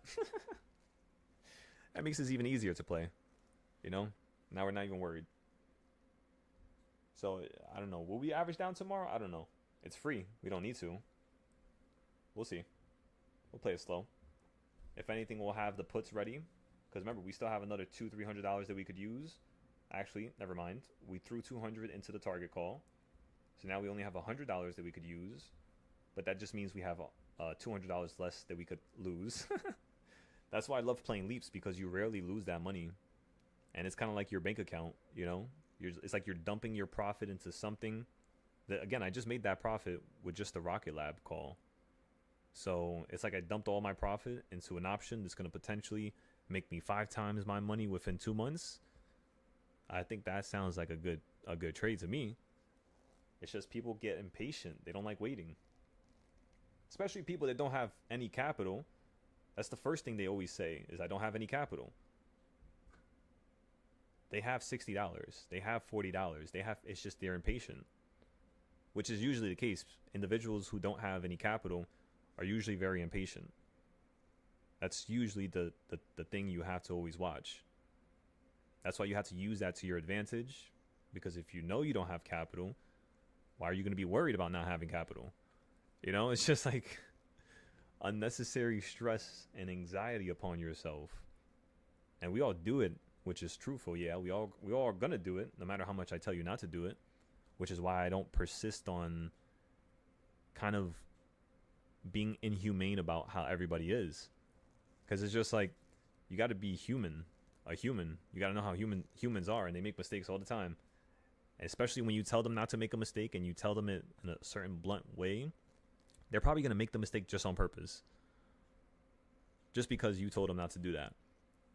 So, yeah, you have to be very, just, I would say, one way about things. Don't really say things any other way. Just use simple words. The less amount of words you say is, I would say, the most helpful thing. Helpful way to learn. Helpful way to trade. Just make it simple. I didn't make money here because Silo told me to do this, and I did that, and his idea didn't work out. Go ahead and write that down. Bring it to me when we have our one-on-one. We'll go back to the idea. We'll see what really happened, and then boom, we'll go from there. Because if it's a mistake I made, it should be a really good learning lesson. So that's the way I see it. Again, not to speak overconfident or nothing like that, or from my ego or something like that, but If it's a mistake that I made, it's probably going to be something good to learn from, honestly. That's probably going to be like that's a home run win right there if we fix that. Just like how we learned the golden pocket, when you fall in between the blue EMA and the purple EMA, you tend to run up into the high. And ladies and gentlemen, when you hit the golden pocket earlier today, which is in between the blue line and the purple line, which is one of the ways that we've learned how to trade this market. It's like one of our tools on our tool belt, right? When you fell in between the blue and purple, where did you go right after? You went up, you fell again, where did you go? Right up, there you go. And these are all 20% trades, every single candle you see here. So that's a 20% trade, that's a 20% trade, that's a 20% trade. Remember, when you fell from up here, when everybody bought their puts here to here, that was 80%. So 80%, which means they probably made like 40% if you played this first snap. This snap was probably a little bit less because of theta, probably was ripping the contracts, right? You weren't really going that much higher. So you probably only went up like 20% here, and then maybe 10% here, and then another percentage here. Look how much times it did it. Once, twice, 3 times, 4 times, 5 times, 6 times, 7 times. Even down here when you did it, and you went through it, you just got sucked up above it. So it's like, this is one of the ways I just love how to, I just love learning how to trade like this, you know, where we're just using the EMAs against itself. Kind of like it's his own weapon, you know? So many trades you could have got off of that. You could have pretty much 100%ed your whole entire account if you were just scalping that idea. So that's something else that we can go and try to do next time. Next time we see SPY run up into a high like this, we'll go back to this day right here. We'll highlight it, we'll document it, put it on our notes, and then we'll be able to see exactly how we could play it. Once we see something do it like 2-3 times like this, we'll be like, all right, like let's look at the last time this same exact thing happened. And then right there, you just fell to the VWAP. So again, we'll see if you could fall to the 200 moving average. That's kind of what I want to see happen. Because if we could do it at the end of the day or pre-market, that means we shouldn't have to do it tomorrow. And if we don't have to do it tomorrow, technically, that means this market should be able to run up into that 606, 607 high. Which means we're going to be in the money. Plus, we're going to have 3 days of time on this contract left. Which means, technically, this contract will be worth tomorrow, as long as we hit 605 to 606. If we hit 607, again, I'll explain that after, but from what's currently happening right now at 350, the current value estimates that we're going to be at are, if this runs to 605, contracts are going to be up to $280. Right now they cost $140, which is how much we paid for it over here. One was 160. We got 2 of them at 160, 2 of them at one of them at 140. We sold them on the way up over here. We just kept one, and now that same one that we kept is currently at 140. So what I want to see tomorrow is if this can go up to at least, remember, 605, the contract is going to be at 280. If it's at 606, the contract's going to be at 340. And if it's at 607, the contract's going to be at $400. So that's over 400%. That's times 4 from the low of today. If you count yesterday, that would just be a 2.5. It's like 280% technically. But if you count the low from this morning, the $80 low, it would be up 400%. Like 430, something like that. 425. Okay, you guys ready for the good news now? All right.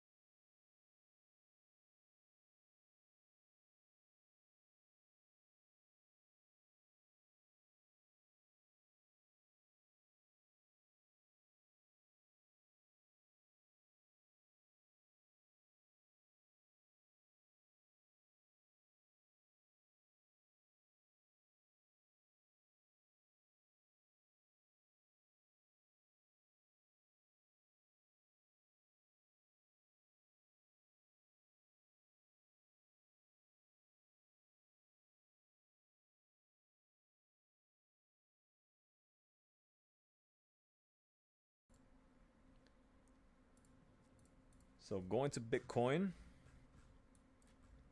Again, you're supposed to have an additional high around 114,000. If it's just starting to crash now, that's all right. Don't got to worry about it. We're going to wait for this thing to get beneath here. And once it gets beneath that line, we're going to be playing put straight down to the middle. Seeing if it wants to do something weird and hold. And I want to see if it can fall straight down to 88,000. Bitcoin's going to fall to 54,000, maybe 46,000. Let me see, what's the number again? 47,000. So Bitcoin's going to fall to 47,000 within the next 6 months. So most crypto plays should be down by like half, if anything. So that's the reason why we're going to play these puts soon. So I'm not really too angry about the losses on the calls, but it's just like unfortunate, you know? That's why most cases we always say to trade a certain way and wait for it to do the next most massive thing. Because let's look at MSTR chart. You'll see why. Let's go ahead and take a look real quick. I think it's on the crypto charts. MSTR. Where are you? There you are. So looking at MSTR, what I wanted to see here was it dropped down. So we bought it this day right here. And then now you're pretty much a little bit lower, just like how you did over here. And then I want to see a snap up and hit the midpoint. So it should be here next. So it looks like it's still fine. Looks like it's still going according to the grid here. We just maybe got to wait for tomorrow. And we should be up like maybe 10,000, 30,000. We were up, I think, 6,000 the most on this one.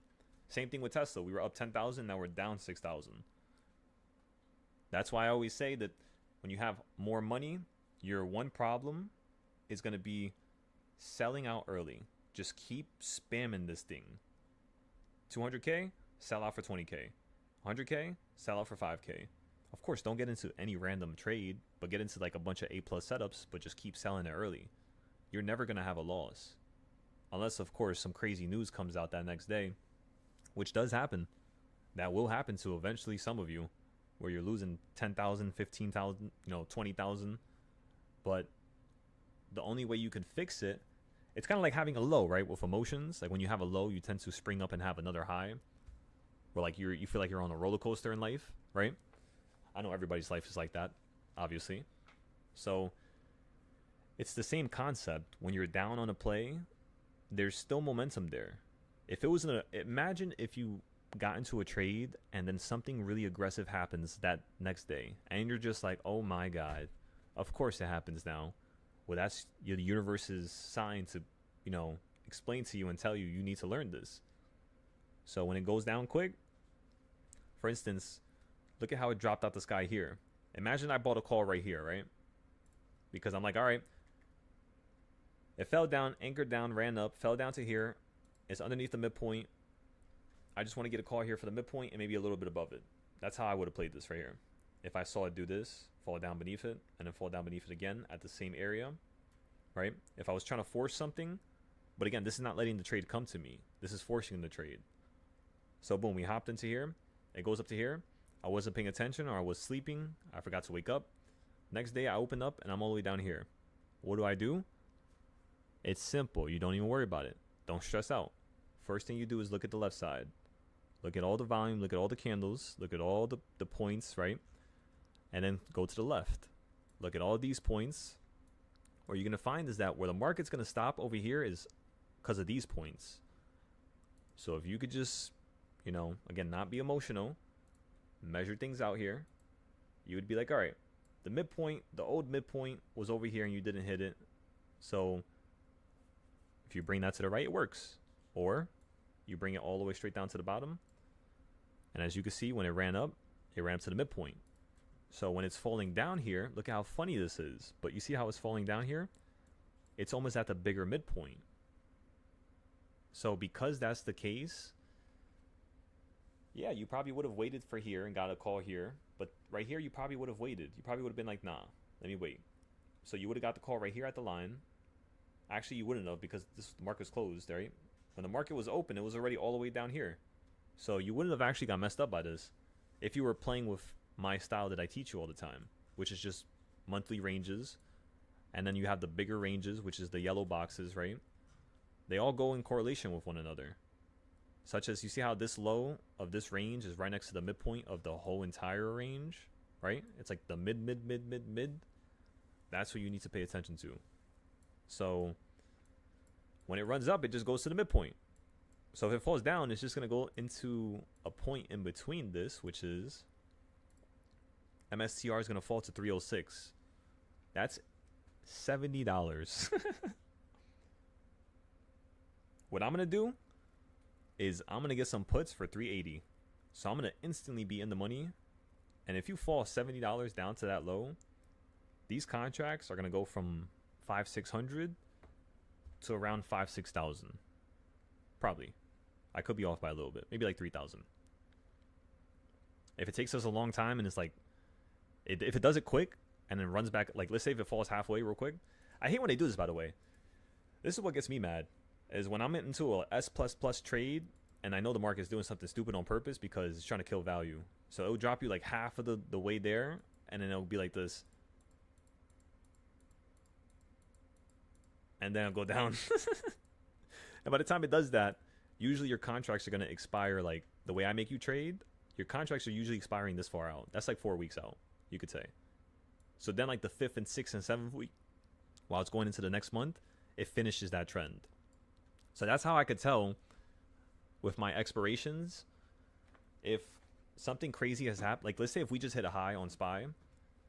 Yesterday we did, right? So yesterday we hit a high. If today we also hit another high, which was right by the high, tomorrow we could potentially hit another high, of course, right? But what's going to stop the market? What's going to make it slow down? It's your DARP. So like let's go ahead and open up a DARP chart real quick. So this is your DARP. This is SPY's complete range from the beginning of history ever since it IPO'd in 1993? Yes, I remember it. 1993, everybody. So I need to create a video where I break down the reason why I know the market's going to collapse lower. SPY is going to fall. Don't get your hopes up with your long term. This thing is going to crash. I'm just letting you know. SPY is going to fall and it's going to crash. I'm just wondering if it's going to take 2 years or another 4 years. They already messed up with what Trump did. Like he literally broke the market for a second. It's so funny because he did it over here too. He did it in 2018 and he did it in 2016 when he was first coming into office. Broke the market right there and then broke the market at the end. So he broke the market in the beginning. What I'm thinking is, you see the trend? I'm thinking maybe in the next 2 years from this low down here, which is 2025, so 2027, I think we're going to have a bigger trend because look how it keeps getting bigger. This is like the Trump effect, right? Look at this. And then, of course, Biden, right? Which is kind of funny because usually they say the markets react better with Republicans, not Democrats. So it's kind of funny. The market went up way more, like way more. It was crazy. So, of course, you had a bunch of money. Did somebody leave just because of that? I wonder if one of you just left just because of that. If you guys feel some type of way about me talking about it, don't worry, I'm not talking shit about nobody. I'm not putting anybody on the pedestal, right? God damn, like, what the hell? I'm just talking about what the market did.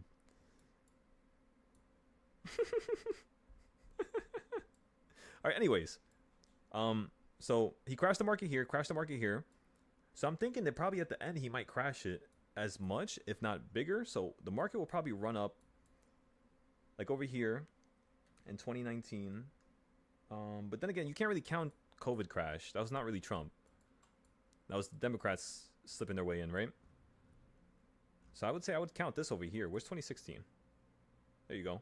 I would count this right here from like December, November. Yeah, I would count this. Like that's how much he made the market crash. And if you copy it over here, yeah, it's about half of it. So technically,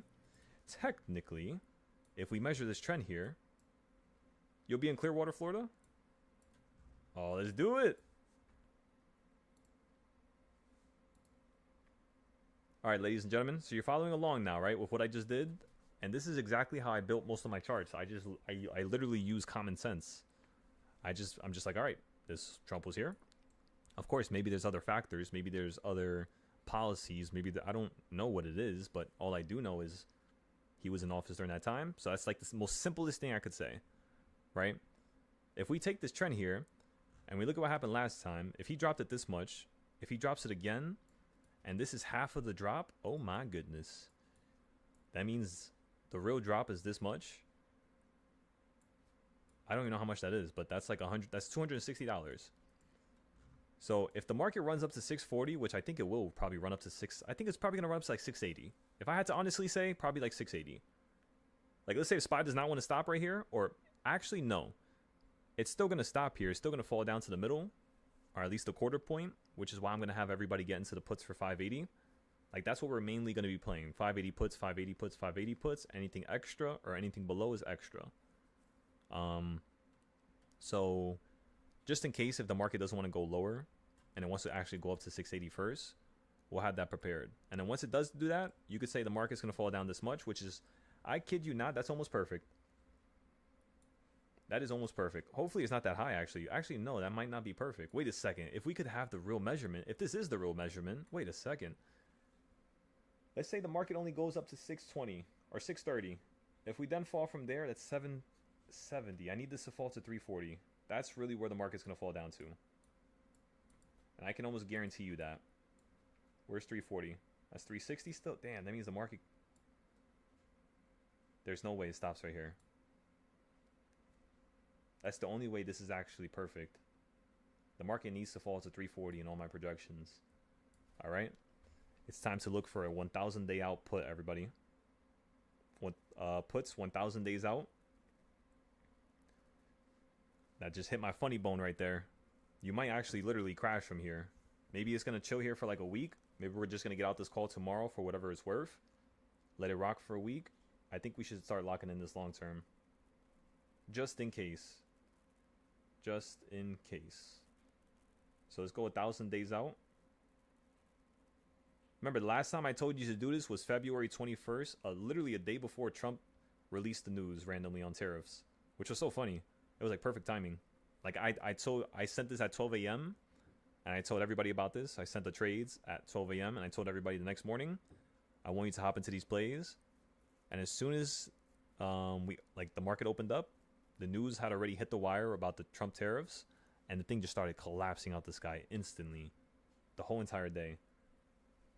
So of course it would have been more perfect if I told you like 2 days in advance, but I mean, yeah, just got lucky. Got lucky with the timing. Or was it completely planned, ladies and gentlemen? It was the 21st, so I knew a big move was going to happen. Remember, every 7 days. 7, 24, 21, right? Or 724, 714, 21, 28. Every 7 days, the market does a big move. So since today is not the 13th or the 14th, that's why I think it's just going to continue heading up higher. That's why I have calls. Simple as that. Once we hit the 13th, which is tomorrow, we're going to lock in the first put, which is like $100, $200 into the downside. And then if we hit 609, boom, we lock in the other put, which is going to be the 1,000 day out put. I just want that one to get cheaper because that one's going to be really expensive. Like if we look at the 1,000 day out put, well, it's 900 days now. 900 days out. What time is that? That's December. That's probably when the market's going to crash, honestly. So that's probably the exact time, which is so funny. It's going to be 900 days from now, or maybe like 600 days, 700 days.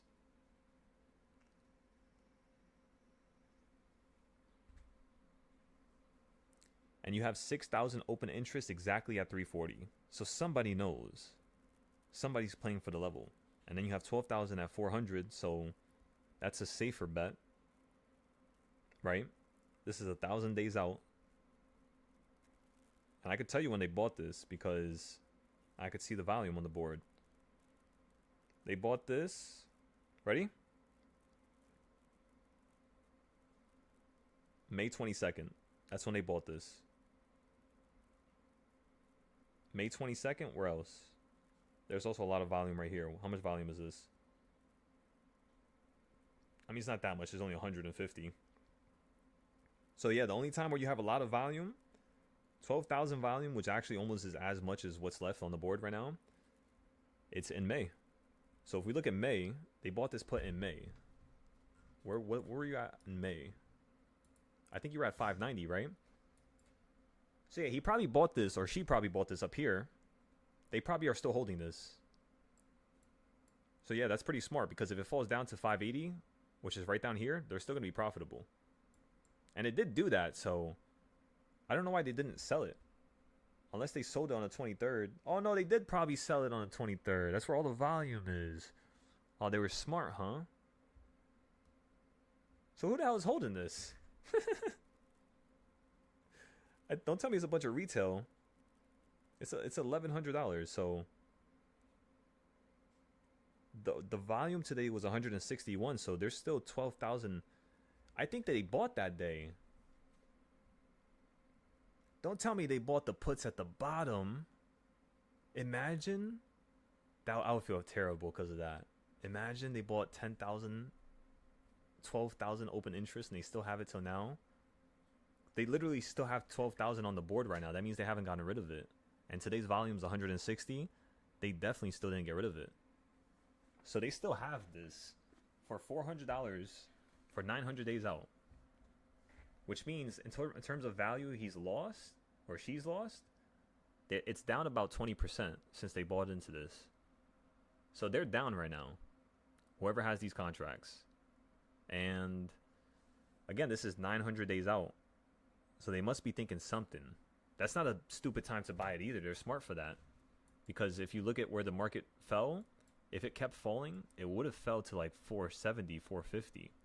And their contracts would have been like 20 strikes out, 30 strikes out, which is around $4,000 or $5,000. So it would have went up times basically 5 times 4. And that's a lot of money. That's pretty much what they do. They just wait for their contracts to go up 500, 1,000%, and they just pretty much just tap out. That's all they really need to do, you know? So yeah, I think what we should do now is buy those contracts because, you know, they already bought them and they're already down on them. So technically, this is going to be the best time to buy these puts.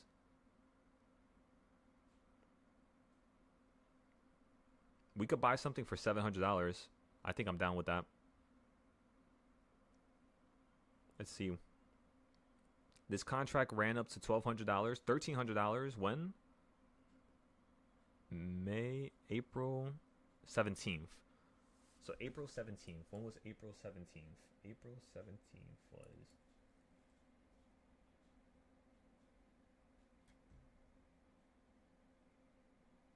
That makes sense because you collapsed into the 21st. Yeah, that makes sense. Yeah, 21st is technically the high. So the 21st was the high of these puts, and then after that, they just been dead. They just lost almost everything.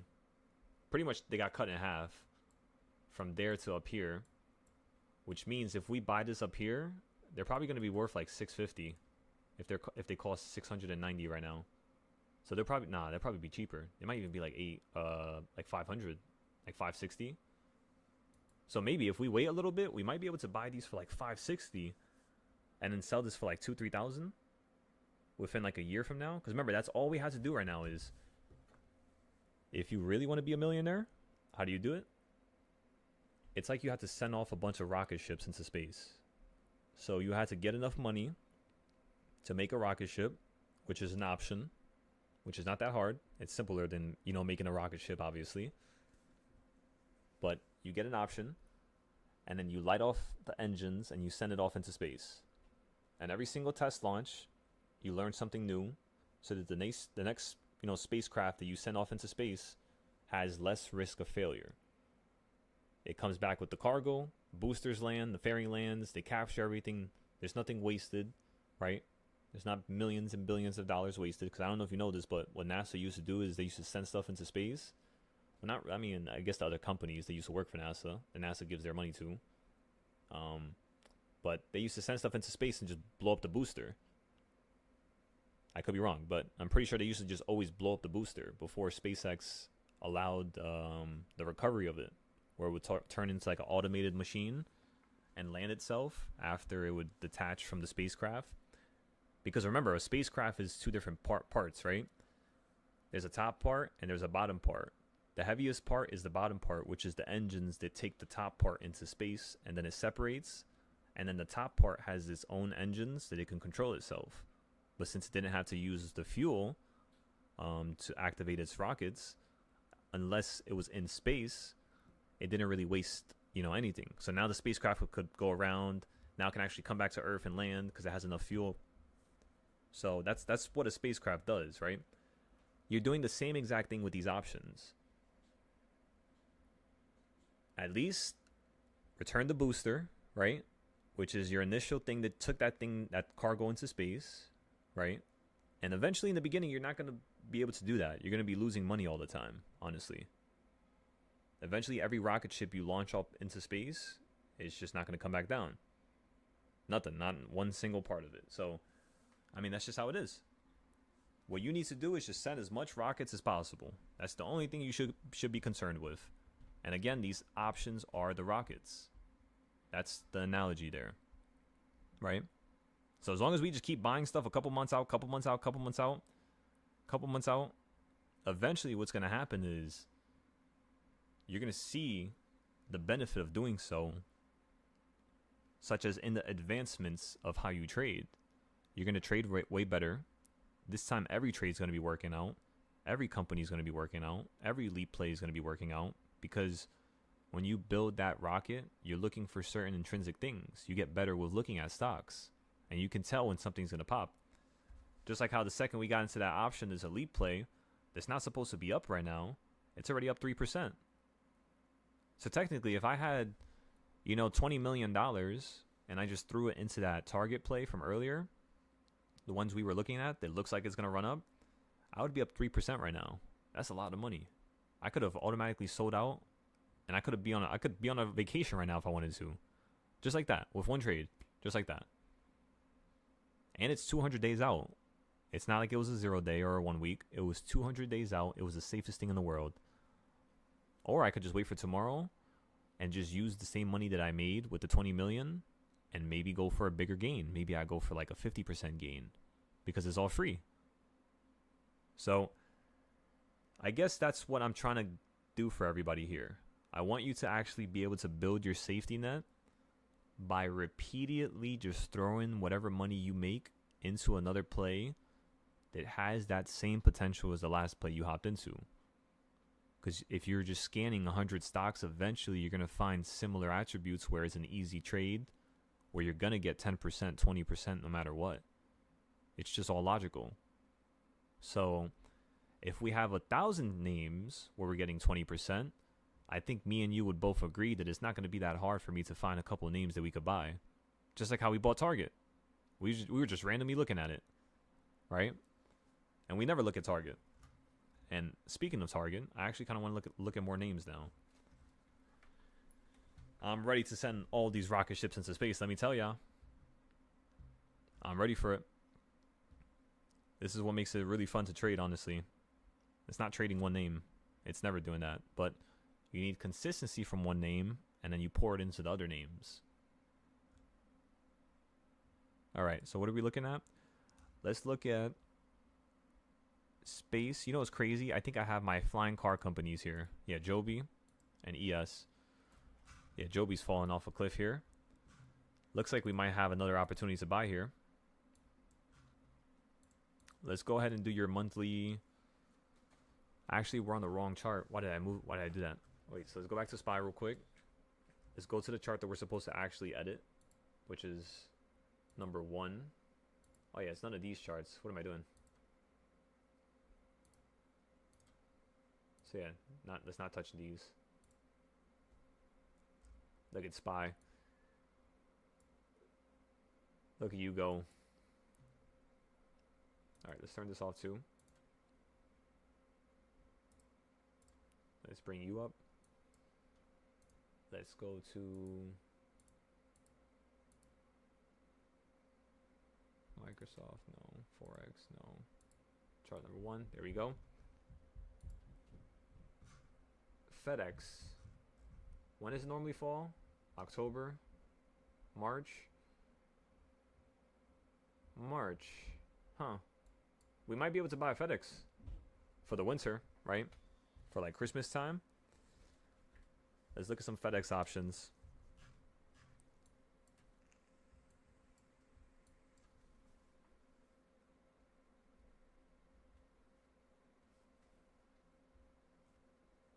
I mean, would you classify FedEx as like a Christmas type of thing?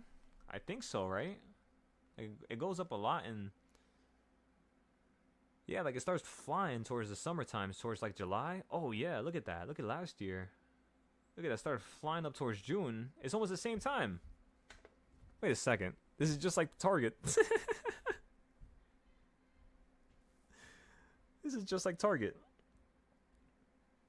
So this is another rocket ship right here, just like that. Found another one. That's the crazy part, is you could just cycle between these names for like an hour. And honestly, it's so fun to look at all these different names and all this stuff.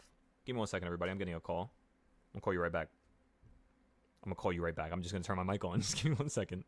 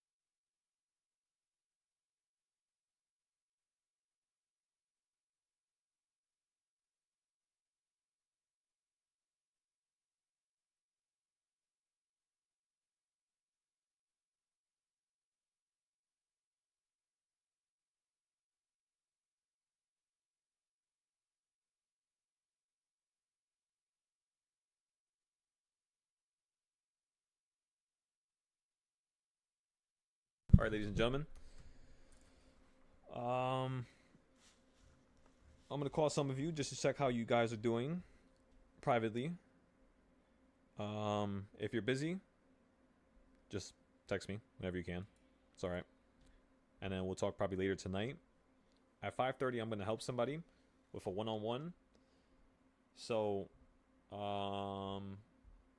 beast mode. Let me know if you're free. I'll probably give you a call.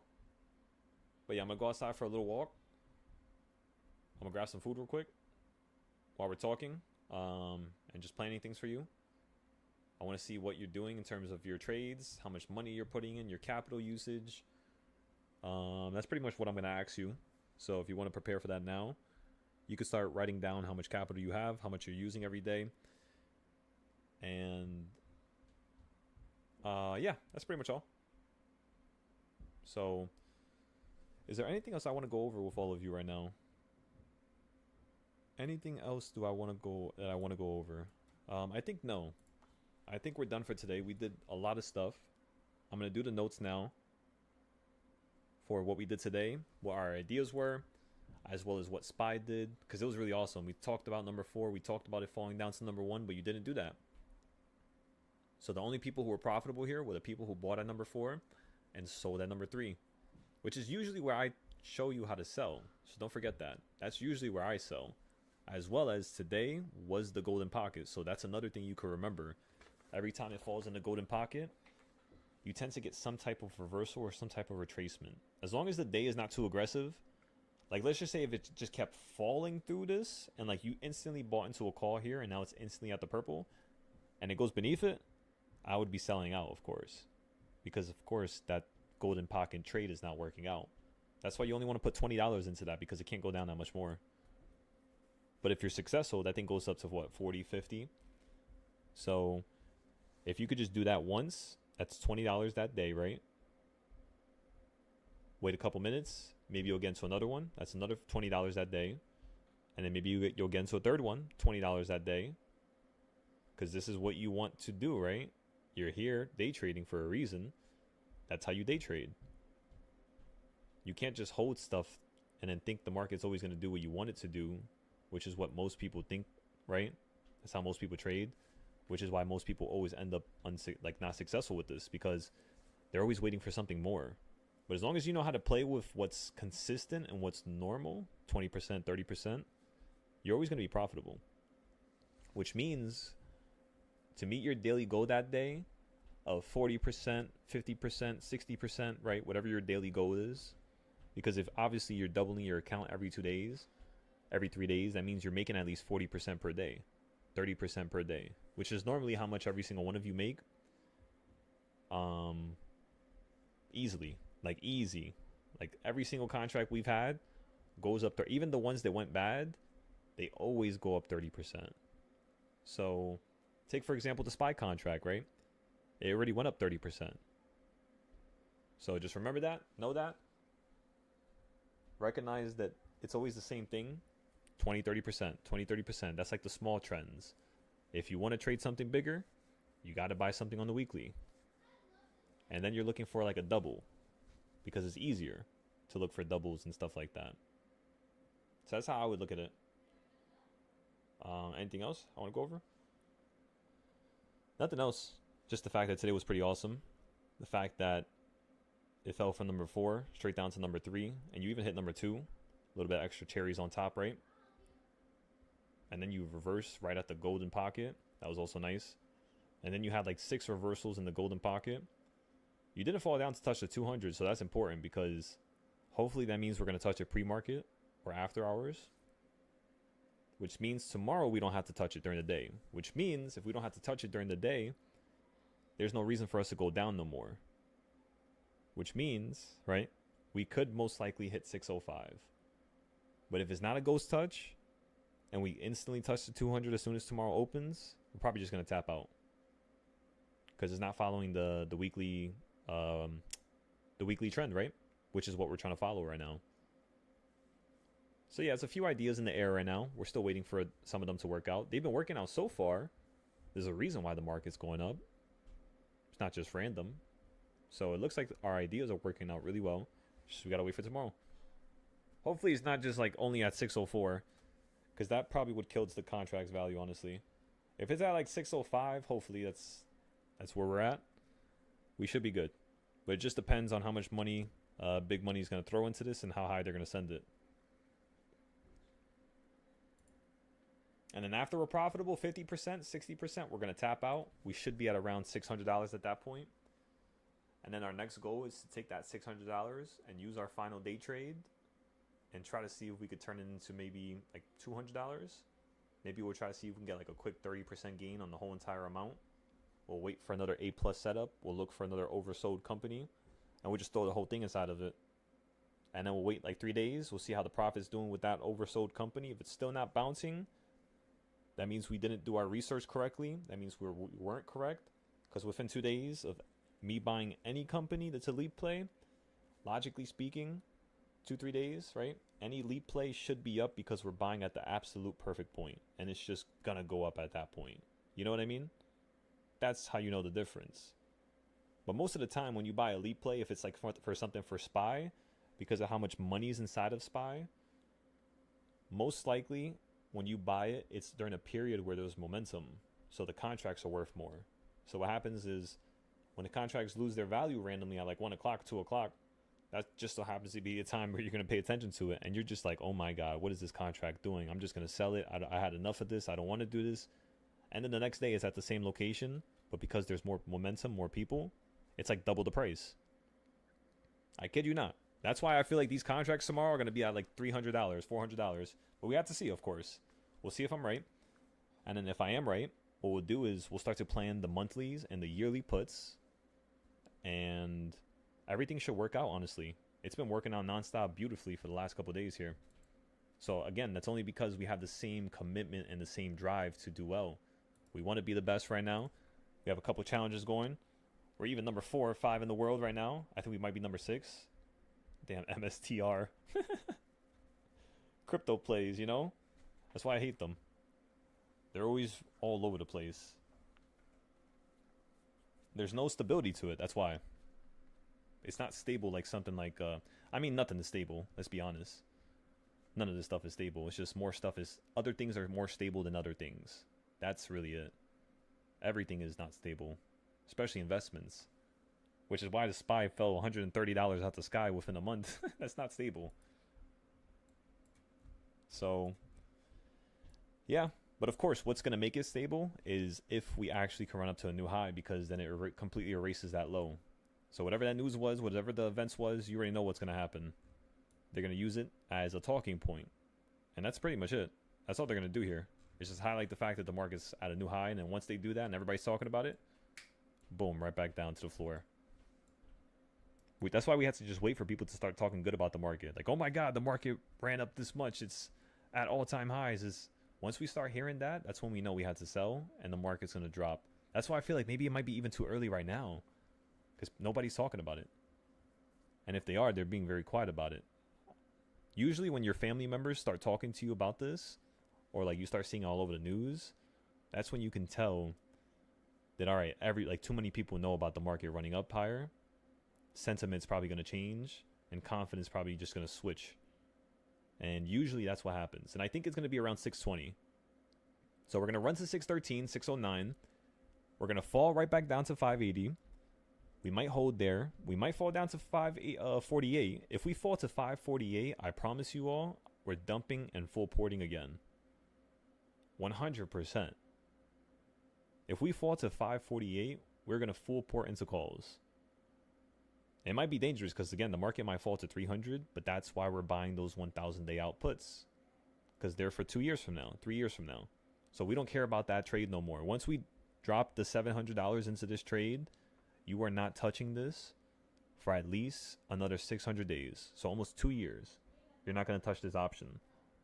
And of course, what if SPY runs to 580? Well, that's the thing is, if SPY falls down to 548, you already are going to have 3 different plays that I'm going to cause you to get into. So whatever money it costs for the $700 play, what I want to do here is make sure that if it's at, hopefully it's at 500, right? So for the $500 play, what we're going to do is make sure that whatever money you would make if the market falls down to 580, it's enough to cover that cost of that option that you're holding for another 2 years. You got it? That's all you have to do. As long as you do that, you're always going to be good with another option on the back burner just in case it's free, while you have that same amount of money you paid for it in a whole nother play. So again, it costs 500. We spend 500.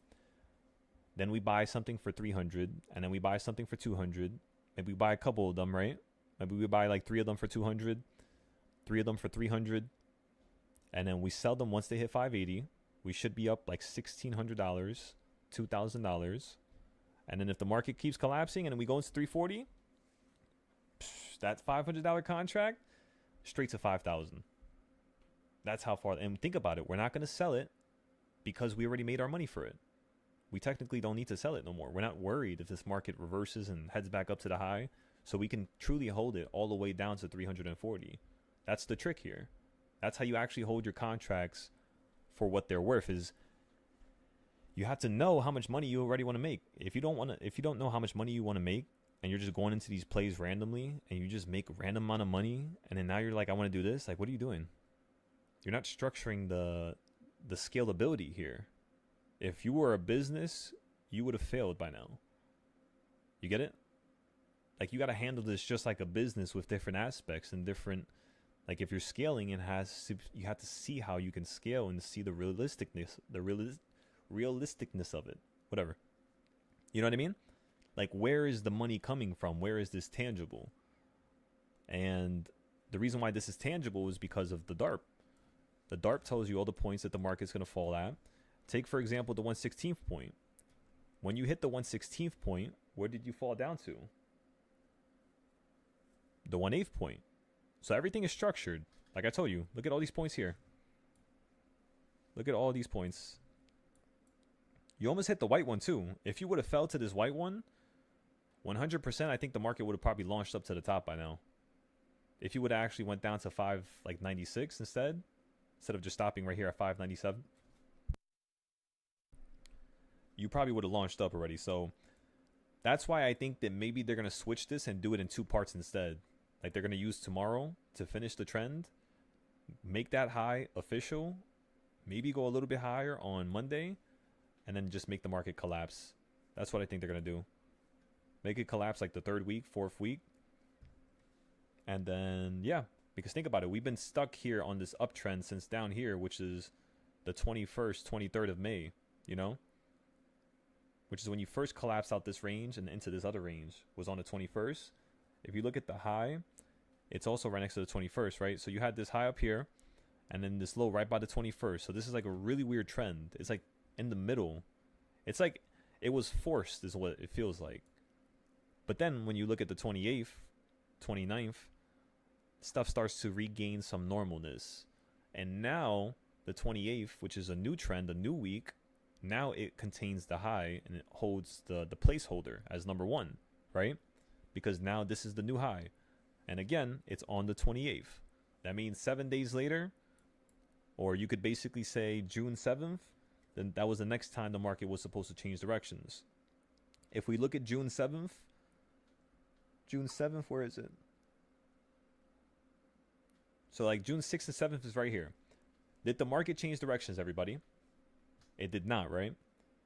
So that's why I'm thinking that the trend you started on the 11th is probably something you're going to continue on the 13th, because it's still doing the same trend, unless the market wants to now snap, because you could snap now. It could still break right now and fall down, but I might as well just wait for it to do so, and then we'll trade it. Because again, I told you, the market's trying to be complicated. It really wants to go up to that high, and once it hits the high that it's supposed to hit, I'm telling you, it's going to just start crashing out the sky. It's not going to look like this. It's going to look way worse than this. So it would have already been confirmed if we're going to fall right now. That's what I want you to understand. We would have noticed by now. It still doesn't look like it wants to fall. So yeah, we'll give it a couple of days. This trend is just being, again, very, very, very slow, to say the least. So we just got to wait for things to speed up a tiny bit, which yesterday it did for a second, and today it did for a second. So we'll see if that's proof that tomorrow is going to be more insane, right? Maybe double today's momentum. So we could fall down a little bit. Maybe we'll fall to 601 again. After we fall to 601, maybe then we'll run to 605. So maybe at 601 we'll average down, which is where we got rid of our 2 contracts today. So technically we can average down tomorrow at the same price, if not way cheaper. And yeah. If not, since it's a 3-day contract, we could just tap out, wait for Monday, and then buy into a new 5-day, if not Tuesday or Wednesday. We don't got to rush this. Remember, we're waiting for the market to come to us. And that trade yesterday was, again, waiting for the market to come to us. It hit number 4 and 5. We hopped into a 5-day, 15-day, just like how I explained to you in the rules we need to. So everything we did was following the rules robotically. You know? No feelings attached, no nothing. Robotically following stuff without fail. And yeah, we then said if it reverses by number 4 and hits number 1, we might be in for a bad situation, but it didn't do that. So it still looks very bullish right now. Last week you had a ghost touch on the 200 on Friday. Tomorrow's Friday, so it might be the same thing this week, right? So there's a lot of things that are lining up right now that are a little too good, you know, and I don't like it. So because of that, I'm just not wanting to play the puts. Once I see everything completely break and people think the market's going to continue to go up higher, which I don't know. That's why I feel like maybe it's going to run to 618 because they might want to just break something a little bit, make people turn, you know, the opposite way, the opposite manner, look into a whole different perspective, thinking that the market's going to continue heading up higher, and then it just gets shut down there. And then it goes straight down to 580, straight down to 548, finally hits the level we wanted to hit. That would be awesome if it could do it like that. I would prefer that much more, honestly, if I'm being real with y'all. I would prefer the market running up to 618. That's why I kind of don't want to get the 1,000-day yet. That's like, you know, 620 to 640 talk, you could say.